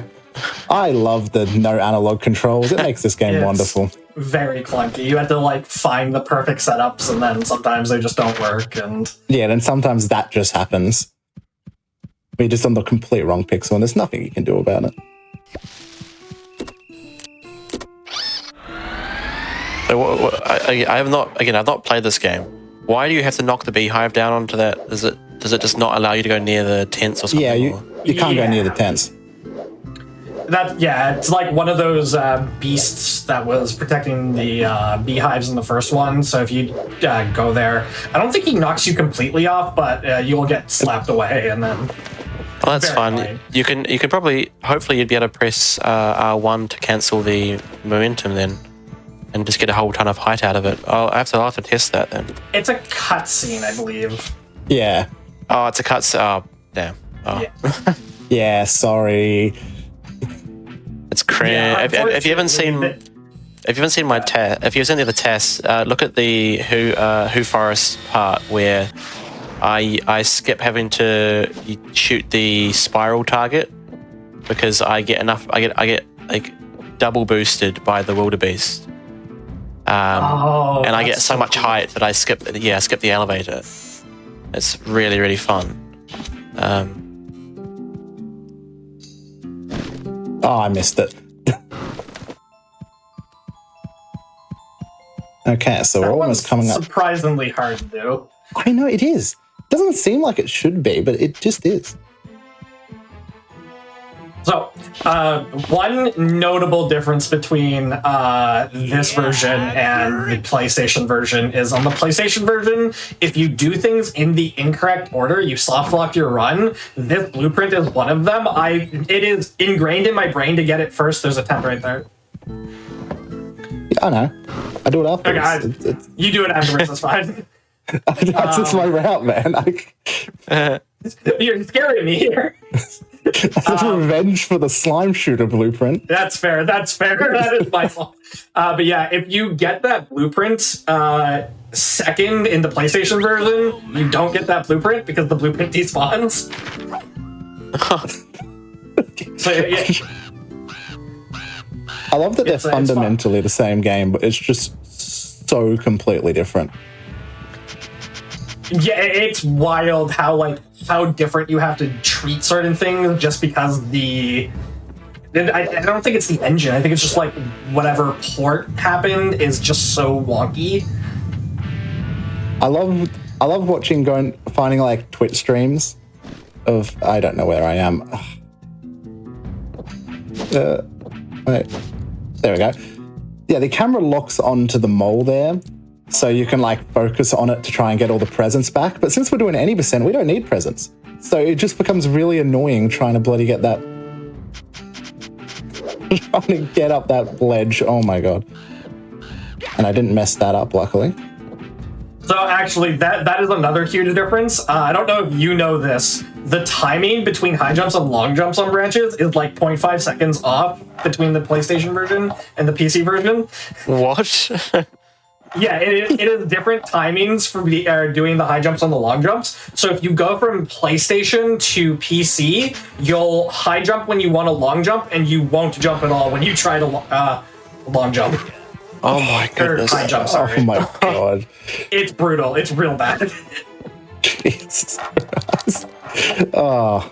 I'm not kidding. The pole jumps are pretty much frame perfect. Like there's like one frame you have to press X on to actually get the long jump, and then one frame to press to get on the high jump, and then no jump on every other frame. Yep, and the frame window is different, and it's really obnoxious. Oh my Somebody goodness. asked, is this game any good? It is actually pretty good. It is. If you keep in mind that it is a 2000 game, so I mean, it's not going to be the same as a game that released nowadays, but it is a pretty good game. It's solid. Yeah, just a little bit of ridiculous plot, but it's still a good game. Unironically, I do enjoy the game. Oh, yeah. I have fun.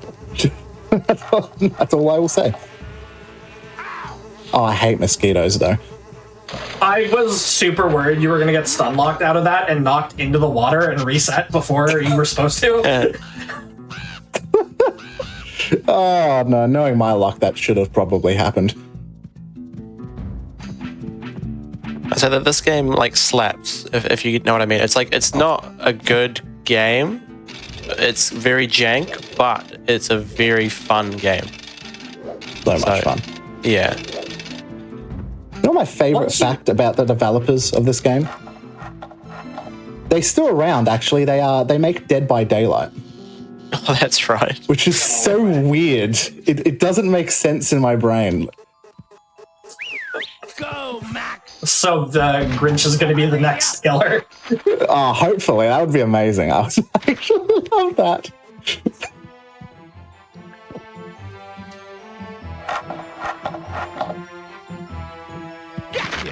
We didn't really talk about it. On the back by the boats before we reset, we jumped on Max's back to get into an area we're not supposed to get into. Normally, there is a female skunk walking around, and when Max goes into that house, he gets painted to look like a skunk, and you're supposed to attract that female skunk there to the other side where the guard is, and then the guard runs off. But you just jump on Max's back, and then you're good. Everything's fine. Luckily, Max's spine can take it, so Yeah. might as well. Okay. Now to spend 2 minutes on this blueprint. This blueprint is pretty. Oh, I hate this blueprint so much. This goes here, this goes here, here, here, here, here, here, here, and there. Okay, that went surprisingly well. Wow, that was good. That was really good. That was actually quite good. Okay. Now we've finished all the levels now, so now we're basically on to preparation for the final boss. So Grinch needs to make a sleigh so he can chase down Santa. And how we need to do that is we need to go back to all 4 levels and basically collect parts to build it. So what I'm doing here is I'm doing this little collection. Oh, I hate the controls in this. It's so bad. It's really bad. Like, genuinely, it's terrible. Luckily, this is the only thing we need to do here. So we collected all those things. Yay! Now we got the sleigh part, and now we just leave. And there's actually a second sleigh part on the right here, and we're going to ignore it. We're just going to leave because the GPS is not required. How long did it take you to figure that one out? So it was kind of like what you said. It was just somebody else was playing the game. It was actually an old runner. They did like one run and then quit. But they forgot that there was a sleigh part there, so they just left. And then I was like, yeah, well, you're gonna have to go back because you missed it. And they were like, I don't know what you're talking about. And then they beat Santa, and I was like, what the hell just happened? What?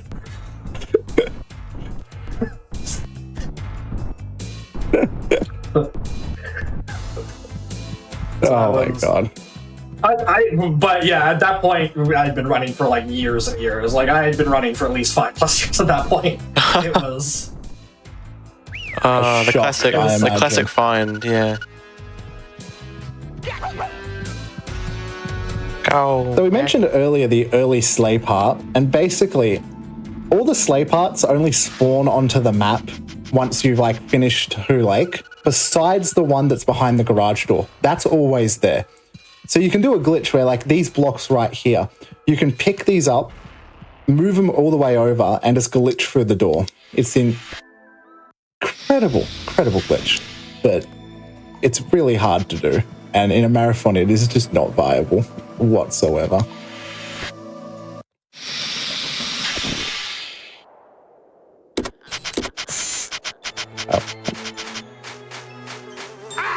Oh, bloody mosquito.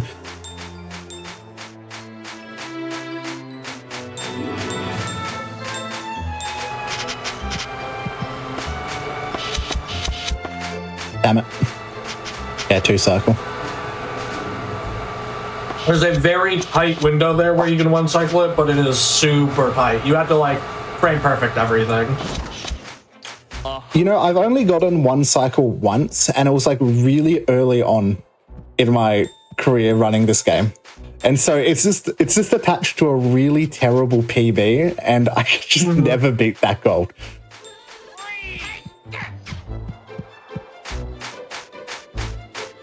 Okay.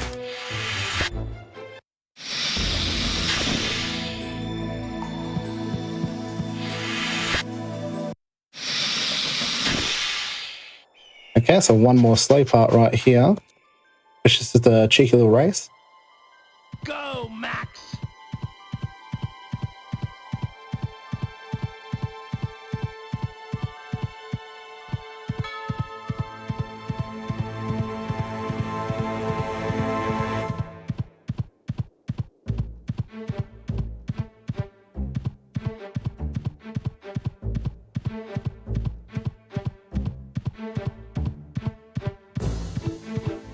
You're not a bad dog after all.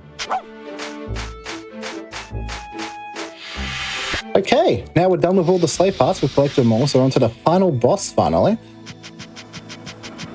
I can't wait to miss a present, but hopefully everything goes well. You got this. I got this. Locking in. Locking in here. Oh, you don't do this. Okay. It's not a big... It's probably worth it in a marathon to not do it.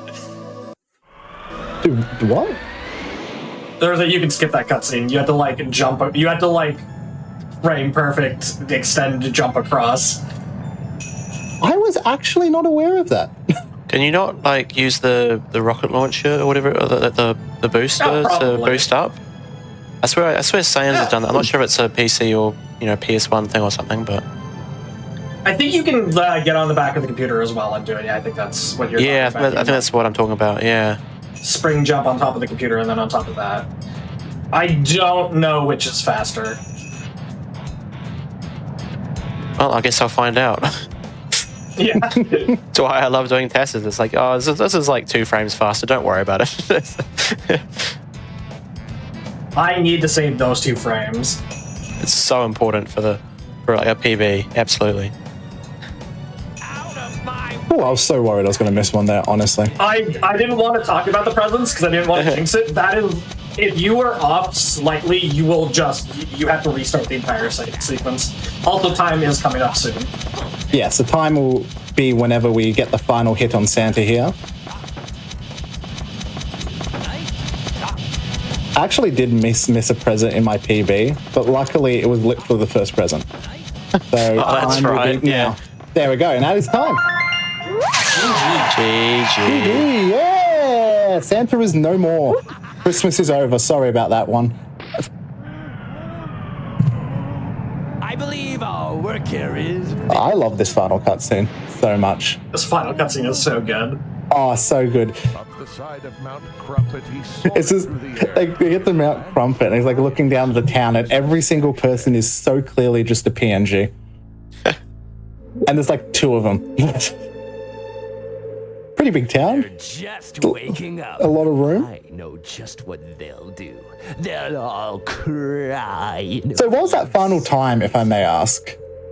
42:24. 42? Very good run for a marathon.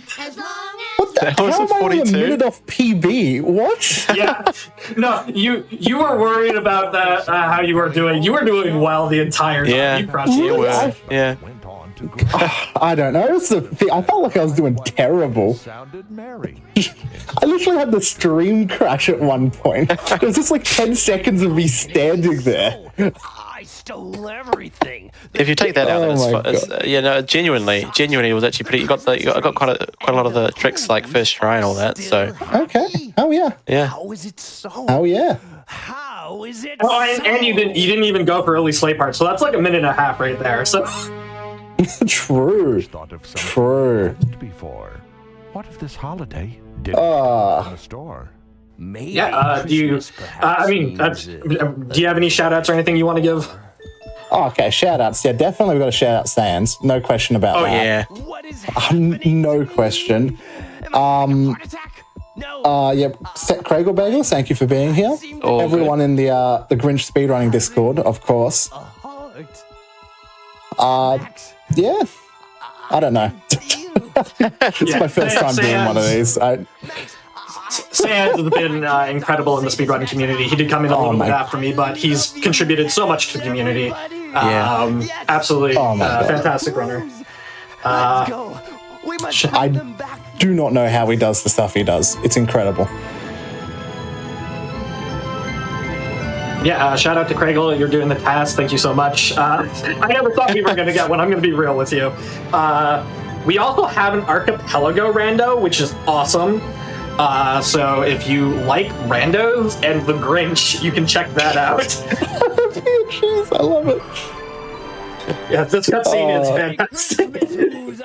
It's so good. It's so good. Please forgive me. We forgive you. But yeah, that's all the shoutouts I have. What about you, Craigle? Oh no, I'm good. I mean, Sans is a legend. The Sans is. I mean, I watched Sans run. That's what inspired me to start the test. So, thanks Sans, I guess. Yeah. And go Max. Go, Max! Go, Max! Is there only like 4 people in this entire town? Right. Everybody else is cut out. Where is everyone? Not here. It's gone. So yeah, And that's thank it. you. Yeah, thank you both so much for being here, showing off this fantastic game, and one of the only Christmas games we're actually going to have. Yeah, I appreciate you being here, showing off the run, supporting, showcasing the community. We're a small community, but we'd absolutely love anybody, anybody who wants to come in, learn the run. We'll be happy to help you learn the run. With that said, we do got more games coming up. We've got Darkside Detectives coming up next, so we're going to take a quick break. We'll be back in just a few minutes here. Just a quick reminder before you go. We do Black in a Flash has a bunch of upcoming events, so you can check out Speeding Through the Holidays, which is going to be next weekend, December 27th to 28th, starting at 1 p.m. Eastern. And then Back to Black will return February 5th through 8th, 2026, benefiting Race Forward. You can use !BAF in Twitch chat to learn more about that. We'll take a quick break. We'll see you in just a few minutes, Sarah.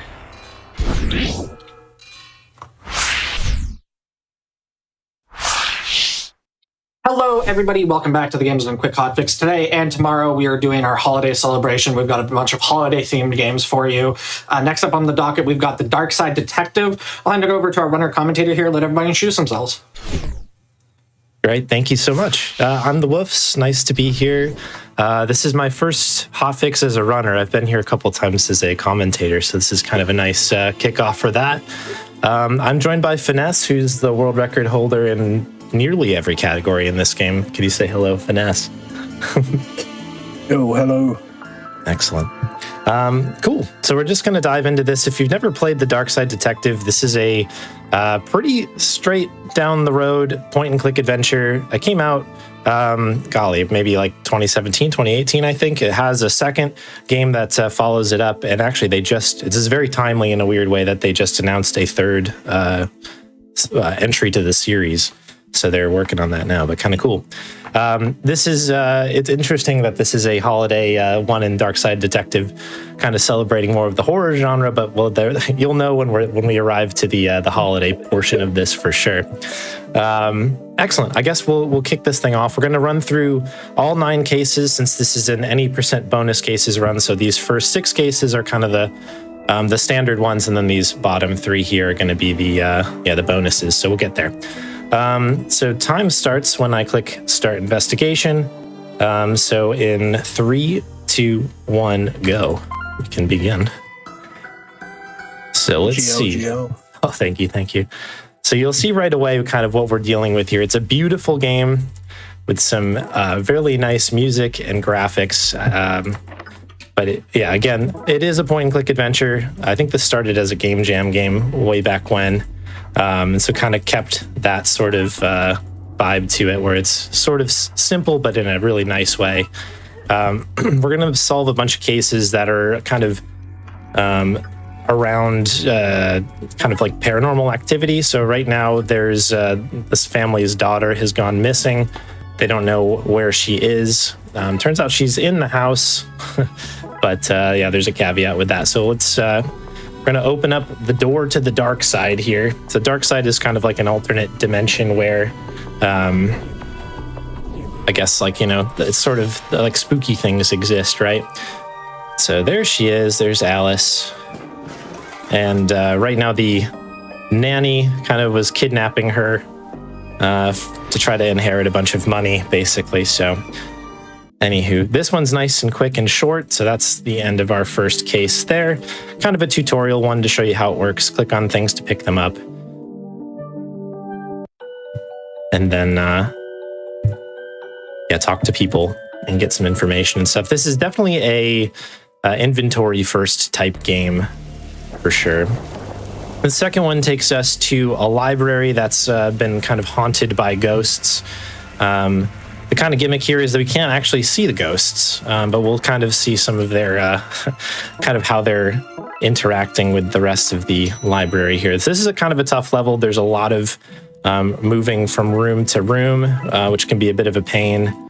And kind of routing this out was quite fun because the flags to kind of move the story along are not super obvious. So hopefully nothing weird happens here and we can kind of get through this section nice and clean. But I don't know if you feel the same way, Finesse. This one's one of the tougher ones, I think, at least in the early section here. Yeah, there's a lot of back and forth going on with this level. It can be easy to kind of tinker at one point and then, go to the wrong room or something. Yeah. But I'm sure Butch will be all right. I hope so. This one has tripped me up before, so we're going to find out together here. So we're going to talk to Gail here, who's fixed our kind of entry to the 4th floor, which is the horror book section. You might notice that these ghosts, now that we can see them through our classic viewfinder here. Actually, we need to do one more pit stop. Are all famous authors flying around. So this is kind of a thematically kind of put together little situation here. If I did everything right, we should be able to get, yes, perfect, this photo from the photocopier. It does not become available until you talk to a certain amount of people.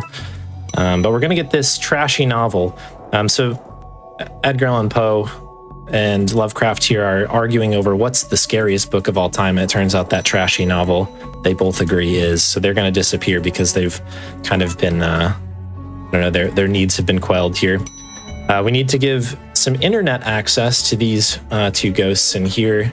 Don't ask me why they need it, but they do. It's essential. So you just need to have this very important and cryptic password put together. 1, 2, 3, 4. Don't tell anybody. And then I think from here we are clear to enter the spooky doorway, which is, funnily enough, the name of the developer. And it looks like all these crazy things are happening because of this book that happens to be electrified. I'm sure it's a totally normal book, but we'll look into it. We're going to run downstairs here. And we're going to get a key to the roof. It's funny because throughout this whole game, no one's kind of accepting that there's like paranormal things going on, which is kind of funny. because it very obviously is, but did I remember that right? Excellent. Okay. So in each of these games, there's going to be a little puzzle kind of like that, where kind of not a classic point and click adventure puzzle, but something that's kind of almost like a little mini game. Just going to attempt to kick my notes along here because we've got a lot more of those to do, and those are the hardest things to remember. Thankfully, all but one of those. Oh, actually, we need to do case 3. Why not do it? I'm gonna do them in order. All of these are kind of standard. Case 3 skip. Yeah, there we go. We just discovered something. Just don't do any of the cases. It's a true 90%. Yeah. Everyone say hello to Shaq here. Shaq's in a bit of a bind. Needs a spare square, if you know what I mean. Give him that. Been there. Yeah.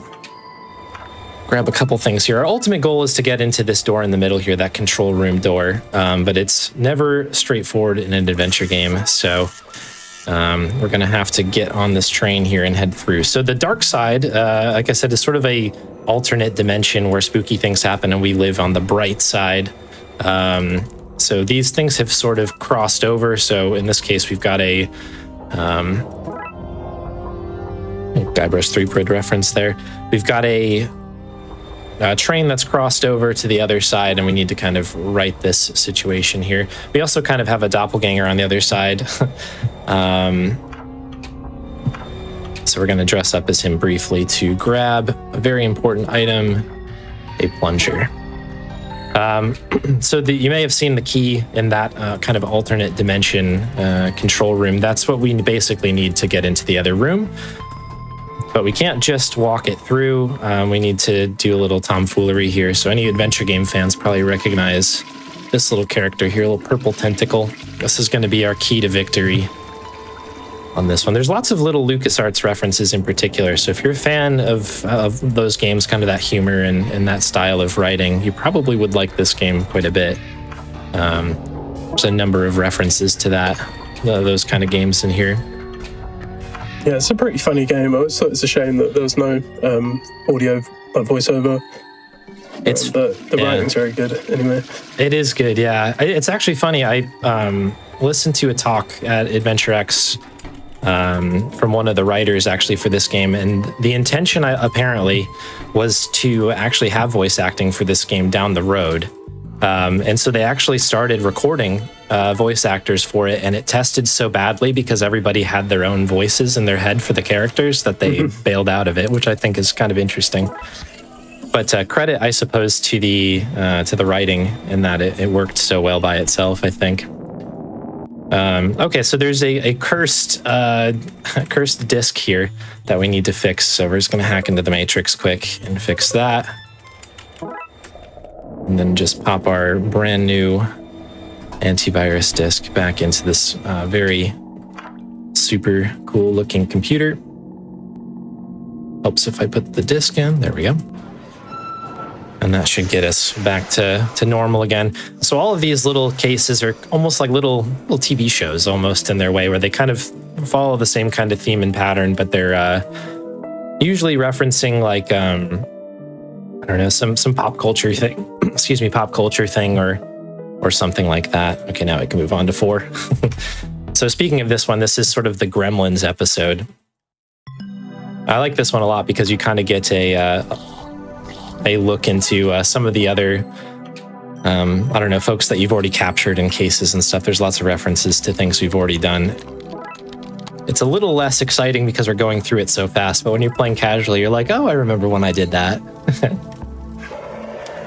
In this case, we did it like maybe 2-3 minutes ago, some of this stuff, but I digress. Also, we should probably talk about this other character who's following us around. That's Officer Dooley, who's great.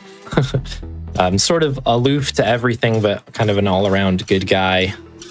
And he kind of tries to help out best he can, even though he doesn't really know what's going on anytime. It's a pretty good sidekick situation here, a little buddy cop action. So here's our first of these kind of puzzles. We've got one more coming up here in a moment. Oops, if I do this here, we'll charge it to to the game. Whatever happened there. I'm missing a knife. Where did I miss the knife here?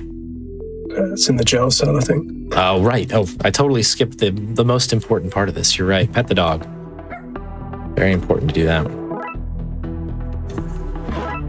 But yeah, you're right. This leads to a couple different things. I was too busy talking about the references from other things and then just completely omitted to do it. Great, let's grab this. We'll also look at the gremlin. There's one of our little gremlins. Let's pet the dog one more time for good measure. Okay, now that we have the knife, we can rewire this junction box here.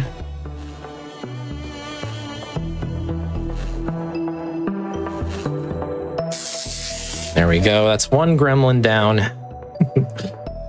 On to the next one. So this one's got a gun, which isn't a terrific situation for us, but kind of use electricity to our advantage here once again. Okay, that's two. This is also, did I not get the, there we are. I thought I clicked on that.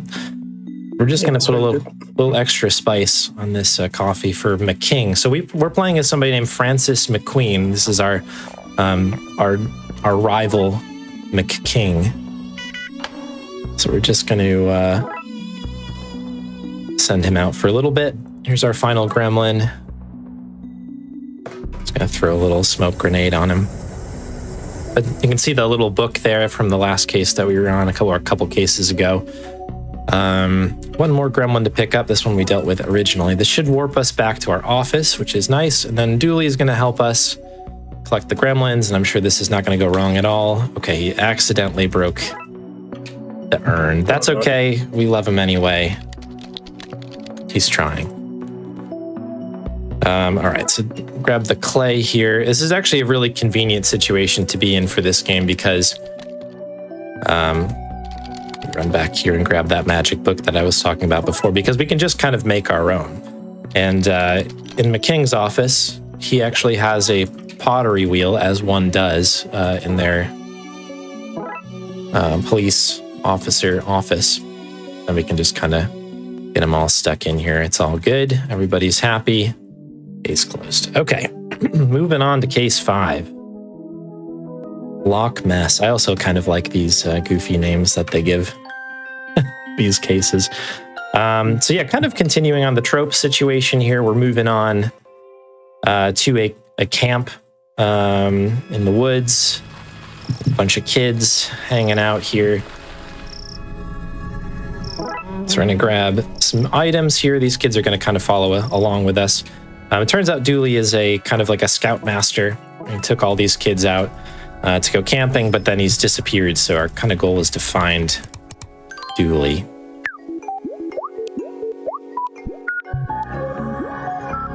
Okay. This is my favorite track from this this game as well. This was scored by Ben Prunty, I think is how you pronounce it, but you might know their work from like FTL, another game with a pretty powerful soundtrack. But I like the vibes of this one, this kind of synth-heavy sort of thing.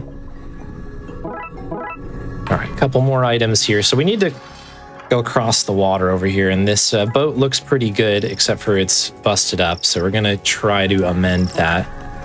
This is a very adventure game puzzle. We're gonna melt some marshmallows to put it on a plank and stick it to a boat, and then it's seaworthy. So that's keeping the tropes alive. You love to see it. I think this should be all good. We've siphoned some gas here, stick the plank on, and go across the water. So there's a bunch of supernatural things going on in this particular one. We find Dooley here with the Loch Ness Monster, just hanging out, totally normal.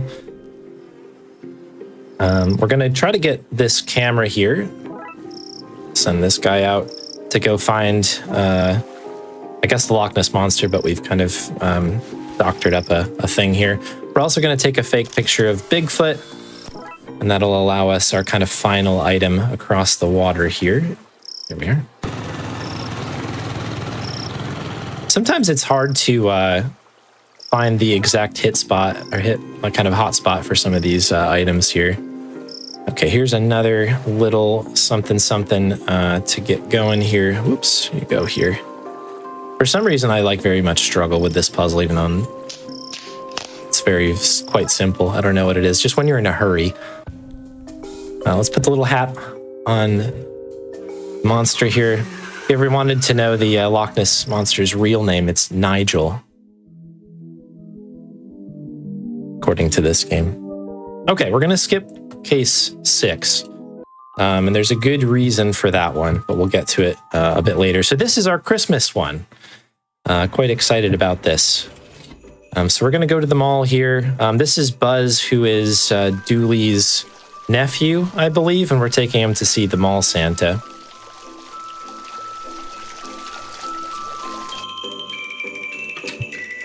So we'll drop Buzz off here, and we're going to go look for, I guess, a couple Christmas presents, right? Oh, okay, that can't be good.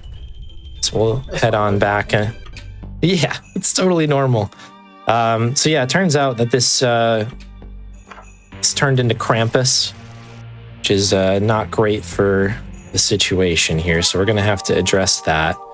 Yeah, Finesse and I were talking about this before we went live about the routing on this one. I had a lot of fun trying to figure out the fastest route for this particular case, because some of the flags on this are wild. I need to do one more thing here. Lamp, we'll use that later. But we end up just kind of taking a couple laps through the mall here, so you get to see everything in depth as we pass through.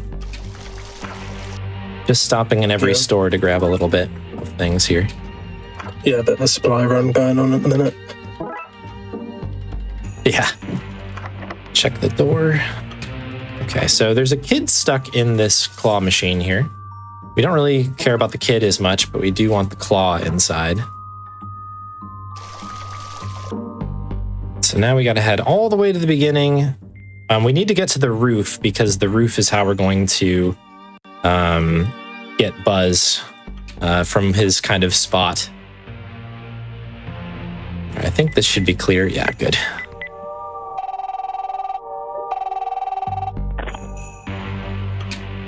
Back down. We have to convince the security bot to let us upstairs. So we have to kind of phone in our credentials here. Helps if I use the key. All right, so we have roof access now. This is why we wanted the claw. We'll eventually grab Buzz, but he's a little too slippery right now. So we're going to make some cotton candy. We're also going to grab a little extra for ourselves. You never know. There we go. And if I can go upstairs, that would be good. There you can see him. It's stuck in there. Cool, we can use the winch now. The one thing we have to remember to do is collect Buzz here, because on my practice run earlier, I totally forgot to grab him, is the whole point we're here. The helpful thing about Buzz, other than I guess that he's the nephew here, is that he knows how to defeat Krampus. So let's interview him. All right, good interview. Turns out he's lactose intolerant. So we're going to go kind of make a little plan here. We're going to collect some eggnog, and we're going to bake some cookies. This Krampus just simply cannot... I don't know. The cookies are too powerful. So we're going to use this Easy Bake Oven. Make some cookies. And off we go. I guess I kind of glossed over the fact that all the children are slowly turning into evil gnomes, I think is what the game is. Our game tells us here. So, yeah, that's kind of why we have him tied up. It's not for any other nefarious reason. So, yeah, we're going to enlist Emily's help here. Emily was from the last case that we just played, actually. And there he goes. That's what happens when you're lactose intolerant. And suddenly, welcome to the party. Gonna try to collect a couple things. Another little purple tentacle for everybody keeping track at home there. This is a Die Hard reference right here. Yeah. This is why this is all relevant, right? Okay, so there's Santa, the real one. Turns out your mall Santa is a real Santa. Let's get him decent for stream here. Bring him back in. So now we just have to kind of save the children. As I was mentioning before, they're under some sort of spell. So we have some magical Christmas dust. We're going to make it rain in here. And that should take care of all of that. And that's that. I do love kind of the chunky pixely art in this game. There's not a lot of tech in this game. It's pretty straightforward. You're just clicking and making it work as it goes through. And a lot of other point-and-click adventures have a lot of interesting tech kind of under the hood. But this one is kind of on the nose here. So it's all about execution, which is kind of interesting. So anyways, you may have noticed that Santa was double parked, so he needs some Christmas magic to get out of here. Emily wants a flamethrower, and then she agrees to help. She's a very helpful person. We might have forgotten somebody. Don't worry about it. It's all good. All right. Buzz, no. Buzz. He's going to be having a bad Christmas. Yeah. All right. This is actually the shortest mission of the whole bunch here. This one is a blink and you miss it type of thing here. But it's probably my favorite one from a speedrun perspective because it's a very execution heavy. I don't know. It just feels really smooth when you get everything all together correctly. So grabbing a bunch of things here. There's basically an evil VHS tape. If I go into it any further, we're going to miss the whole run. So we're going to give chocolates to Buzz. See, Buzz ended up fine. It's all good. Let's get our evil VHS tape. We're just going to throw it in the oven. Don't do this at home, but I guess if you have a cursed one, I guess maybe consider it. I don't know. I'm not a professional. We're going to stick it in there and everything's all good. We have a nice, lovely meal, and that's that. That's the quickest of the whole bunch. The next two are the real chunky ones here. I think using sausage as rope has got to be like my favorite adventure game logic all time. Yeah, that's a great one. A bit of a stretch, but it's also excellent. So the reason that we're doing all of these in this particular order, we skipped case 6, is because case 6 is technically the last kind of normal case. So it has a huge credit roll at the end of it, and well deserved because the game is very, very fun. But as far as the speedrun goes, we end up doing case 6 last because then we can kind of end on the last input. So I think the setup for this one is that Dooley is on vacation, so the crew here are sort of out trying to blow off some steam. But of course, we're going to run into some trouble. This is always the longest load scene, that particular one there. It's so strange. So because the dust storm is there, we can't actually get into that attraction that we want. So we're going to borrow this guy's truck here, and we're going to just drive in front of the sandstorm, and it'll be perfectly fine. There it is again, in case you didn't believe me. Yeah, we'll drive this kind of billboard truck over, and that'll do the trick. But this basically evolves into a situation where we're trying to help a genie get back into its bottle because it also wants to be on vacation, and fair enough. So, but unfortunately, somebody found the lamp, and so they're kind of stuck with this tourist guy here who's being a bit of a pain.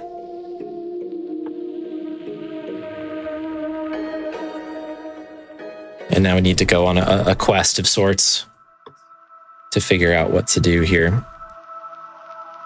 I forgot how bizarre this section is. If any of this doesn't make sense, that means that you're sane, and that's a good thing for you. All right, let's make sure I can... Hopefully I do this correctly the first time. I think this is one of the hardest ones to do when you're at pace here.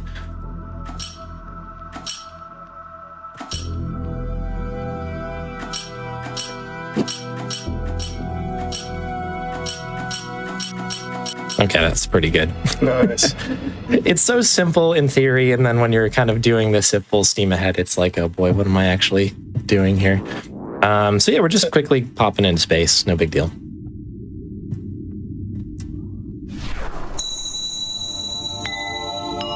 Yeah, when I was derusting this game to do commentary, that puzzle took me about 5-10 minutes. I just completely eluded by it. That one always gets me, every time. So all this stuff was to get some stamps. So basically when the genie gets back in the lamp, it can be transported to its vacation. So now kind of the puzzle, or the kind of the thing we need to do here is kind of ruin this tourist's entire trip, so that he ends up burning all of the 3 wishes, and then that kind of frees up the rest of our genie's time here. We're gonna pop behind the diner quick, say hello to this rat. Here we go. You get to go in here. Is Santa the chef? Only you can decide. Let's head on out. Okay, I think we are through to what we need here. Oh, you know what? I need to do one other thing. These are where these get really, really beefy here. We need to kind of remember a heck of a lot of things here. There's also quite a few rooms in this one now, as compared to some of the other cases earlier on. That little flash means we're doing the right stuff, though. We're going to mess with this television a little bit. Gets him out of the room. This is actually kind of a funny thing, because that puzzle we just did, we just picked a bunch of locks with those bones there. That's actually something we're going to have to do in a little bit more depth. Heard of a skeleton key, but that's just taking the piss. Yep, exactly. But yeah, that's actually a puzzle from another part of this, which is kind of funny. All right, let's do this. And I actually need to do one other thing here. The ants can just chill out on the clothes. We'll pick them up later, maybe. So we've kind of made this like super sud mixture here.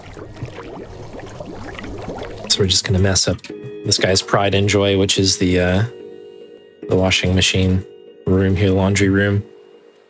Have to do a quick out and back here to enable this to happen. This mysterious sack appears. And I think if I did everything correct here, this is the end. Which I'm quite pleased with, because that one you miss one little thing, it can take you like a minute to get back to the right room again. This is kind of your cliffhanger till Darkside Detective 2. I love it's almost kind of like a cute little monster back there with the way the eyes are kind of uneven. I don't know. I like it. All right, just the last one.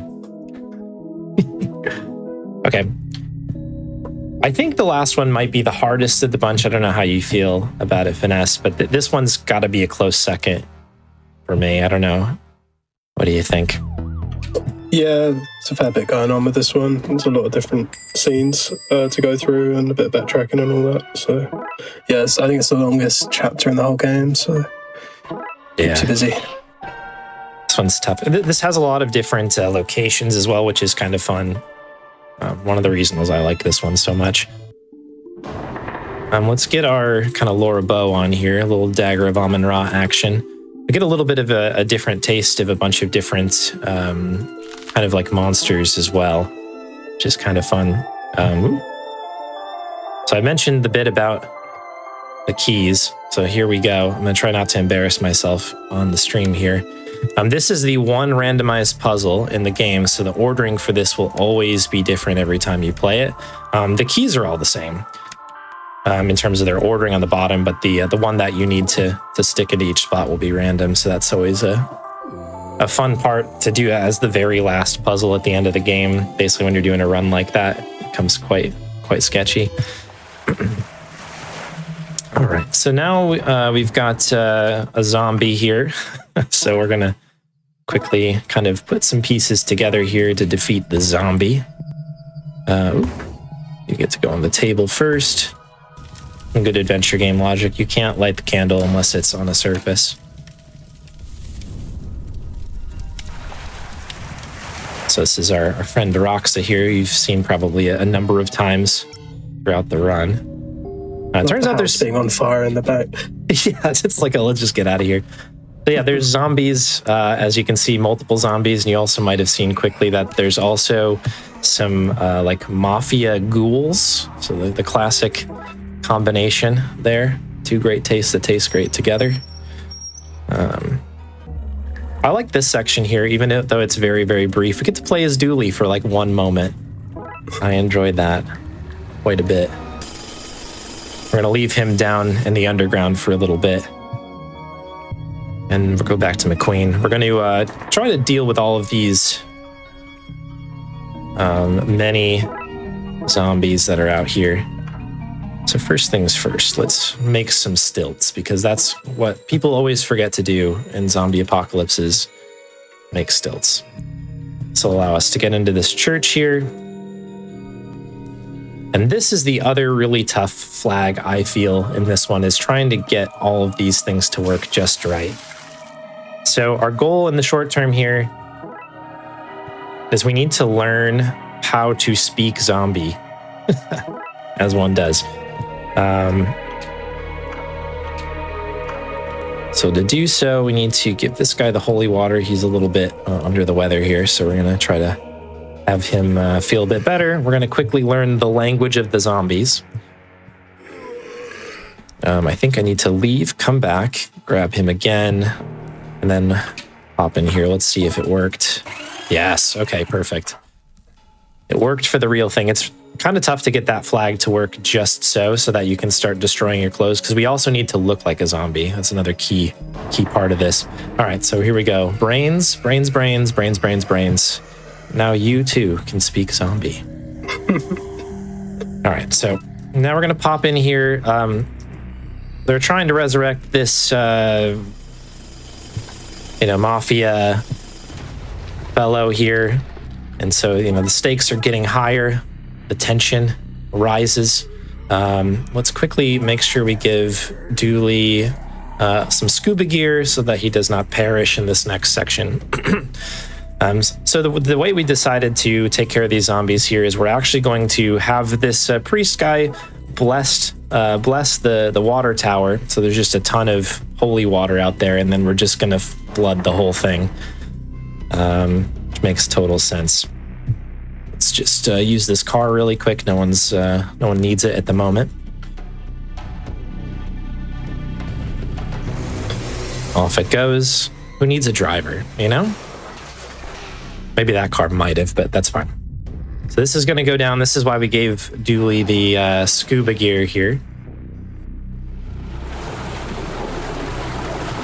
That clears out the zombies. And just as a heads up, when the case closed note comes up here pretty soon, that is when time will be. I'll try to give us a heads up, but just finger on the trigger on that one. It hopefully won't take me too long to figure this one out. This is kind of a difficult puzzle as well.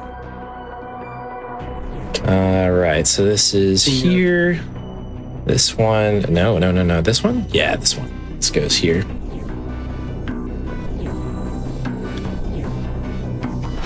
Okay, we got it. That one can be a bit crazy as well. That's set at least. But it's a lot of reaching. Okay, time is coming up. Wait for it. McKing stealing all of our glory, by the way. And time. BG. Thank you very much. Yeah, that was fun. Not a bad run, right? It was, I think just under a 33. Yeah, 32.58. I'll take it. I'll take that. Oh. Yeah. Pour one out for my arm. There's a heck of a lot of clicking in that game. We're going to put it on ice and kick back and watch the rest of the stream in recovery mode. Most point-and-click adventures, just for the record, are not so click-intensive. Some of them are, but this one, for me at least, takes the cake.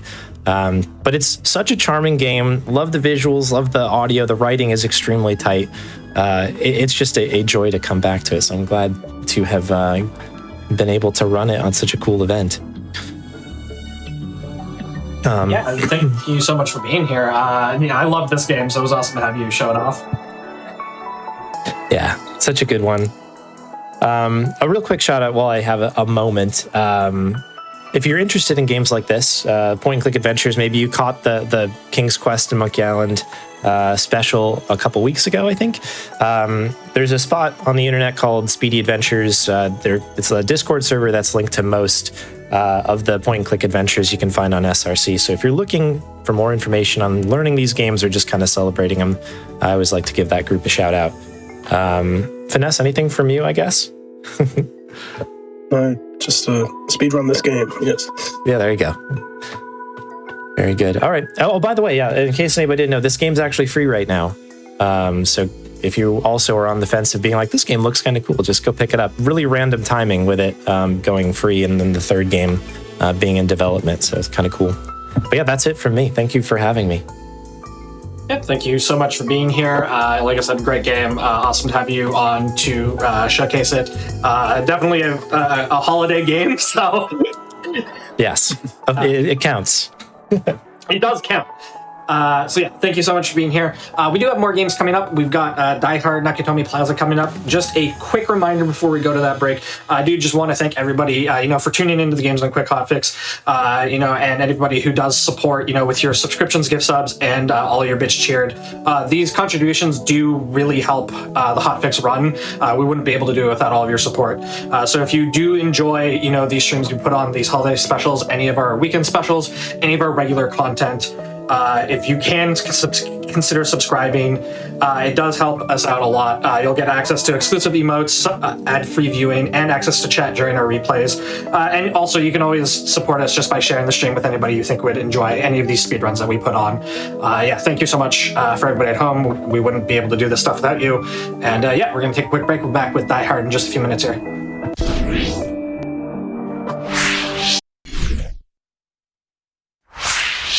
Hello, everybody, and welcome back to the Games Done Quick Hotfix. Today and tomorrow, we are having our holiday celebration, so we've got a bunch of holiday games for you.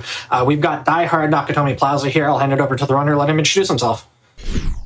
Hey, folks. I am PMC Trilogy. I am here to run Die Hard Nakatomi Plaza. Nakatomi Plaza is a 2002 first-person shooter. I know a lot of people are probably more familiar maybe with Die Hard Trilogy, or the I think like the early 90s, late 80s Die Hard game. This is a first-person shooter that's going to pretty closely follow the plot of the game. So I'm excited to show it off. It's actually a new runner came along this year, found some new tech, so there's going to be some never-before-seen in a marathon skips that I'm going to be able to show off here. It should be a really, really fun time. Time will begin when I select the option here. You have, obviously, of course, your three difficulties are Die Hard, Die Harder, and Die Hard of the Vengeance, as you would expect. So I'm going to pick Die Hard in 3, 2, 1, go. Good luck. All right, so we got a bunch of cutscenes here. Thank you. Right away, we're going to get introduced to our bread and butter technology. This game is made using the Litech engine, a circa 2000 Litech engine, and there is a problem with the doors. The problem with the doors is that we can clip through basically all of them. And that is, we will put ourselves in a door frame, and then we will, we will like run into the door frame, and that will cause us to pop through the door. There, we skipped a sequence where we were supposed to be looking up what floor our wife works on. But we know that because we're a good husband. So we just clipped through the elevator door and went straight to the correct floor. Some more cutscenes of Hans Gruber and company getting in. Of course, in this first level, we're not going to actually fight them. We're just going to grab our pistol and run. Because it would be suicide. You can't fight a bunch of guys with machine guns with a pistol. This is a game with diagonal movement where we will move slightly faster if we are moving diagonally. So as long as we're not shooting at people, we'll be trying to take advantage of that. Why didn't you stop? As I said, this follows the plot of the movie somewhat closely. So we got to do things that we do in the movie. We got to start the fire alarm and also pick up the axe. The axe is a one-hit kill on most enemies. It's also extremely funny. Oh, that guy disappeared. There was supposed to be a man there. That is unusual. But actually, it's only a problem insofar as I kind of wanted his gun, but it's okay. These guys are all big friends. I'm going to just run past them. This guy I should be able to get here. All right. Bam. There you go.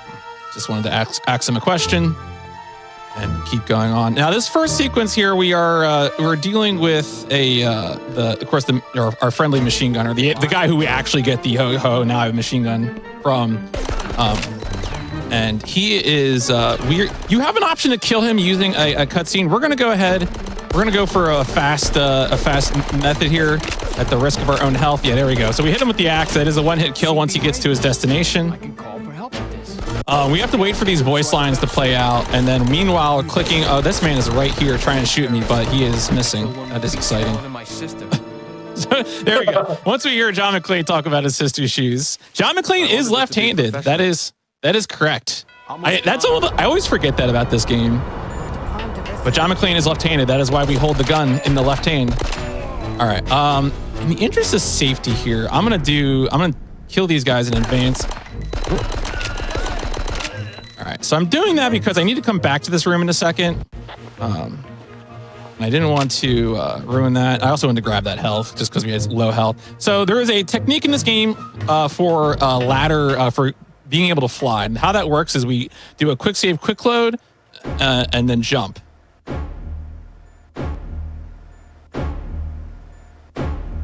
There we go. So we know it works once we start flying. It's pretty easy to tell, right? Do reindeer really know how to fly? Does John McClane know how to fly? The answer is yes. So why are we doing this? In this game, you can change the physical properties of John McClane often. And so what happens sometimes is we can pop through things once our hitboxes are all messed up, our collision's messed up, and there we're able to fly straight to the end of the level. Easy peasy. Yeah, so as you can see, we're now on the roof for the first time. Another movie thing. A lot of these levels, you'll see these levels get reused throughout the game. This is an instance where we're going to see this level again, but this time there is no door here. There's supposed to be a door here, and there will be in a later version of this level. But what that means right now is that there is a door seam, which means that we can clip through that gate. Normally, you wouldn't be able to clip through that gate, yeah, without doing that. So that saves us a trip of walking around the entire perimeter of the roof.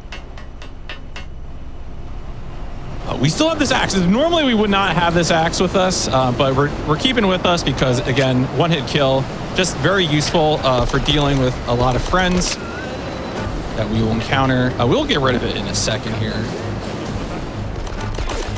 There is a risk here also if you're using a gun of shooting this bomb, which would be bad.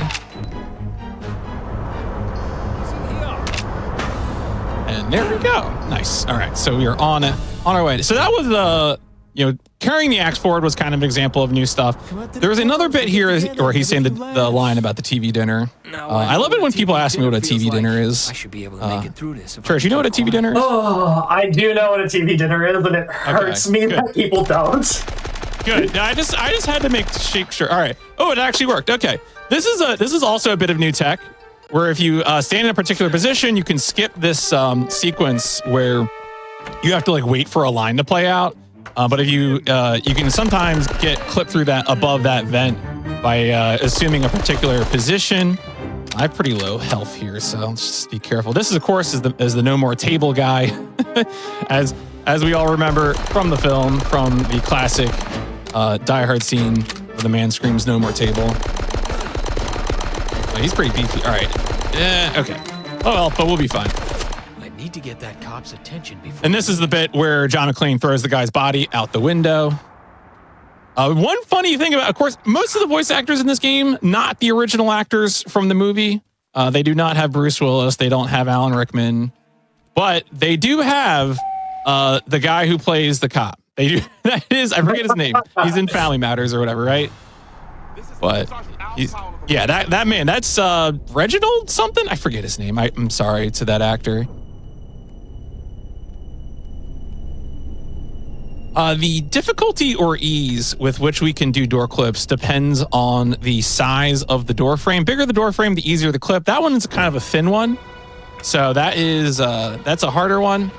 Oh, we're about to get introduced to one of my favorite techniques in the game, Short John.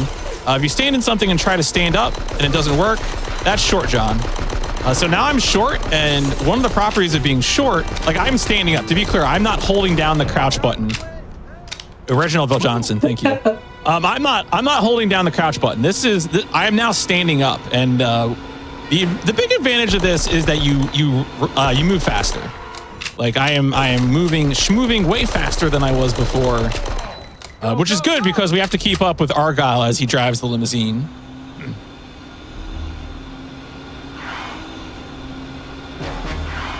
Stay down. And we have to protect him. Mostly this is a sequence where we are anticipating spawns and taking them as they come to us. We can get murdered in a few spots here if we are not careful. But yeah, as I said, mostly wandering through the parking garage, helping this poor man, this poor limousine driver. What's fun too is this won't be the last we see of Short John either. Short John used to only be featured really in this level, but now he will return for some future tricks. We can get pushed by the car here a little bit. There's the one situation in which we do want to dive in front of a car because it's actually helpful. We move faster. All right, so on to the next level.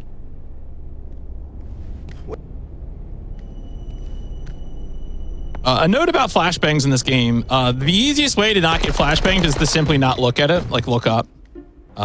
Which maybe that seems obvious, I don't know. Don't look at the flashbang. It's a great way to not get flashbanged. I activated Small John again. Now, you can clip through this door normally, like even if you're not Small McLean. But the problem with clipping through this door as not Small McLean is that there's no way, there are invisible walls here that prevent the player from going forward. And so there is a way we can just walk up here gently, then go here, and then we're actually going to sprint backwards. And that causes us to pop forward through the invisible wall.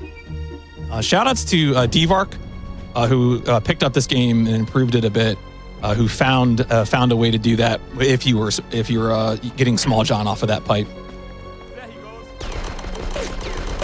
This door, a bunch of these doors, so not every single door that I clip through is locked. Some of these doors that I'm clipping through are actually like tied to cutscenes or enemy spawns. So that door was tied to a cutscene where some Germans talk negatively about American football, and we've skipped that. We don't have to endure that. That is not welcome here. Oh, there you go. And nice, through that level. Thing we do a bunch in this game is there are the walkie-talkie calls, and so whenever we have a walkie-talkie call, and usually they have fixed positions, you'll see me jump forward and then stand still for a second. And so what I'm trying to do there is just keep as much forward momentum as possible during that walkie-talkie call, so I don't end up standing still for the entire animation of pulling out the walkie-talkie. I'm gonna actually pick this up. A little bit of safety. There's a real chance we hear. Now, again, this door is unlocked, but has a big seam, so it's easy to clip through. Also, deactivates several enemy spawns. Going to be another flashbang around the corner here. Now, this giant ventilator has an interesting property, which is that we need to walk along this wall to activate an enemy spawn out in the hallway. Normally, they want you to go back and around, but if we walk along that wall, we get close enough to activate it, and then we go onto the sewer level? There's a sewer level in this. I don't know how they did that, but okay. Yeah, somehow there's a sewer. It's Nakatomi Plaza, but there's a sewer. Don't worry about it. All right, so we're going to go ahead, activate Flying John again. There we go. Activated. So now we're going to fly up and around. Now, since we are now Flying John, we're going to attempt to activate Short John while we're Flying John. And if we do that, it changes our properties, and we should be able to clip through the wall and fly directly to the exit of the level. So many types of Johns stacked on top of each other allow us to skip what is like really one of the worst levels in the game. Like, I think besides the finale, a lot of people would have told you that sewer level was not fun. There's a sequence in that sewer level where there are cops that you can't shoot because you'll get an instant game over. But they can absolutely kill you. So, it's like, all right, well, let's just not do that then. Let's just go ahead and skip that. We don't need to be a part of that. That sounds really miserable. Yeah, no, it was. I've lost quite a few runs to that, to be sure, and I don't miss it. I really don't miss it. So, I mean, I think it was WeKids. Shout outs to WeKids. A lot of people who worked on this game, I should mention, I mean, I don't know if I really found anything, but shout outs to KZ Frew, Albert Hammock, Weekids, D-Vark, Cyanide, who have all done a lot of work to make this run the kind of like ridiculous thing that it is now, which is really cool. Just a very cool run.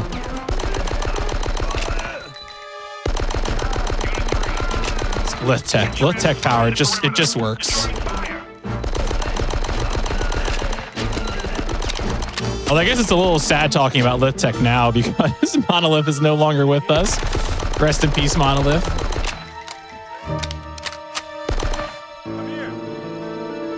Yeah, this is one of the rare levels where I'm actually like playing the game. I was just thinking about it. I was like, oh, I'm actually walking around and shooting and not doing things. You know, we've really managed to get rid of most of them in the game, which is it's just a testament. A lot of the levels are designed in such a way that if you're able to clip through something, the start is really close to the exit. Like that's just, you know, I guess when they are, you know, drafting out the levels, they just made them all big loops or a big square or whatever. Which, you know, once we're able to go through walls, that works for us pretty well. There's a boss of the level here, is the machine gun nest guy. We're going to try and go ahead and use this upgraded weapon to just kind of unload on him. There we go. He drops a gun that I'm going to immediately pick up and use on these guys. The muzzle flash is so big that I cannot see what I'm aiming at, but it's okay. I think I'm generally firing in the right direction. You just hope, right? Yeah, it's, you gotta figure it's somewhere generally. It's face forward, right? You know, it's just gun safety. Don't be downrange of the barrel. All right. Once again, that guy in the beginning there was an architect, and I was supposed to lead him safely so he could unlock this door for me. But, you know, John McClane doesn't really have a problem with doors anymore, so we're just gonna leave that guy. He'll be fine. John McClane has always been left-handed. Are there like John McClane right-handed truthers out there? I don't know what's going on here. He's left-handed in the films, I promise. Watch Die Hard for Christmas, discover the truth. I guarantee it. Opening that door activated a timer that's causing a man in a green shirt to walk through walls to approach me. There he is. And now this has activated a little, like, just the defense sequence where I'm going to kill these guys. And once I kill enough of them, he will open the elevator door. Yeah, so he's going off to do the thing to open the elevator door. Meanwhile, I'm going to go ahead and take care of these guys. They're kind of squirrely. Ideally, I can just, you know, headshot them, but they like to move. They're quite, oh, it's two at once. That's special. Once we get the guy with the camo pants, that is, yep, this guy is the one that we actually need to do. Get out of here. And once that happens, he's about to open the door. Oh, all right. And then we can actually clip past. There's a sequence here that I'm kind of avoiding. I bugged it. So yeah. So what happens normally is that you wait for this guy to stand on the elevator, and then the elevator. Yeah, there we go. The elevator falls. And but what we can do actually is we can go ahead and get over him, and then we can wiggle past the elevator. And then either like you can climb the invisible elevator down. You can also, if you're in this one specific corner, you can just fall straight down. But if you fall down elsewhere in the elevator shaft, then you do in fact you will activate a death trigger. This level is called In the Vents. We will not be going in the vents.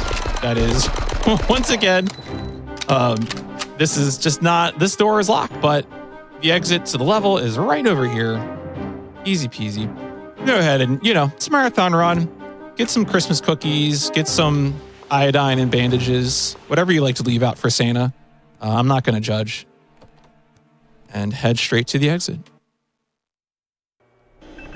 All right, Short John is back. We're mostly using Short John here for his speed properties, because this just makes it easy to schmooze through this area. We're doing the bit where you throw the bomb down the elevator shaft. Always a classic bit. favorite time in the holidays.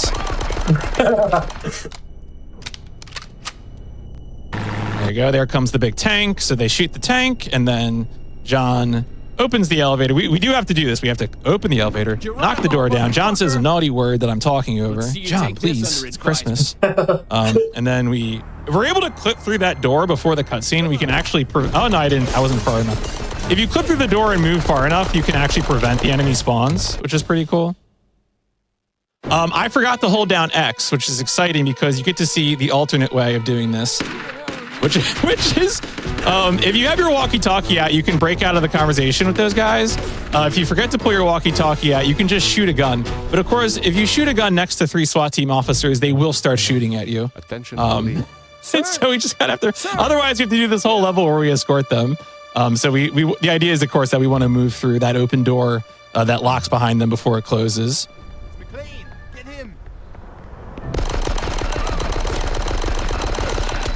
Oh. Me. Oh yeah, I can kill them both with 19 bullets. I don't need to reload. There's a guy up there. He's shooting me, but I don't really care. As you can see, again, a lot of level reuse. They reuse this one room in a bunch of different ways.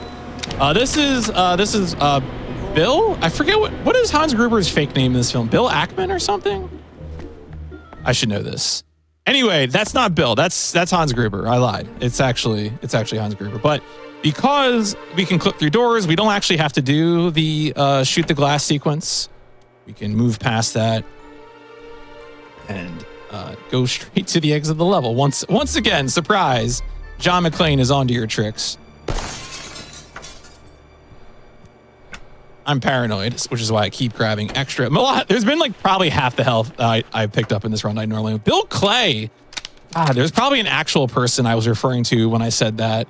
And I don't know if that person... Pretend I didn't say that name. I don't know what that name is. Don't explain it to me in chat. Don't ask no questions. I don't want to know. Wait, this is the exit. What am I doing? I can't clip through that door. All right, new tech time. New tech. Exciting new tech. So normally this used to be one of the last walks that we had to do in the game, but now we're going to do Short John. Short John allows us to move through this panel, which is really cool. The bad news now is I have to do a sick jump. Oh, no, I missed it. Okay. All right, one more try. Well, we can do this a few times. This run's been going pretty okay. Auto save. All right. So again, we need to activate Short John using this light fixture.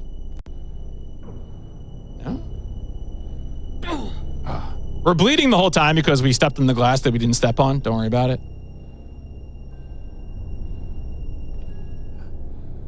This one's kind of hard to do, as opposed to because it's just such a small surface.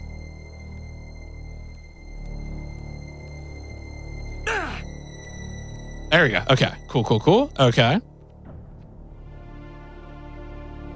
All right. So once again, go over here. All right. Oh, well, actually, let's back up a little bit.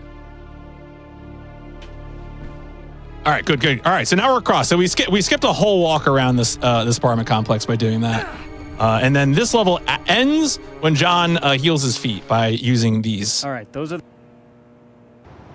Okay, so now we get to use one of the most powerful items in the entire speedrun, which is toilet paper. We've used a lot of things in this run to change our physical properties, but this time, I promise I'm not stalling for time. I am stalling for time because I wanted to make that joke. But we're going to stand on top of this toilet, and then we're going to crouch and rub ourselves against the toilet paper. This has changed our physical properties. We are now we move through things? It's kind of weird. I don't know why it works this way, but we do have to fight this man. And then this exit right here is where we need to go. So I'm going to move myself into the corner. I'm going to crouch, which actually gets rid of the property. And then I'm going to attempt to clip through the wall. And that's it. Easy level. Just use toilet paper. This level actually has new tech that was too complicated for me. So you're witnessing old classic Christmas strats.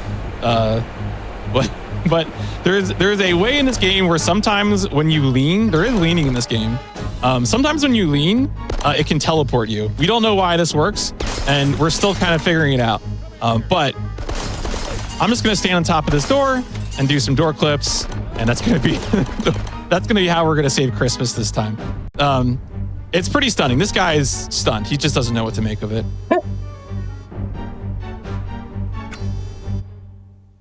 Okay. All right. Cool. So now we got a little bit of walking and shooting. One of the longer stretches really in the back part of this game. All right, so we're gonna kill this guy. I'm gonna attempt something once or twice here. Kill this guy who walks in after me. These barrels are very weird. You can notice they're kind of narrower, and so we can actually use these barrels to change our physical properties once again. I'm gonna see if this worked. I have a backup strat for this in case it didn't work. There's a bunch of ways to do this. There is a little bit of this door is really weird. It's got a really thin. Yeah, this didn't work. All right, it's fine. We're gonna use a more reliable strat. So that door is really weird. You can clip through it. You can clip through it more reliably if you're able to change your physical properties using boxes. Here, I'm just activating the trigger for it by clipping through that door, and now you can see it's open. And cool, there we go, easy peasy. And now we're actually going to get to a real bona fide auto scroller, a little rail shooter sequence. So, yeah, cool. You know, happy holidays, folks. Hope you're enjoying Die Hard. Where do I? Oh yeah, I got to stand over here. There's a place you can stand here where you won't get shot at all. But yeah, we're just stuck here for like 60 seconds. Good. Yeah, no, we're just here. Just how are you doing? You having a good hotfix special? I'm doing good. Everybody's doing very, very good. So I guess now would be a good time to mention that there's a super secret 7th game on the schedule coming up after Batman. I'm going to be doing a speedrun of a very cozy decorating game that you're not supposed to speedrun, and everybody is going to be very mad at me for.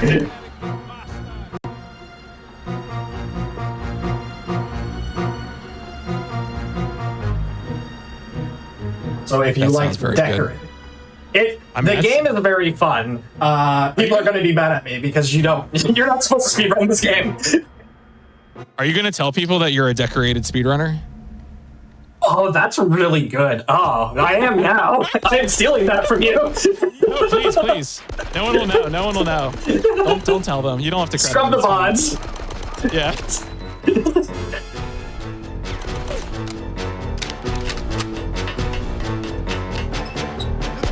All right, I should mention this level has a similar trick to the other level where we're able to use flying to clip through things. I'm doing it the old-fashioned way. Oh yeah, if I kill that guy without him moving, it prevents a few extra enemy spawns, which means I get to pull my gun out quicker. Because we finally get to kill the brother of the one guy that we killed earlier.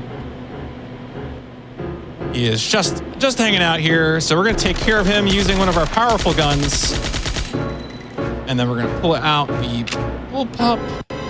Oh, that's not the gun I wanted. Unfortunately, you have to cycle through guns in this game. You don't. It did not make it easy. Oh, that sucks. Yeah. So if I hit one, I just have to hit one a bunch of times. It's not like 1, 2, 3, 4, etc. Actually, I have quick save, quick load bound to 4 and 5, not F4 and F5. Which honestly is old tech because I really should have quick save bound to like Q and E, but just because of the that quick save quick load for the ladder flying. Yeah. All right, so once again, gonna use another weird clip. So this is a door, but I guess because the ladder is so thin, it works anyway. You can see that we're again on the roof. Now we're gonna do the famous fire hose bit from Die Hard. Please appreciate how good the skybox in this game looks. And then we have to swing into the door, which doesn't mean we have to shoot the gun so we can give ourselves some backwards momentum. Oh, that is not the gun I wanted to have out. Oh, all right. Well, all right. Whoopsies. Well, folks, Sean McClane can't fly. It's okay. let me go ahead. I was trying to avoid wasting too much ammo, and then just proceeded to fall off the building. Oh, I did it again. I looked away. Whoops. All right, it's fine. Third time's the charm. Merry Christmas. right, here we go. Here we go. Oh, all the way back. There we go. Okay. Actually paying attention. Dedicated speedrunner.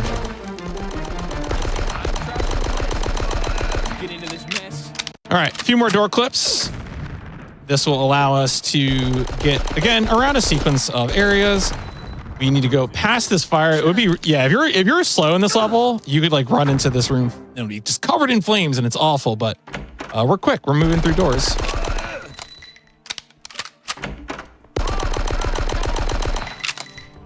This is another door that I'm going to clip through just to avoid enemy spawns to make the run to the end a little easier.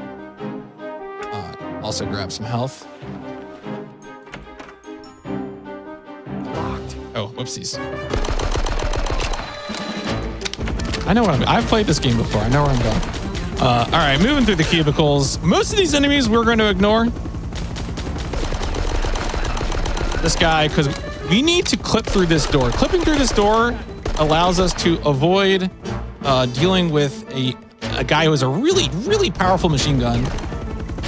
Normally he would be at the back of the room shooting us with deadly accuracy, but again, clipping through allows us to avoid that.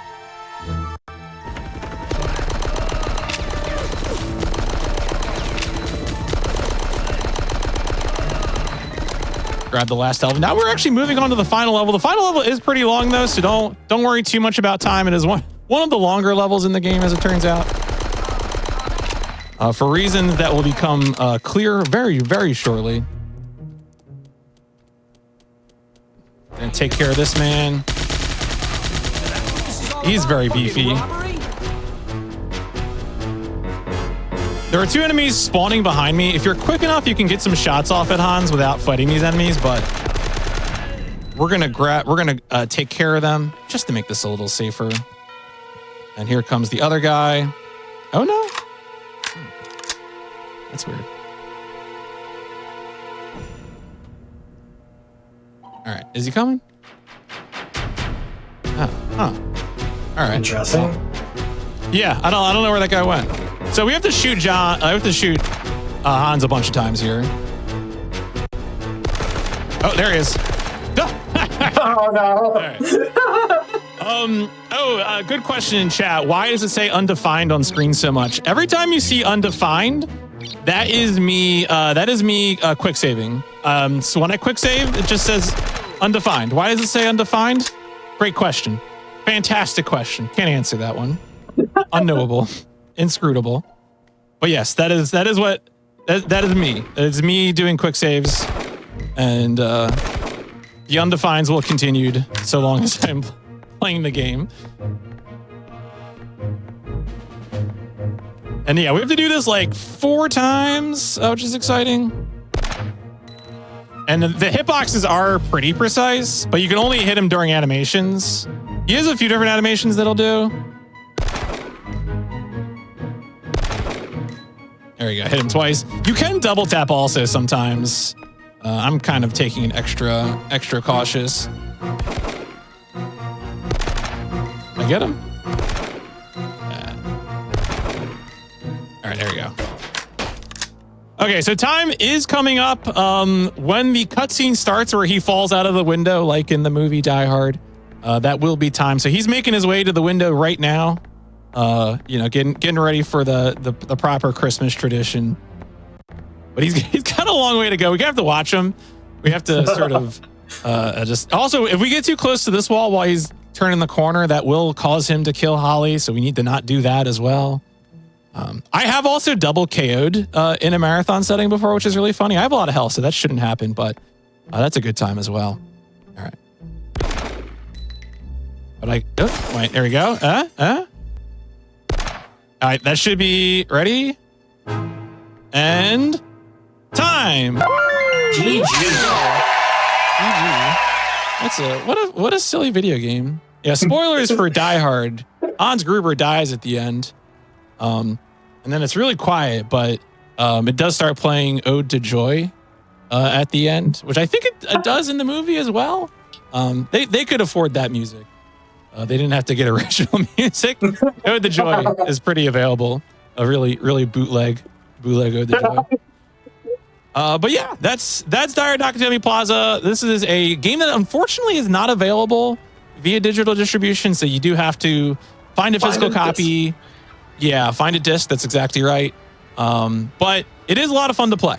So if a real glitchy FPS Lith tech looks fun to you, this is as good as they come. So yeah, that's going to be it for Die Hard.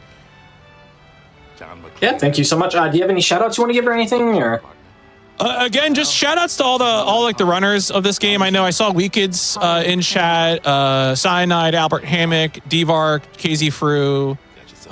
There's probably a few other people I'm forgetting, but a lot of people have touched this game and all improved it, so it is a true Christmas community effort. Yeah, thank you so much for being on, for showcasing the game. Showing off a very Christmassy game for our holiday celebration, so I appreciate that. And thank you so much. We do have more Christmas games coming up. We've got Batman Arkham Origins coming up. Just a quick reminder before we go to our break, getting ready for that. Frame Fatales is a community of women and femmes who share a passion for speedrunning, gaming, and charity. In addition to their 2 flagship events, they host activities year-round in their community Discord, like the Game of the Month and Randomizer events. You can type !FF in chat to learn more and get involved. We're going to take a quick break. We'll be back with Batman Arkham Origins in just a few minutes here. Well, Merry Christmas, Argyle.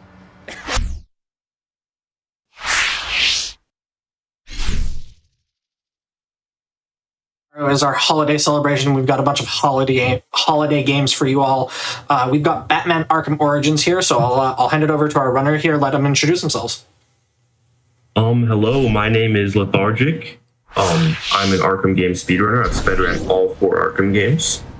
I hope you guys enjoy the gaming that's going on. Hope you guys are having a nice holiday season. But I think we should just get into it. So time is gonna start right when we gain control. So in about 6 seconds. 5, 4, 3, 2, 1. Time. And so basically what we're doing is we're trying to find, so Black Mask took over Blackgate and he's killing everyone, like a bunch of guards. He's just taking it over. He's trying to actually don't know the motive here. You think a speedrunner would know the motive behind everything, but I have no idea what Black Mask's motive is here. We're gonna counter this guy, and then we're gonna counter Warden Joseph. It's a quick little tutorial.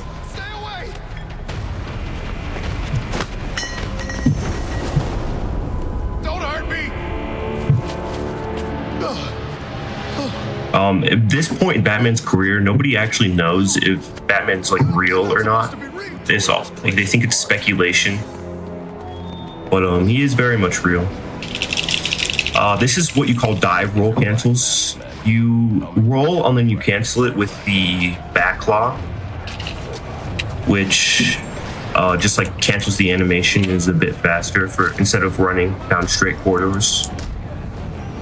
That was also a ground takedown cancel, which is the same thing except you use the back claw to also cancel out the ground takedown.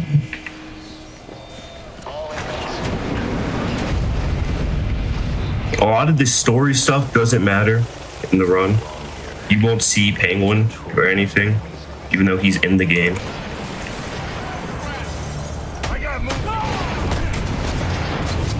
This is by far the game, the most broken any percent, though. We're gonna do a little strat here where we throw a batarang. Ooh, I missed it. Wow. Big blunder on my part. I'm gonna do some more roll cancels, and then I'm gonna throw a batarang at this guy, and it's gonna skip a beatdown tutorial. Look like that's what got you into this mess in the first place. Then I'm gonna do another ground takedown cancel instead of actually beating him down.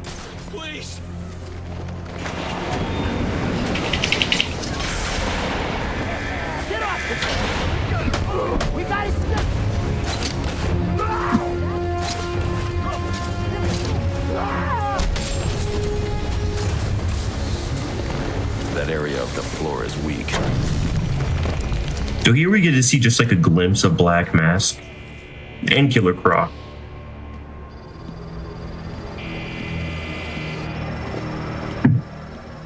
They say crime doesn't pay.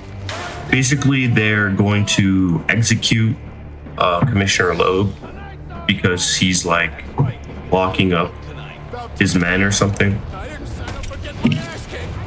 More ground takedown cancels.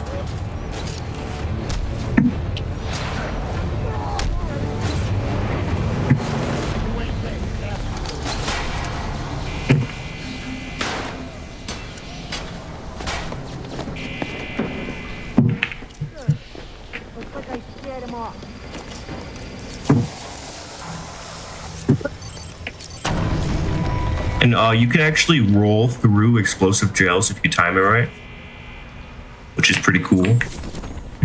Here we're gonna do this puzzle. Not really much of a puzzle. Ow.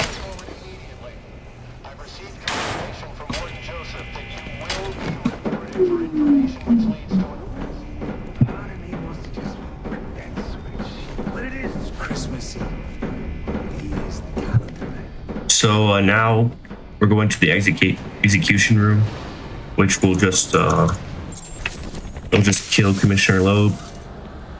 He'll bang on the glass or whatever. There's a little cool fight skip you can do here. Sometimes it's inconsistent, sometimes it's very consistent. Sometimes you just don't get the glide prompts. Wow, this is terrible luck. Okay, that should have worked, yes.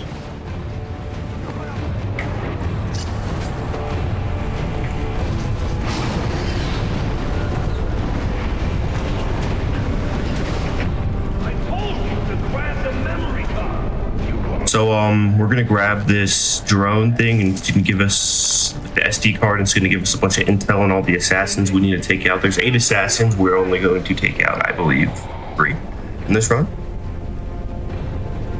Just for the regular story, I think you have to take out 5 or 6. I should be able to recover most of the data back in the Batcave.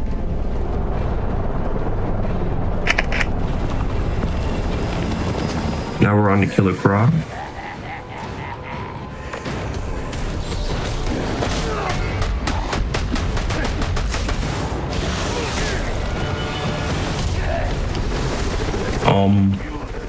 It's just this fight is really easy, but the funny part is when I was like really young and I was playing this for the first time, I was stuck on this boss fight for like 2 hours. I think I was playing on normal. That might have been the reason why. There actually is a language difference in this game. It's French is actually the fastest, but just for the marathon, I decided probably not to play in French, would just have been the move. There's a little skip you could do there where you cape stun Brock and you could just beat him down before he grabs the propane tank.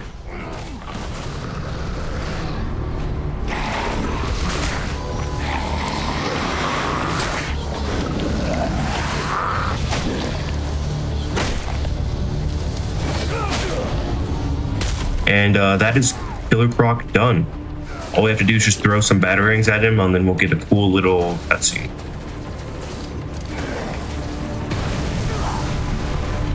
I like this part of the cutscene. He does the backflip and gets him into the gate. But also, he's like a superhuman. How is he tied behind? Like, how are his hands tied behind like that and he like can't get out? Like, I've seen him pick up propane tanks. He can't bend a little bit of metal. You are asking a lot of questions that aren't convenient for the writers. He also has like this little like collarbone that Batman is grabbing onto that like really freaks me out. Because like, why is it so protruding out where that Batman can grab onto your collarbone? Yeah, that's...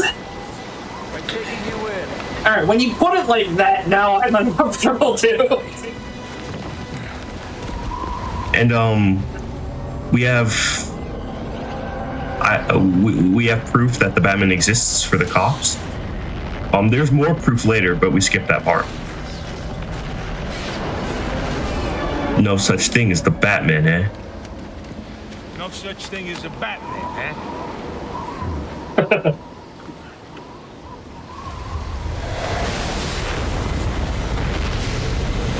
So now we're in the Batcave. The most annoying part about this section is that you can't run, so you're just walking in your own home. I mean, I guess, like, you don't really run around your own home, but I would like to run around my own home. If I had the stamina of Batman, I'd be running everywhere.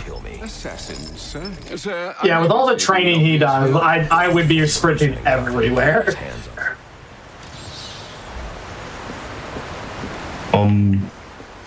So we talked to Alfred. We basically figured out that there's 8 assassins now. And Batman's being like really mean to Alfred for no reason. We're gonna do a little skip where like Alfred talks to you about fast traveling.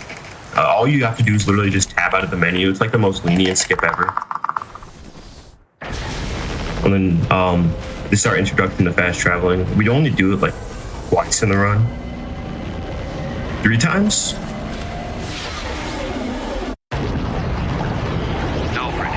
I'm tracking it too. It appears the control towers you use for your auto-nav systems are putting out a jamming signal. Storm damage. You'll have to go down there and find that out for yourself, sir. Got it. I'm close to one now.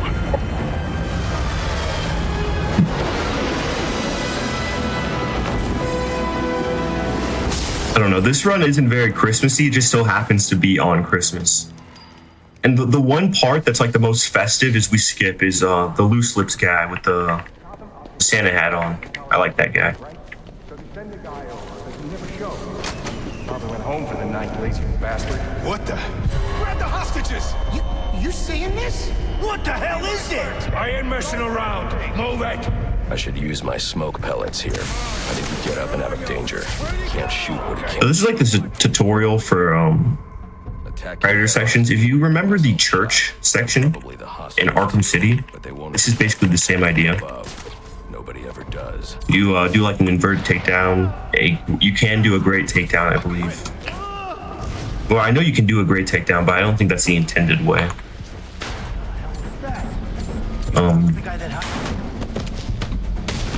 Basically, everyone's like curious as to why the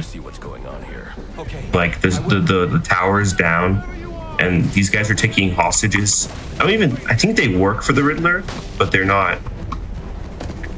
Like, they don't know who he is yet because he's low-key nonchalant. No idea who he is. You're supposed to throw batarangs at him, but Batman can just aim the opposite direction because the targeting in these games are trash. So now we have This tower malfunction is from storm evidence scanner crime scene thing. and find out what happened. I should start by identifying the victim.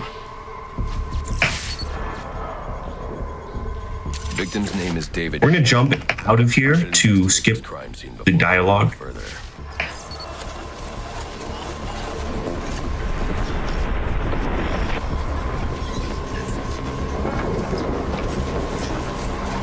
Impact analysis indicates the victim was killed by some kind of explosion originating at that access panel. I should scan it for additional clues. So basically, Batman wants to walk close to the thing that just exploded. To detonate when swiped with a key card. Someone really didn't. I'm no genius, but I don't really think you should do that. Someone left a set of fingerprints behind. Alfred, I'm uploading some. I scrubbed back a little bit in the timeline so I could just instantly see where this the chip went, or whatever it's called. Will show me where it is.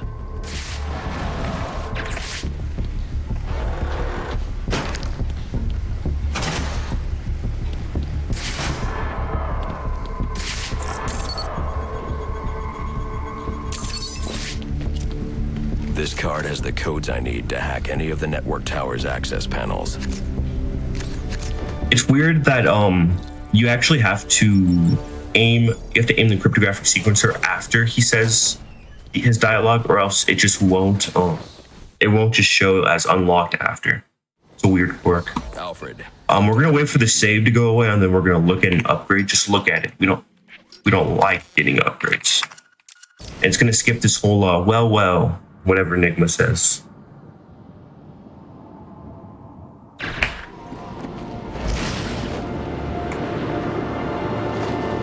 So we just skipped the tower, which means that we can't fast travel to. We can't actually unlock any other fast travel points, I believe. I dropped the glide there so I can get a free XP boost, or not XP boost, but get a free amount of XP for doing a challenge. And then I'm going to dive for 25 meters. And that's going to be also another challenge. The great part about this game, actually the terrible part about this game, is that there's Dark Knight challenges. The great part is that the first couple are pretty easy.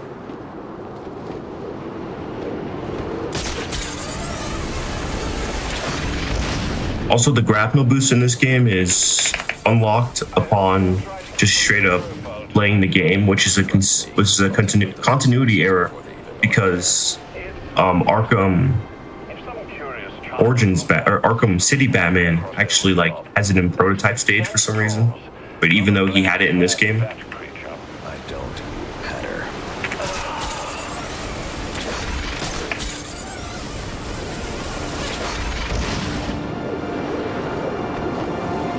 Next, we're going to do a skip called Bane HQ.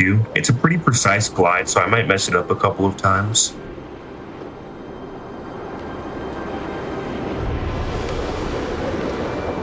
Basically, there's a piece of geometry that's just missing out of this place, and we can go out of bounds. And we're about to skip a lot of chapters doing this. Basically skipping to, I'd say, the last third of the game.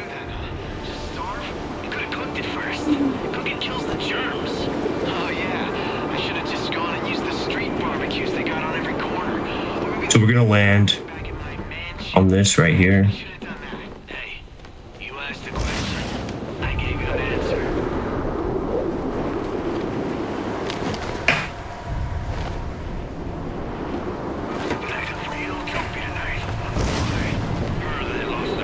I'm gonna land on this thing because it is possible for it to unload and it's just safer for a marathon.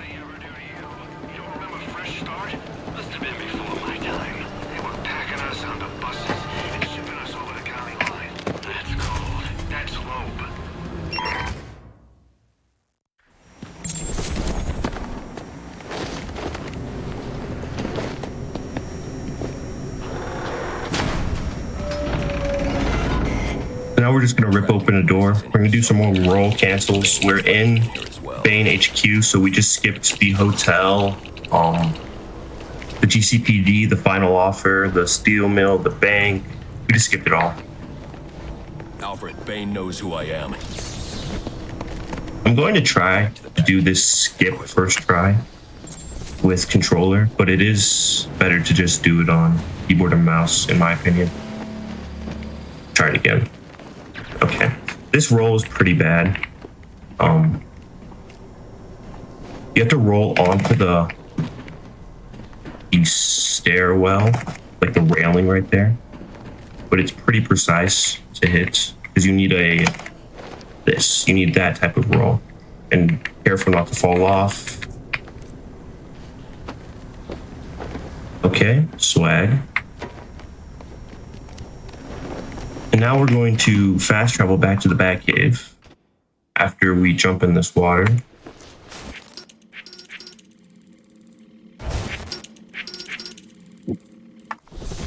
All right, nice. That was a pretty good Bane HQ. I was worried because it was really screwing it up in practice. Did my game just crash? Okay, it didn't. Very nice.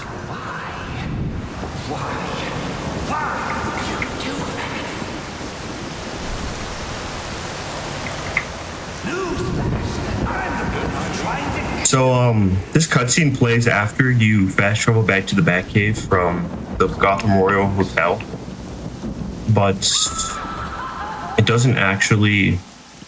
For some reason, it plays after this fast travel, which I've never understood. But I think it's just next time you go to the Batcave after the Gotham Royal Hotel, it does this. Do what you do. Master Bruce. It might be. Okay, we're gonna go pick up a blue grenade, which is actually the perfect gadget for the rest of this run.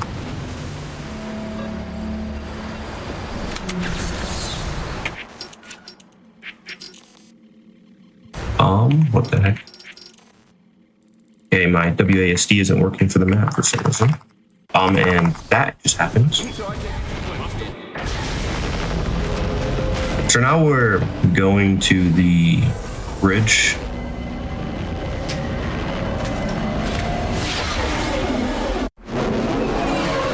Because Firefly is taking over the bridge.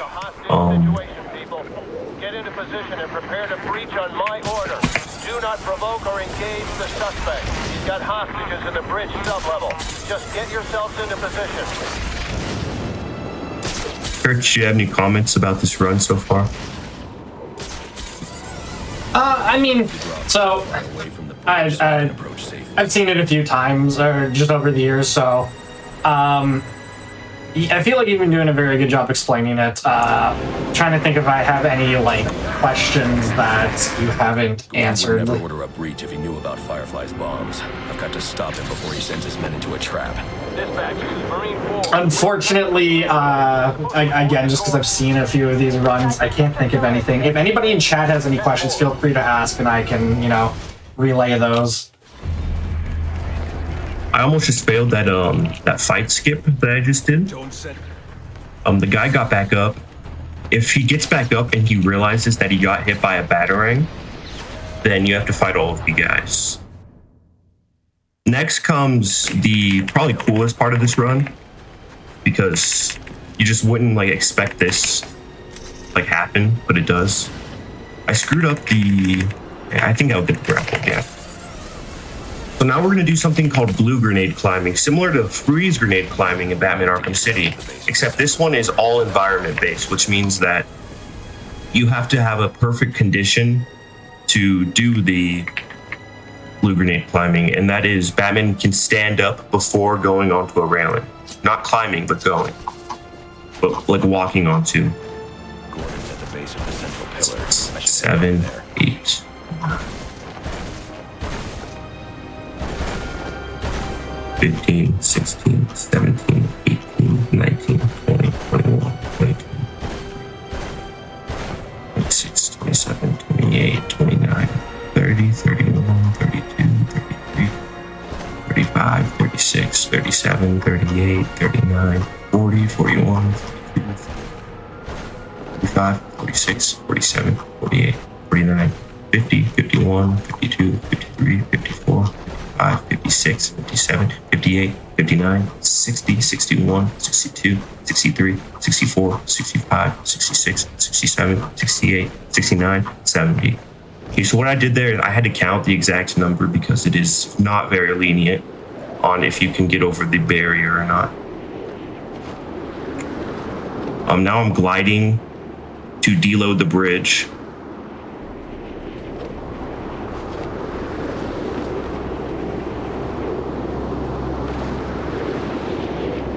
Okay.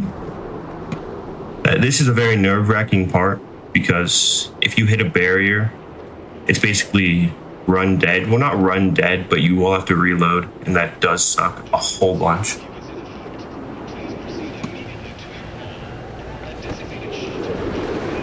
Batman didn't actually give up on it. I guess he gave up on it, but he didn't really. It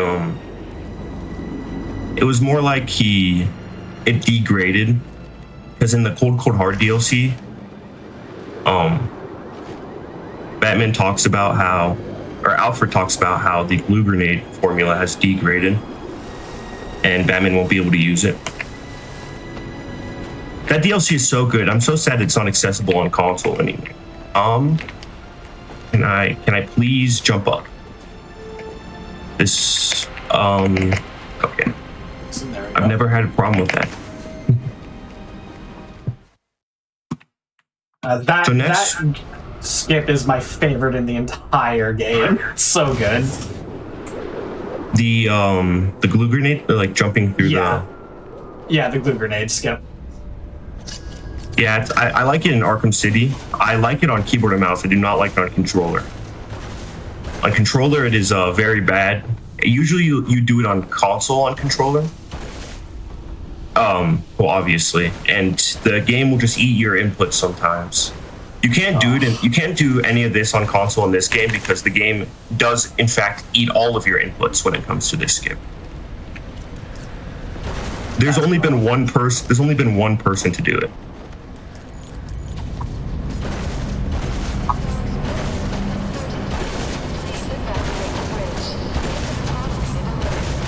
I'm gonna take a page out of Chicken Nuggets book and say, Dark Knight Rises, anyone? Oh my. Oh. Ooh.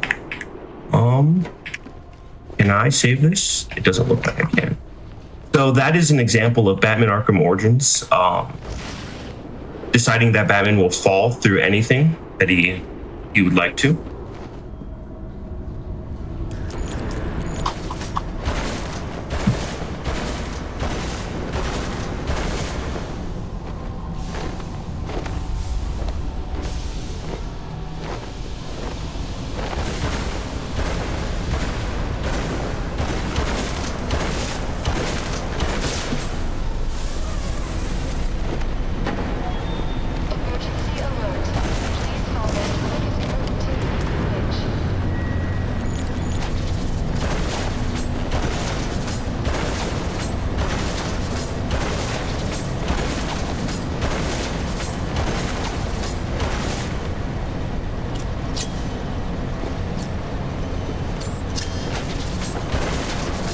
Batman really doesn't want to fly on this one.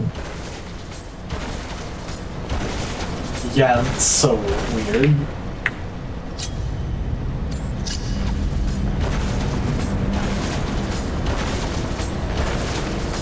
Okay.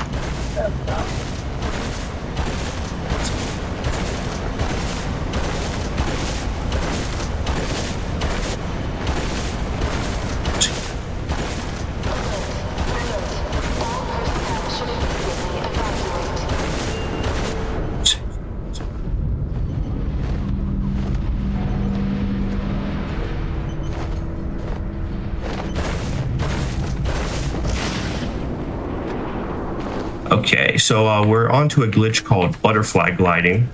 This is very, oh, I got it. First try. Very nice. That one is very scary because you can fall down the elevator shaft, and that is basically run dead because you have to reload and do all of those shenanigans again from the door.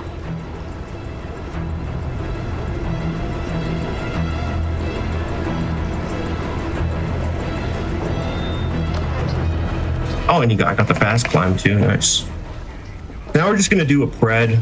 This is on easy, so these guys are not a threat whatsoever.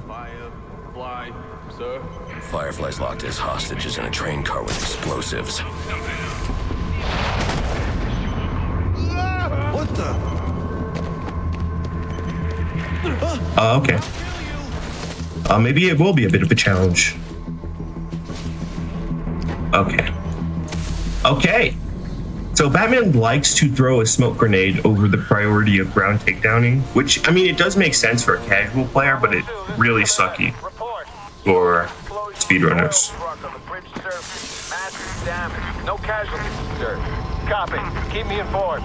We're going to deactivate exactly one bomb here. I'm not sure. He sure beat the hell out of those goons. I've heard about him. He's a criminal, wanted by the cops. Just stay quiet. Maybe he'll leave. Don't be stupid. Why would he do what he just did if he wasn't here to help? If you're so sure about him, why are you whispering? Will you two shut up? Let's just see what he does.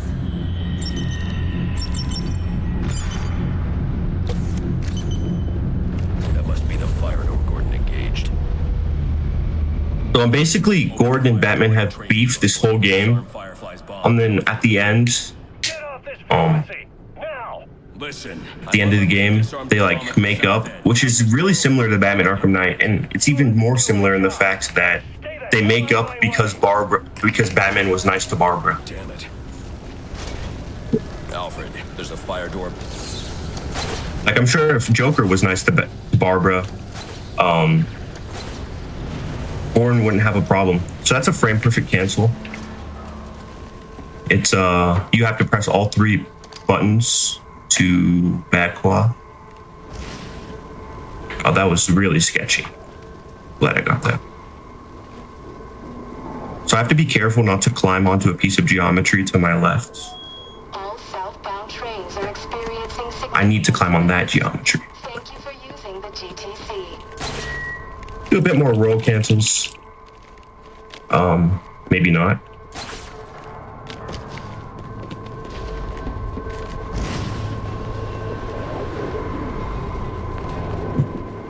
Going to glide onto. Okay, maybe I won't.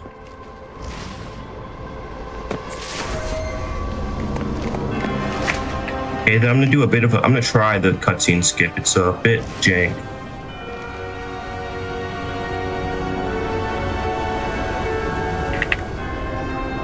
Oh, I got it. Wow. And then I'm gonna upgrade the batarangs, and now we're just gonna have the most broken combat experience ever. There he is. Looks like it's gonna be a Merry Christmas after. So all you have to do is just quick fire the multi-rangs, and they'll just instantly kill anyone in your path. I don't want to die.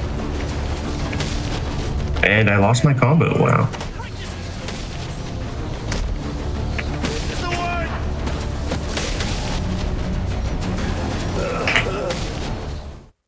Now we're going to start fighting Firefly.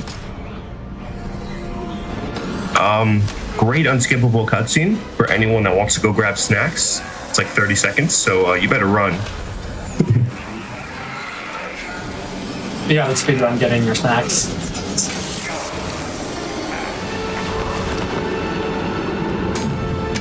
So Batman threw the batarang at the jammer or whatever.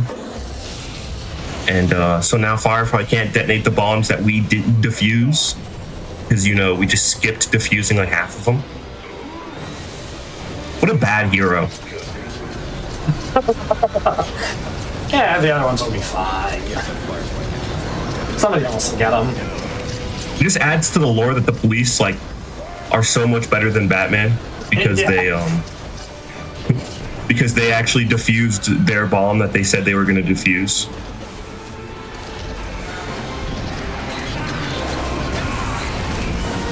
I do not believe, actually I think it's more than halfway of his half. Okay.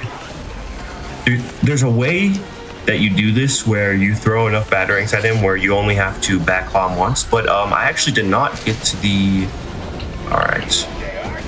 I did not do it correctly, so I'm just gonna throw a glue grenade at him. And I'm just gonna sit here and spam batarangs until he gets knocked out. Okay, that should be enough. That is very annoying. That is not how you do that.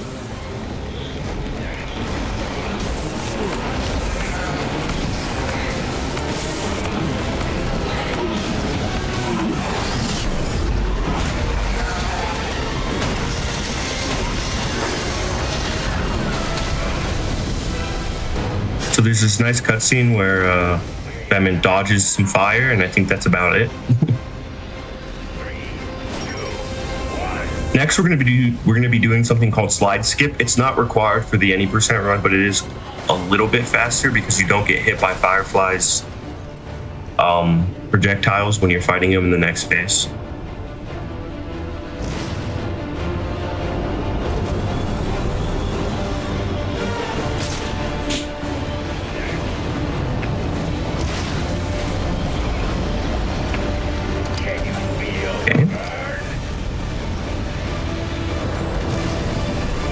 Nice. First try, butterfly. Very nice. We're just gonna get on top of this truck. Then we're going to jump over into this middle partition thing. And hopefully Firefly will stay above us. Or actually, he will go to the other side. Which means this is gonna be a bit jank. because sometimes the back claw won't reach him when he's on the other side. 1, 2, 3. 1, 2, 3. 1, 2, 3. 1, 2, 3. And look, okay, so Firefly decided to not get back. Batman decided not to back Firefly. This is not so good. Okay, he's knocked out again, so hopefully I can backball. Nice. If he's on the other side of the partition, like where you are, it'll be a cool little cutscene where you can't see anything except for Batman backpawing the behind him, which is where Firefly is. It's just a weird glitch.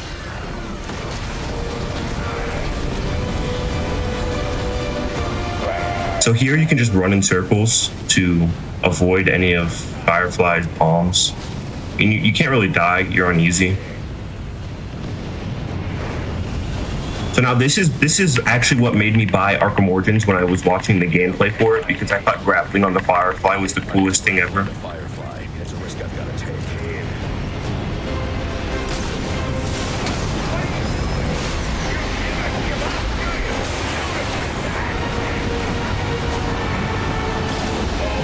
Yeah, this is a pretty sweet section. And that is Firefly down. Only one more assassin left.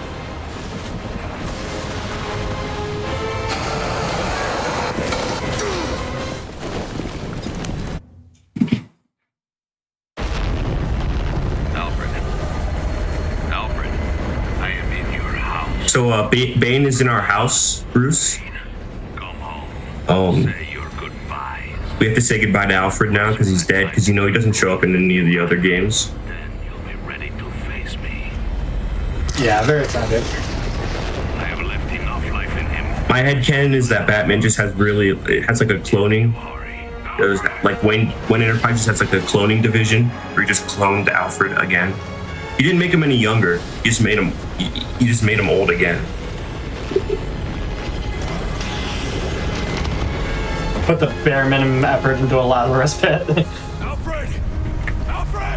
He actually just hit up Raish. She was like, "Hey, Raish, I have a very interesting proposition for you. I won't go after you for until Arkham City if you bring Alfred back." Alfred, can you? So I don't understand how Bane knew that he left enough life in him if he's under a bunch of stuff. So now Alfred's dead. We have the shock gloves now, but we won't have them later, which causes a very hard skip to need to happen.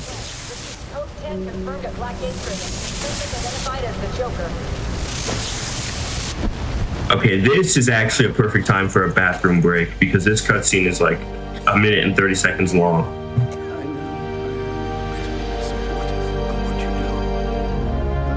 I feel like Batman at some point should just, invest in a Lazarus pit, considering how often people in the Bat family die. Like you let Raish get to Jason before you did, dude. Yeah, exactly. Come on. You could have a nice jacuzzi. You get a jacuzzi next to it because you're gonna be there often enough. Master Bruce, now is not the time for. I know he was regretting. I was gonna say I know he was regretting destroying the Lazarus pit right after Tim got captured in Arkham Knight. But it's high time you realize Oh, that yeah. you are a man. He's like, dude, I need a plan B.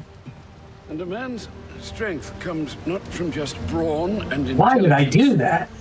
But also, I could just take it easy if I had that. Why did I throw a sword at the stupid electrical thing? So the Joker has taken over the entire prison, according to this lady. We have lost Blackgate. Anyone for assistance. They need you. No, they need us.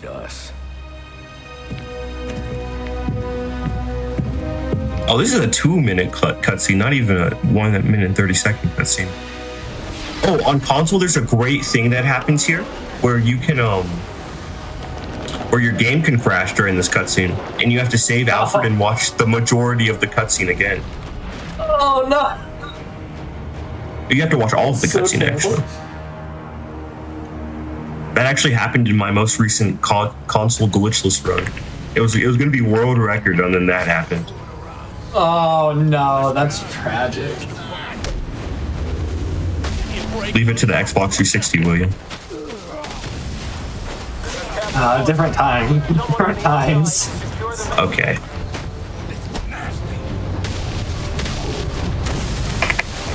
So, we just used the multi-batarang to absolutely destroy everyone in that room. Thanks for... I could use your help.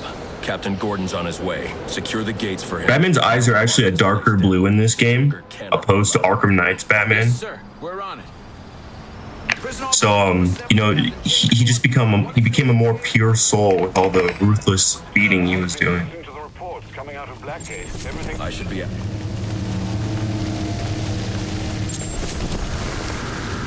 There's a little skip you can do here. This isn't gonna work.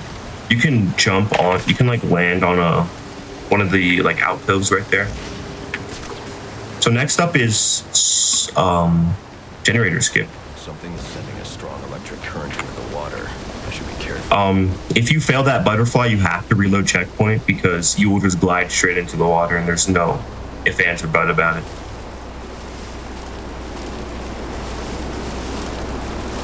And Batman's feet is touching the water, but you know, electricity doesn't run through your feet. Oh, I thought, what's going on here? That was really freaky. I thought I was gonna die there. Okay. So I can attest that I have invert flight controls on for my remote battery. Okay, I jumped off.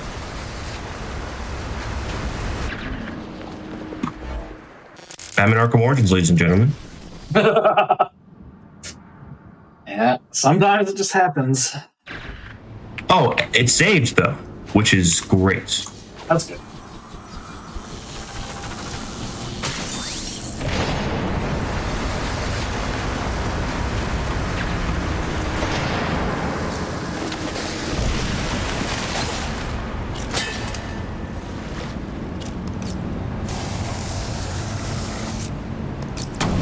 Batman can't punch through wooden walls because he's not strong enough yet, by the way.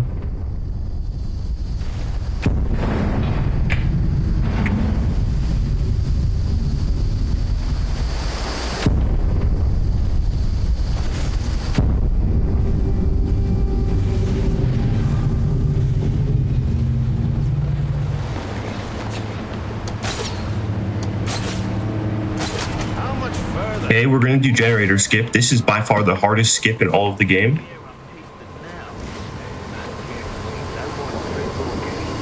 It's all blind, which is amazing.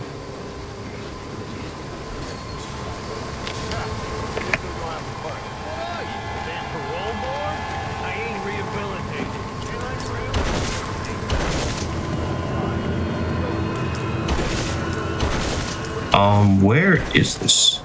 Okay, great.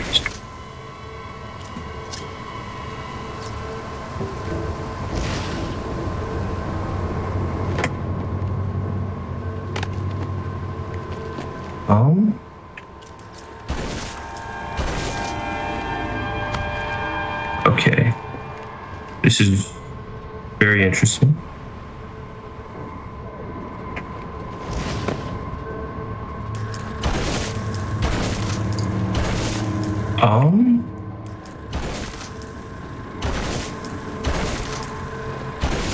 I'm not too sure where I am. I've never had this happen before. I'm gonna try to climb up this. Oh wait, never mind. I know exactly where I am. Oh, exactly as planned. Okay, first try generator skip. Very nice.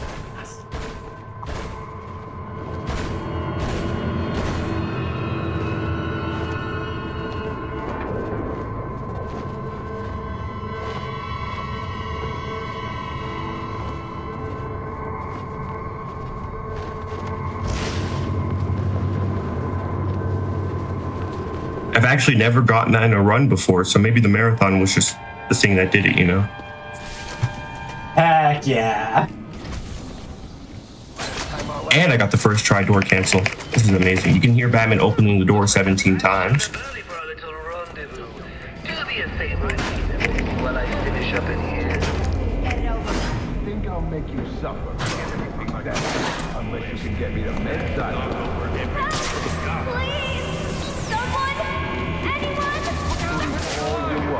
Ain't no one here to come to your rescue. We own this prison.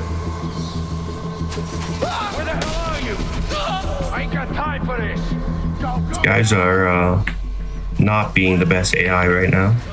This is why AI will never take over the world. Hey, I'm up here. I don't know if you guys know this. Okay. Looks like we're doing this the Batman Arkham Origins way. Climb up. Thank you. Climb up. Thank you. Okay. He's not going to. This game is amazing. No complaints. He was right after what you did to me. I should check on the hostages before leaving. They may be able to point me in the Joker's direction. Are you okay? What's it to you?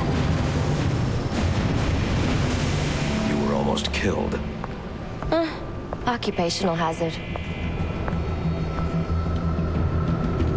Look, I know why you're here. He's in the Panopticon, and he's waiting for you.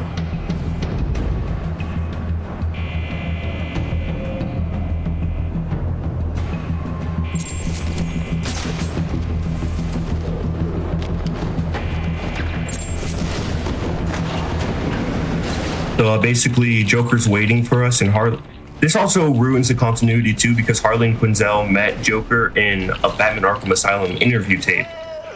Keyword Arkham Asylum. But that now you're gonna say that this game and the VR game are breaking the continuity? That doesn't make sense. The VR game is just bad. People love the VR game. I cannot stand that game. I played until I played until the last day of whenever Ratcatcher's Reckoning or whatever. Spoiler alert. And the game is just go to the Batcave, go back to prison, go to the Batcave, go back to prison. It is they find a new way to make you go back to the Batcave every time. Yeah. No, I'm happy that we finally got a Batman VR game that wasn't Batman Arkham VR. But yeah. Batman Arkham VR at least at least made it all a nightmare, you know? I feel like it was a great tech showcase of what a Batman game could be like, and now they need to make a sequel that is a Batman game. I'd play Batman Arkham City VR. I didn't know that. I didn't know there was a VR for that.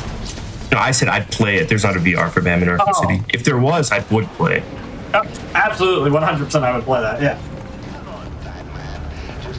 The combat I feel like the combat was the only good part of that game.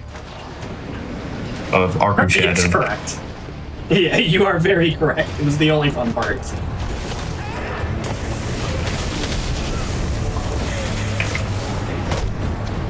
Okay, so we're ground takedowning, or we're special combo takedowning random guys.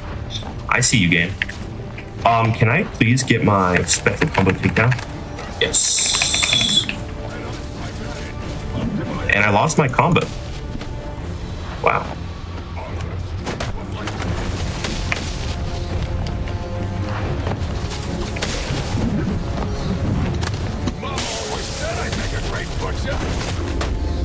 Okay, now we're going to start Bane.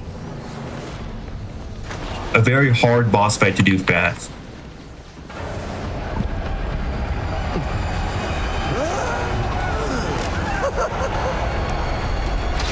Let him go. This is a pretty long cutscene too, but I actually like this cutscene. You had a chance to let me die, and you didn't take it. I bet you're wishing you had. You're wishing you had. I've killed a lot of people. I brought the city to its knees, crippled the police force, and it's not even time to unwrap our presents. Ship it! Let's do this. Okay. So, what our friend Bane holds in his hand is... I also guess this is the first time we're seeing Joker all run, besides that one flashback. Charge the battery on this electric chair. And when it's fully charged... So either you kill Bane... No, I won't kill him. Won't kill him. But you will. You will fight me with all your resolve, or you will die. When I first played this game, I didn't understand the concept of prequels, and I played this after Arkham City, and I was like, wait, Joker's back alive? That doesn't make sense.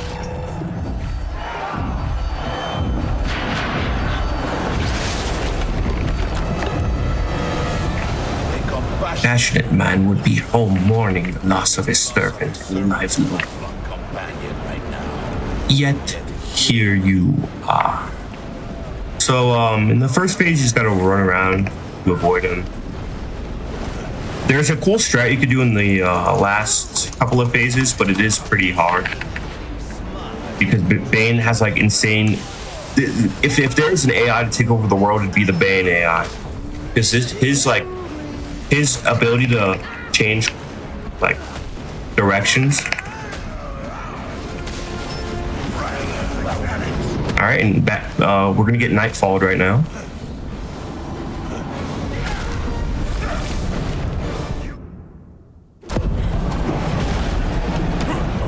Use my shotguns to temporarily stop Bane's heart. It's my only hope.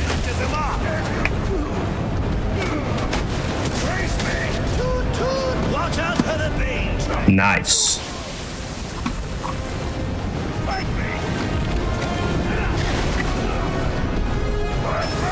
Bane will start running around again. Anyone you want to say goodbye?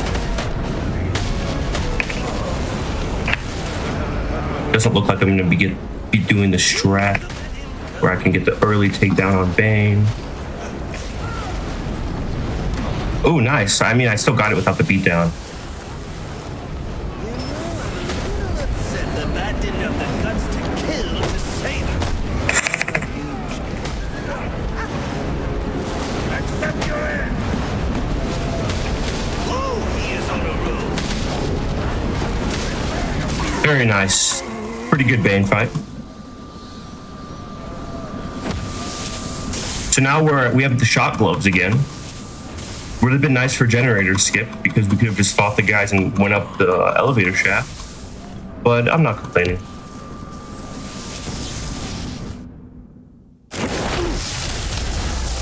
All right, now we're on TN Bane. TN1 Bane. Alfred, what do we know about TN1? The compound I found in Bane's lab. I'll start looking into it now. Master Bruce, the TN1 Bane objective will reach its full in 10 minutes. If you can't defeat him by then, you will be able The strat's just you know, the strat here is pretty easy.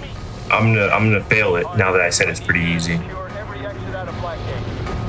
But it just entails going into smoke.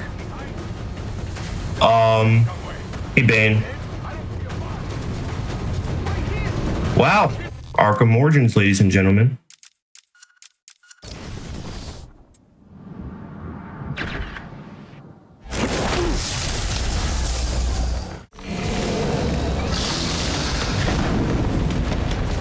Alfred, what do we know about TN1? The compound I found in Bane's lab. I'll start looking into it now. Master Bruce, if you can't defeat... Wow. Okay, this is very bad. I will be honest here. The first time I didn't even fit this. Both times I just got screwed. Alfred, This game is absolutely peak. Master Bruce, if you can't defeat Bane within 10 minutes, the TN1 he just injected will reach its full surface and will take you out in one hit. Okay, so TN1 Bane AI will not take over the world, everyone. Harvey, I need you to secure every exit out of Blackgate. Sewers, front doors. Will he run? Yes, Roid Rage! Will Batman stay in cover? Only time will tell.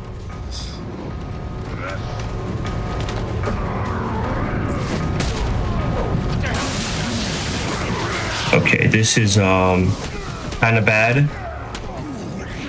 I've never done it like this before, so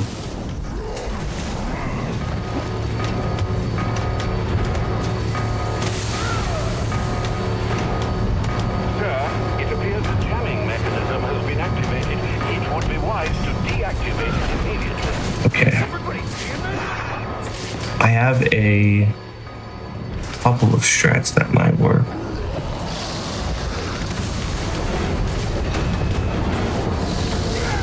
This is really bad. Okay.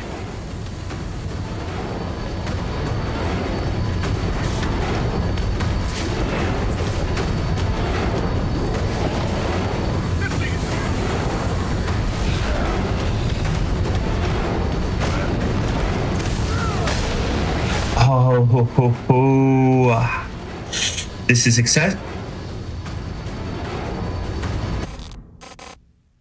Where am I?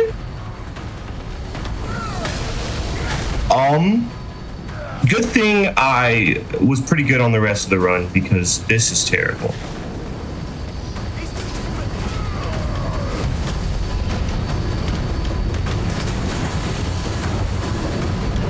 He was behind me.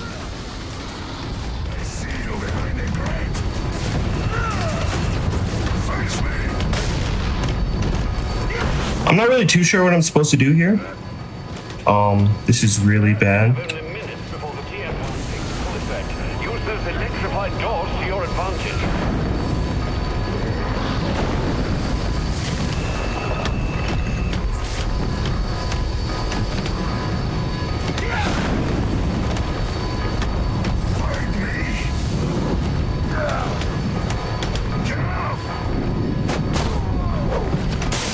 Ooh, that was really bad.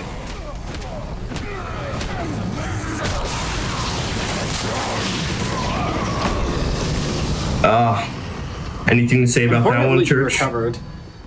I mean, you recovered eventually, so that's the important part. You got it, you recovered. I was a little worried for a second, but you pulled it back.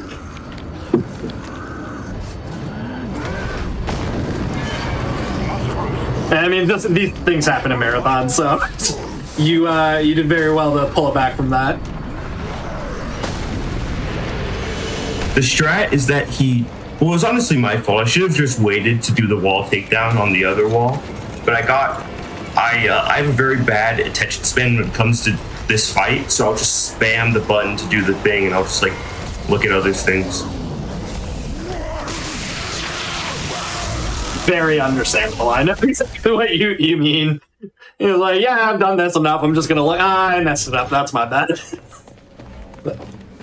I did say I was gonna fail it. The important part is you recovered. Yes. Thank you for the help. Yeah. The important part is that I was afraid I was gonna go overestimate because Tom Clancy's Rainbow Six Siege has had me in a chokehold recently. Where's Gordon? Sniper! Would your locals back for more? So we see Killer Croc again. I really like his character model here. Like, I like the only having pants on. Want the Joker? Take him.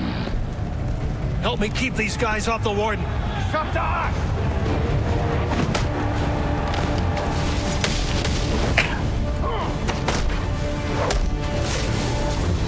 Some kind of freak? Fight well. Had a rough childhood. This doesn't, Joseph. They're on their way. That guy just doesn't exist anymore. He went through that door. Interesting. It's the chapel. Thanks.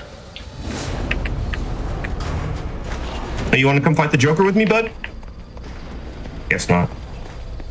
This is, so this is the end part of the game. Time is going to be on, when I finish up the beatdown.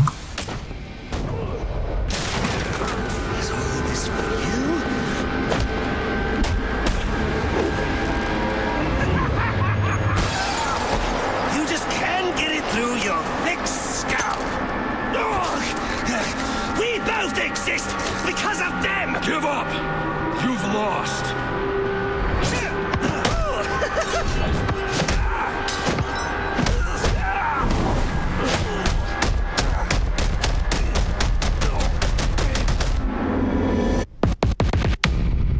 This beatdown is so satisfying.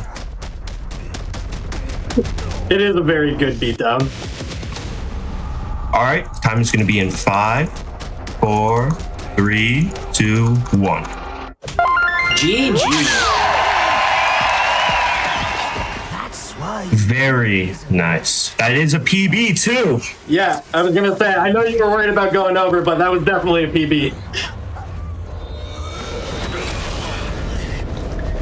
It was a 58:47 final time on our end. Why quit there?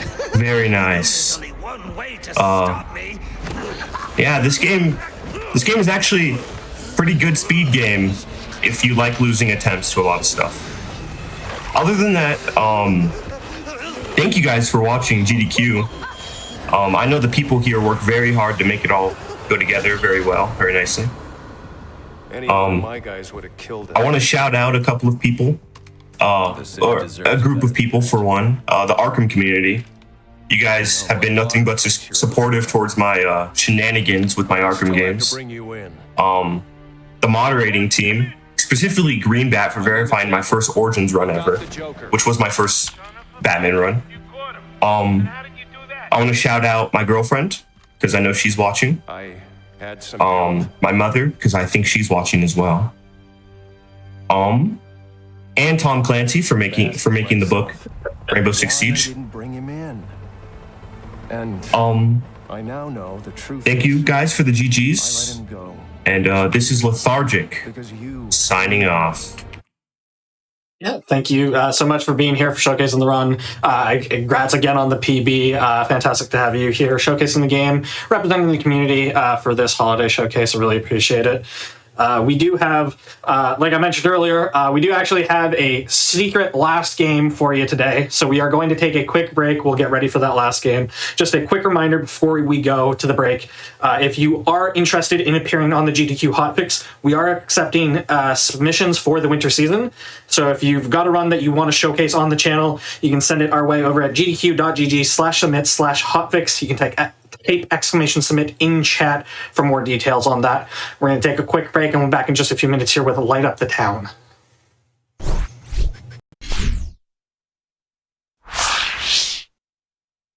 Hello, everybody, and welcome back to the Games Done Quick Hotfix. This is going to be the end of our first day of our holiday celebration. We've got one final speedrun for you here. I'm going to be doing Light Up the Town. I've got a few commentators here. I'll let everybody introduce themselves real quick. Hi, my name is Alfina. I don't know what I'm doing here. Hi, my name is Pestless. I also have no clue what I'm doing here. Hi, I'm Ashley. I really don't know what I'm doing here either, but I've played the game at least.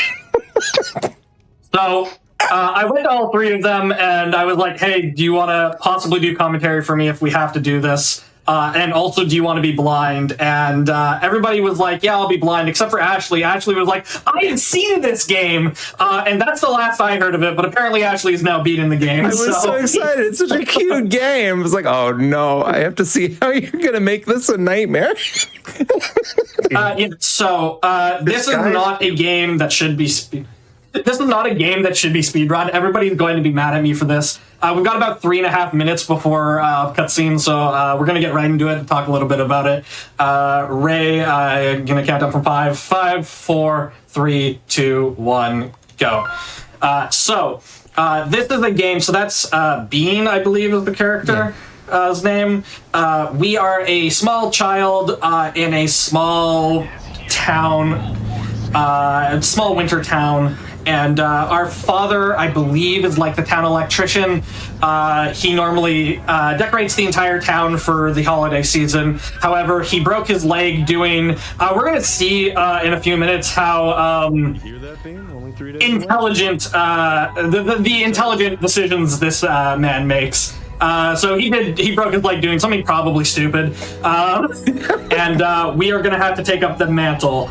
In a great exchange for the bike that we were told we weren't allowed to have because it's illegal for 8-year-olds to have bikes.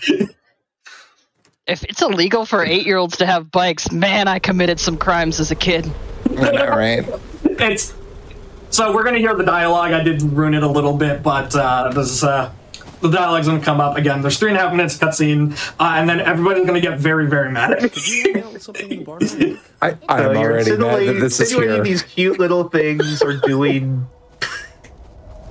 You're telling me these cute little things are doing crimes. Well, I'm pretty useless at the moment, unfortunately, but I don't know, maybe you should... That's how I Is the crime that this is a... Come on, it's important. Is the crime that this is a Kingdom Hearts run with a 3-minute unskippable cutscene to start? Or? Gosh. More or less. Pest no. Pest bad. This game Look, just about every game I adorable. speedrun has an unskippable cutscene at the start, so I don't know what you want from me. Valid. Alright. You're the artist. So, now you get to be very mad at me.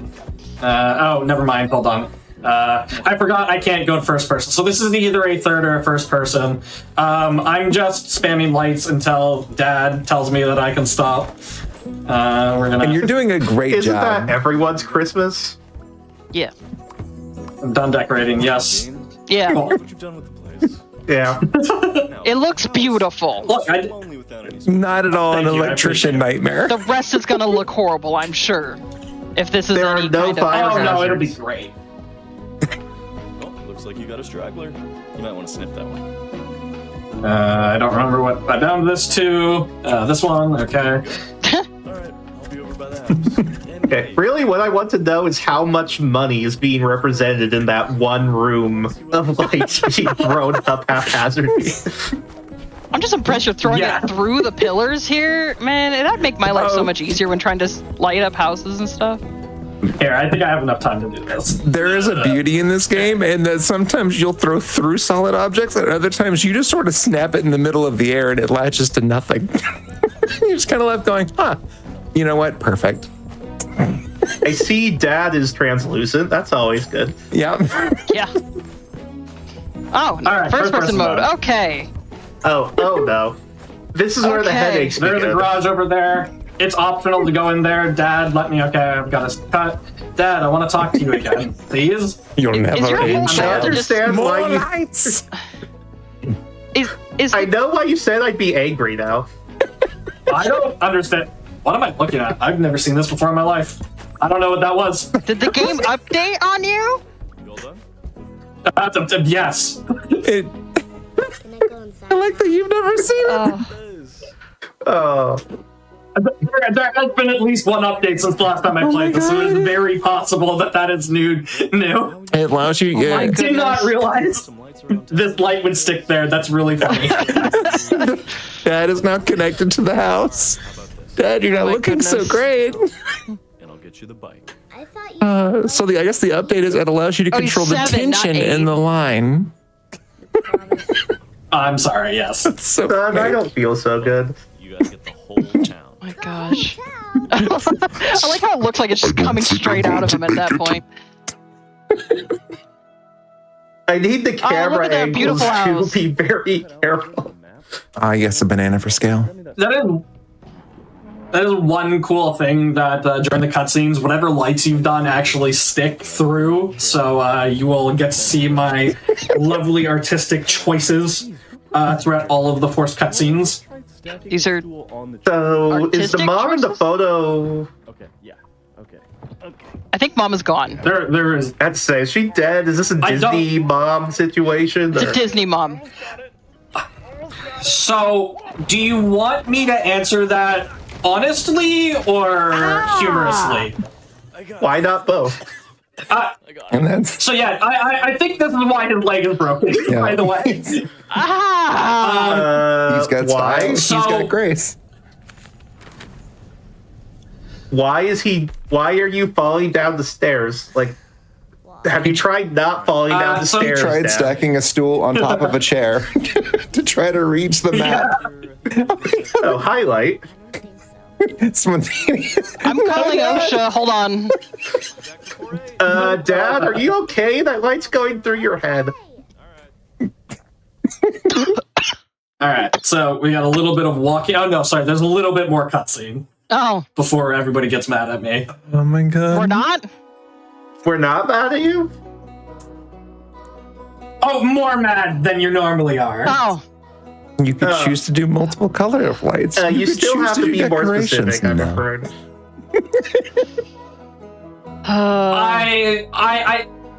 What I am going to do actually is right. Like, actually is already prepared. Like, she understands that I've done something very, very bad to this game.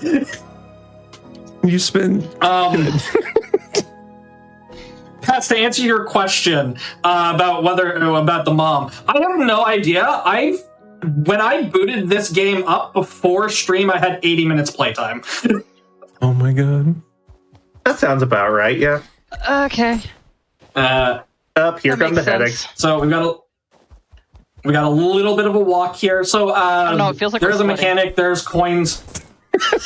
It does feel like that, but we are walking. There's coins. You can like buy different kinds of decorations, and there's like baubles and stuff. There's a whole bunch of different things you can do. I'm gonna go talk to Nora here. Hi, Nora. We got a little bit of cutscene, and then Hi, Nora.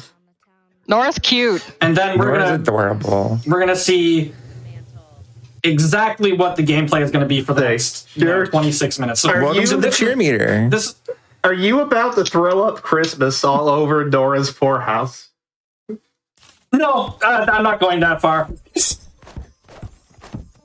this is the gameplay. I can walk around. It probably wastes like a fraction of a second for me to run every time I throw a light, but that doesn't really matter. So I saw this was a very cute game. I saw it, and most people would look at a game and go, "Oh my god, that looks really cute." And I went, "How is this speed runnable?" And I noticed very quickly that the cheer meter goes up really fast. And that's because the devs expect people who play this game to like play this game and decorate in a decorating game. And they didn't expect some sicko like me to just calculate how many lights you need to throw down to progress to the next area. It does not matter. I'm just going to throw... The next 26 minutes is me spam clicking lights on the ground. I hate you so much. Some cool parkour. Oh, we hit a car and a fire hydrant. This is fantastic. I can do a little bit of parkour while I go. There's a trampoline here. I think I'm going to be there a little early or late. So now that that's popped up, I can go to the next location. So yeah, the next 23 minutes. I don't know how much we've got left. I had to close a lot of things just to make sure that the Discord screen share worked properly without crashing everything. I don't actually want to move here, so this is the only one where I'm actually just going to stand in a corner. There's like a minute cutscene over there somewhere, and I don't exactly know how to trigger it, so I'm just gonna go stand in this corner. But for the rest of it, I can just walk around and throw lights. But yeah, no, this is. That sounds like some Final Fantasy 15. How do I skip things? Don't stand over there. Yeah, correct. So yeah, for this particular area, I'm just gonna do this. Yeah, no, how mad are you at me, Ashley? This is horrendous. There's an entire other half of town. It's really cozy and quaint, filled with lovely people that you will not interact with. There are two NPCs I am very specifically going to interact with. We'll cover that later. You might know the two NPCs I'm talking about. I'm gonna skip them the first time because I don't know if they have cutscenes the first time. I'm gonna be real with you. I'm gonna politely call this right here. This is Christmas vomit. This is. Am I? I don't know if I'm more. I don't know if I'm more upset that you're just throwing up Christmas all over the ground, or that you're not throwing up Christmas all over the neighbors, or that you're moving. I don't know which part of this I'm upset across about. the bridge. Oh golly! I know I'm upset, but I don't know which part's upsetting me the most. I went the wrong way, so we're gonna do a little bit of sightseeing here, and hope I don't hit the cutscene because this is okay. I just went to the backside by accident. There's a nice little skating rink here. I think the part that's helping me from getting too angry is I watch a lot of Let's Game It Out. Yeah, true. And this is feeling like some Let's Game It Out nonsense. I will. Hey, Scott, buddy. I mean, look, my go-to Christmas speed run, one Spider-Man Miles Morales. You just watch cutscenes for 50 minutes. So is this that dissimilar? No. Scott is the best in BC. Scott's pretty good. You can tell. I got you, Scott.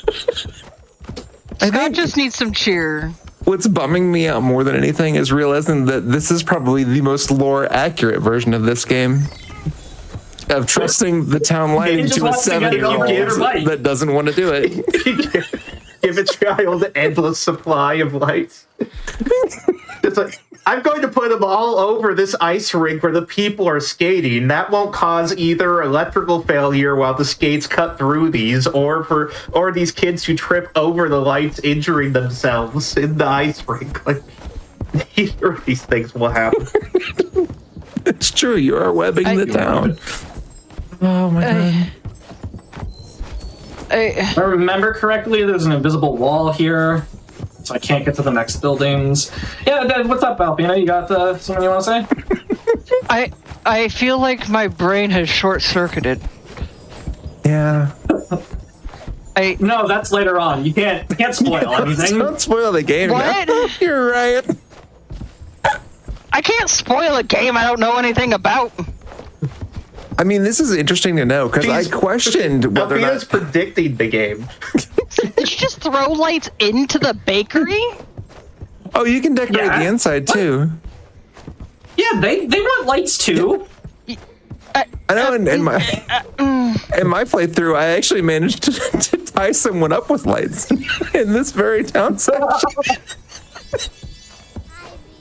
Hi, Bean. Hi, Ruby. This town looks adorable, and you're screwing it all up. This is a very lovely town. It is so cute, so adorable. It's lovingly crafted. I am a very, very bad person. This is the hospital. It looks like the newspaper headlines the next day would be breaking. Little kid vandalizes town in Christmas lights. This is not the level. Yeah, definitely make sure you decorate the sick child's room. We aim for the child to be left. I don't know how to get up there. It causes thousands of dollars in property damage and sticky Christmas lights. You want to do an interview real quick? Let's do an interview. Unless he doesn't want to let me talk. Oh, did you get that bug? No, I didn't want to interview it either. This game does seem to have bugs where if you get caught in conversation that you didn't know you were having, you just can't progress in conversation. They just don't talk to you and ignore you. Oh, that's okay. We're not doing a radio interview anyway. I didn't want to talk to you either. Oh, that's how you get up there. That's cool. I actually didn't know this. Huh. You brought. We brought there it was. cheer to the sick kid. Aw, it's such Christmas joy. Back to spam clicking. Yeah. Are you clicking? I assume. I am spam clicking. This is 26 minutes of left clicking.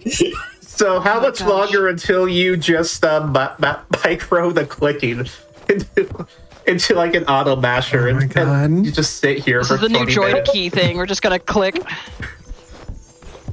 I'm just gonna press one button and it's gonna auto click for the next 26 minutes. Oh my god. I mean, it's what I would end up doing, but that pretty much summarizes it. Such Christmas, much cheer, absolutely. That's Christmas, much cheer. This is how I imagine New York City like looks at Spider-Man's webbing, where it just gets caught in everything everywhere, and it's stuck. Everything gets stuck, and people are like, "What am I supposed to do?" Yeah, but with more Christmas.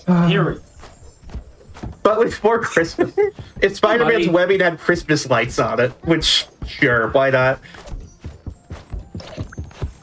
Triple J would love that. I really do want to know what special technology this bear has where the lights are just magically sticking everywhere he throws it. Right. Imagine I can just decorating imagine, like this. He's so nice. If Spider-Man was throwing webs that had Christmas lights on it, Triple J would have way too much fun with that, and we can't have that. That would be the best Marvel content. It's just Triple J being like, and Spider-Man comes in with his Christmas webbing. There are too many lights everywhere. All the colored lights all over New York City. You can't see a thing outside your window. It's all blurry rainbow Christmas vibes. He's a menace. More Christmas pictures of Spider-Man. Done. I can see Triple J doing all that about the bear and running around town here too. So you know, it's out of the city. Saved us from the Christmas cheer menace. All right. Hey, friends. Aww. Hi, Dolly. Hi, Breda. We're gonna have some conversations with these two. While we decorate the table. He's a bear and he's a menace. Give me pictures of the bear. You are the hardest worker in Bellflower. So proud. How's your dad holding up? He may have fallen down the stairs. Don't ask questions. Yeah. You're asking a lot of questions there. Are you this wild about Halloween? Are they going to make a Halloween version? That's what I'm waiting for. The Halloween it's not DLC. Going up. Why is it not going up? Where's your mom, little one?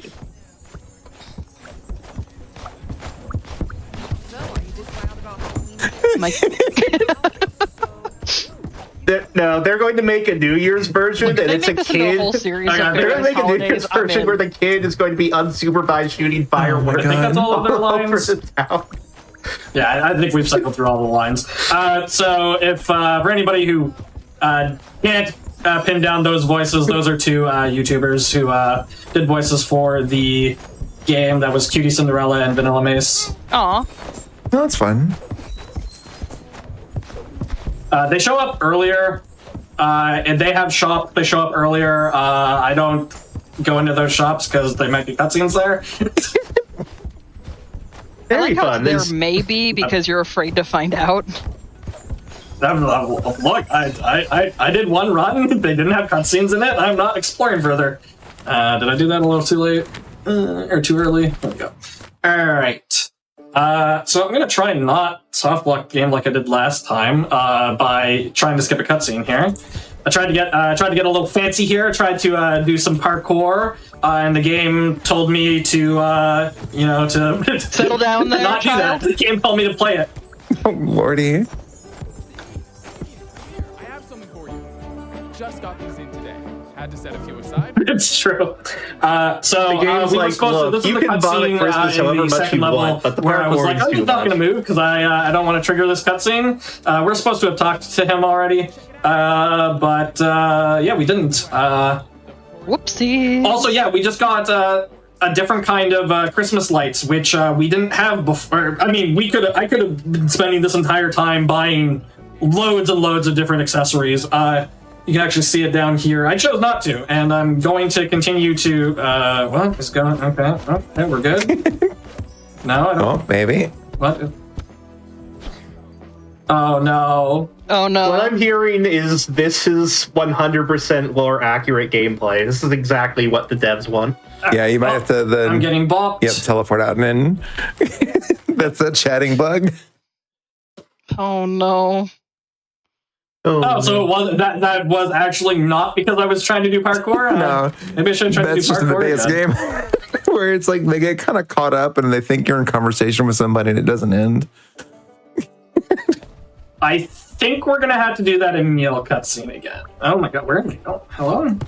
I mean, that is actually don't need to be throwing lights here, but go ahead. I was gonna say that is a fun thing with this game of like when you swap to first person, it is a game of where am I looking? I don't know. Oh, you are getting to again. Do the immune. Yeah. It just really wants you to see these flickering lights. Well, and it has to stress the whatever the. Do I get a different kind? No, I do not remember if this is a different kind. It will keep popping up like relentlessly. You can unlock the same thing like 20 times. It just keeps showing up. Oh my goodness! Excellent. Oh my god! It also has to. They really want you to know that this is like a portable power pack, and it's not foreshadowing at all. All right, I'm gonna stand very still until it looks like I have. How you said that that's not foreshadowing at all. Come on, let me talk to the man. Oh no. I think the game is onto your shenanigans and it isn't happy. Oh no. Alright. Alright. Third time's a charm. Fingers crossed. Yeah, I'm not gonna throw any lights this time. Game's mad at me. The game is upset with your shenanigans. I think you earned the anger from the video game this time. Goodness gracious. This is an adventure. Third time's a charm. I did not hide the fact that you would be mad at me for this. No, I'm just debating if you're now the one that has to pronounce things tomorrow. Oh no, oh no. Don't make me pronounce Eldritch names. That's not cool. Don't make me mad at Christmas lights. That's not cool. Yeah, I'm not moving. Okay, but hear me out. Spider-Man game where Spider-Man's webs are Christmas lights, and each boss you beat, you unlock new Christmas lights themed around the villain. So the strobing lights are like after you beat Electro. Oh my gosh. Yeah, you might have to, yeah. I'm in. Get on that, Marvel. And make sure we have some angry Triple J or I'm not happy. The whole point of the game would be angry Triple J, let's be honest. Do not make me do it a fourth. You're gonna make me do it a fourth time? Oh, I'm sure. Not the biggest Spider-Man fan, but you can talk me into Spider-Man content with Triple J. Yeah, I'm just gonna run backwards. People are chatting with you. That's a good sign. That's very fair. Just got these in today. Had to set a few. Just got yeah, those I feel like in. they weren't talking to me the other 3 times. Yeah.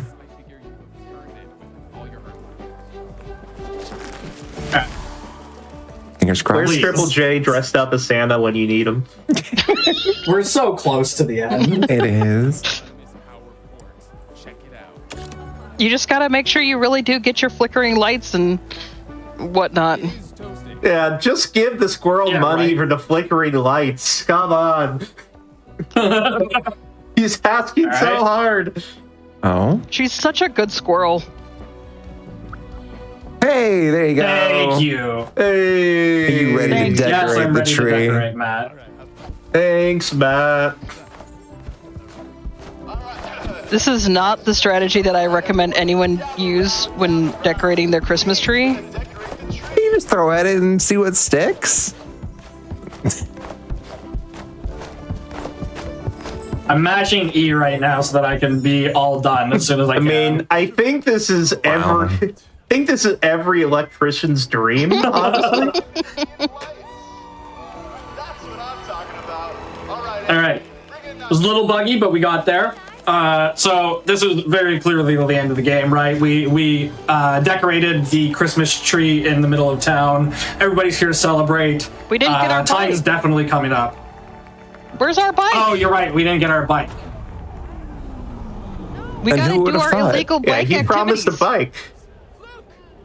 That's probably fine, right? Totally. And then our dad's an electrician. He can fix it. He definitely doesn't have a broken leg.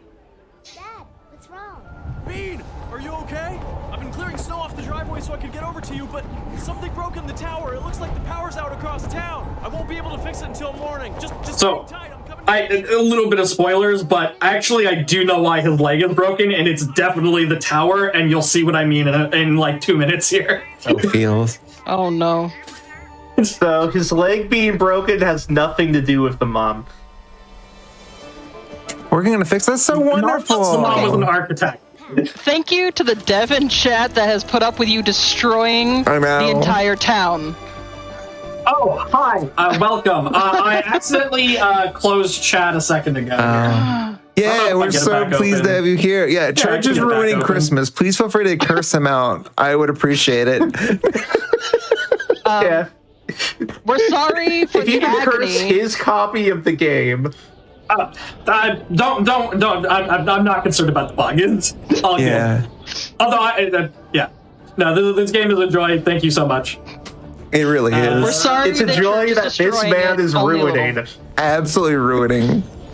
I will get the chance to say the chance to say playing it normally. This game is adorable and it's so heckin' cute.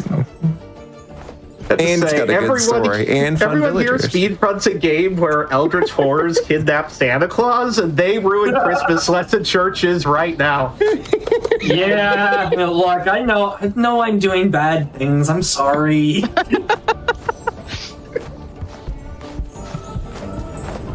You can do it faster with longer strings. Oh, okay, interesting. Oh, nice. That's what I wondered. That's actually what I wondered. If this speed tech would be to like throw like one left and one way right.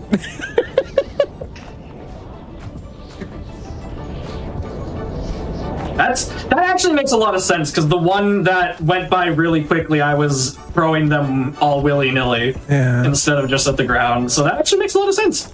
Thank you for bringing that up. I will say, since mentioning of bugs, I will share my favorite bug that has come from this game is having finished the story and then the bug came where the light stopped working. And it has been priceless. Oh my gosh. It is very much that moment of, I don't want to talk about that cutscene. Where did subtitles go? Interesting. Movie night? Oh, so you guys were using the speed tech for testing. Fantastic. Oh, that's fine. Yeah, I know the bug with the light is known. But yeah, that was a priceless one in the game, and then the lights just turn off. I'm like, oh no. Oh no, this is so sad. People have been chill. I'm glad they have. The lights. Yeah, it was a priceless one, and immediately was like, okay, y'all know. Oh, thank goodness. It's so funny. I don't know that we've actually specified this. This game came out, what was it, like 14 days ago? Yeah, no, it's very recent. This is a very new game. Yeah, no, this is a very new game. So because even though you didn't tell me about it, I had heard about it getting released this month. So it actually had hit my radar a little bit. Yeah. This is the first I've heard of it, and it's adorable. Yeah, I might actually Grinch is ruining my first impression of this adorable video game. I am ruining it for you. Yes, I'm sorry. You are destroying. I didn't hide this fact from anybody. Yeah. Pass hit the fact that he was going to destroy a game. Tell me what you were playing. Yeah, except for the fact you didn't tell me at all, even a little bit, what game you were playing, and told me to come here. So I think you were hiding something from me. I offered to tell you, and you said you were okay coming in blind. So yeah, this is do you have a point? This is 100% why Bean's dad's leg is broken. This is how you get up the electrical tower normally. So I think I know what happens.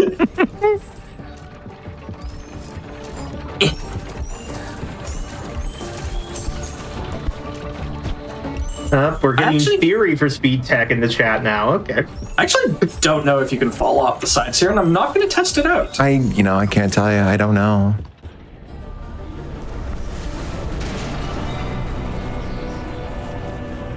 So I didn't know we were in an Uncharted game now.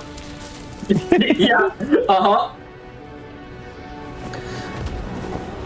Sometime will be coming up soon. Bean just has to finish being a hero here. I'm enjoying that Ray's coming up with more speed strats.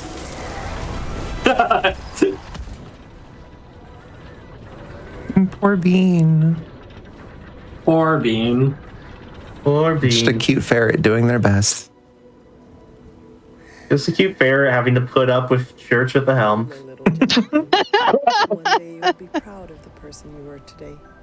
I think what happened to my subtitles. That's weird. Yeah, I think this is the mom. So there's a mom. Oh, okay. This is not a Disney movie situation. Oh, there's the mom. Oh? I'll keep No, my it is a mouth Disney shut. movie situation. You can find out in the game. Also, just for the record, I don't.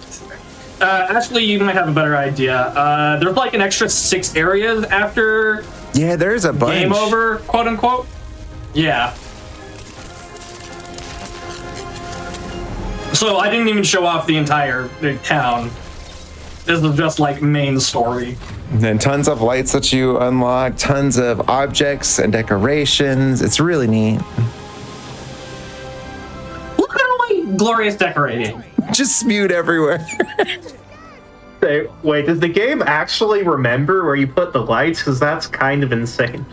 It does. It doesn't like the small scenes. The overview, not so much. It does in the small scenes. I don't know about that one. I'm gonna have to say probably not for this one, but probably not for that one right there. But the look at the market, that looked right.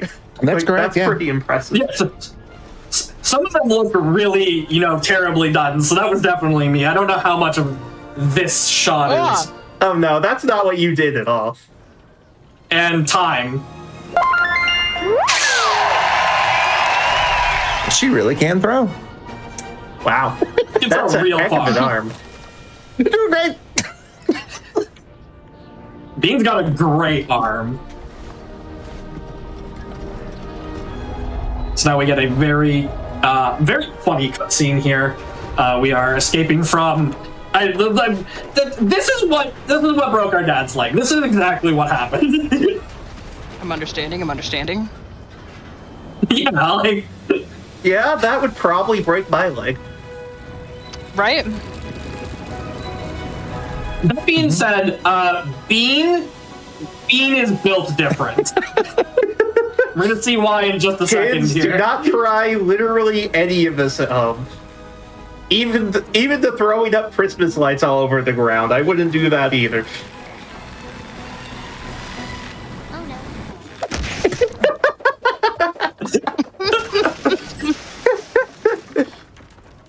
I'm okay. Oh, thank goodness. All the lights different. Strewn everywhere.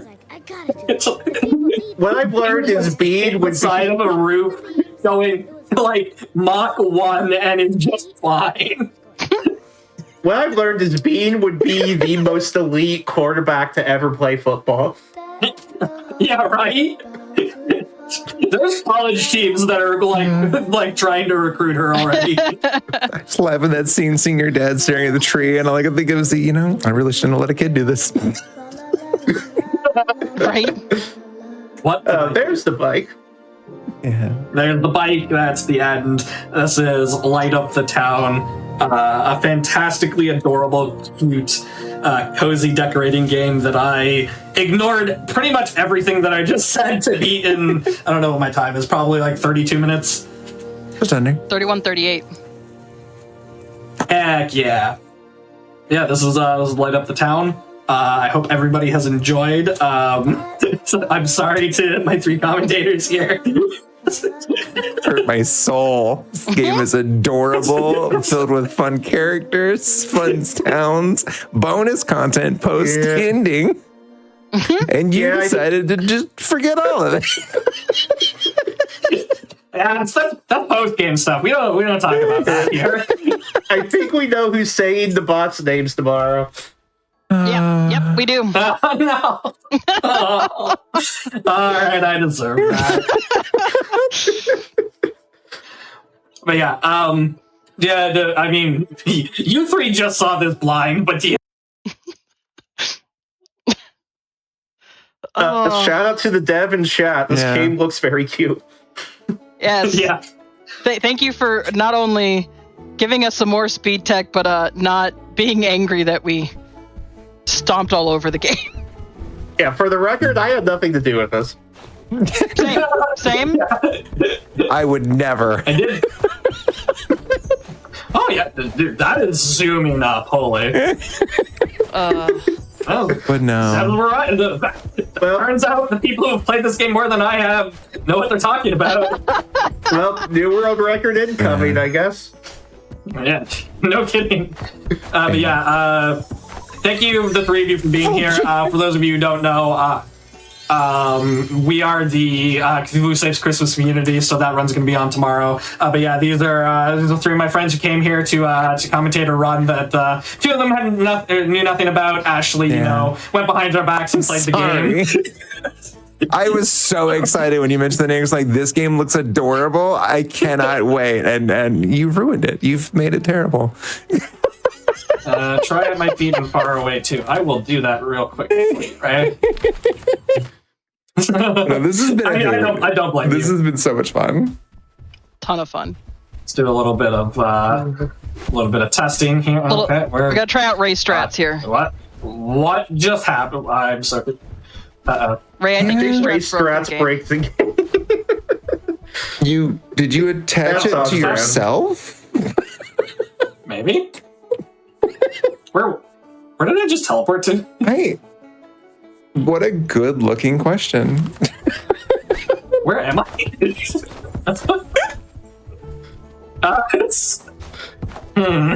cinematic. Okay. Where am I? Yeah, I don't know. I did have one bug. Library? The camera kind of went haywire, where forward was backward and backward was forward, and it was priceless. I think I was throwing during the transition between third person and first person, and that the game didn't like that. I think that's what happened.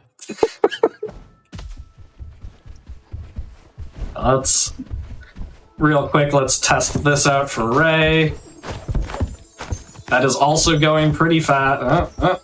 Yeah, it's pretty fast. If you can get the good It's tosses. a little less. It's a little less just because I'm on like a flat plane here. It's a little less. This is also pretty. This is pretty zoom in. So this is way better tech than what I did.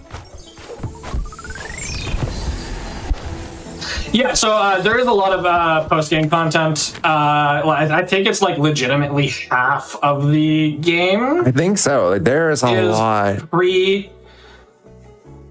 So yeah, there. Yeah, I think you're right. Let's try. Where's this? Here, let's try at the cottage. So I think it is going to be some combination of those two, depending on what your terrain is. So if you run like over here, it's probably going to be pretty good if I hit like the top of the house. Oh yeah. Yeah, that looks like it's zooming up pretty far. So hey, new speed tech. Somebody can take this record for me.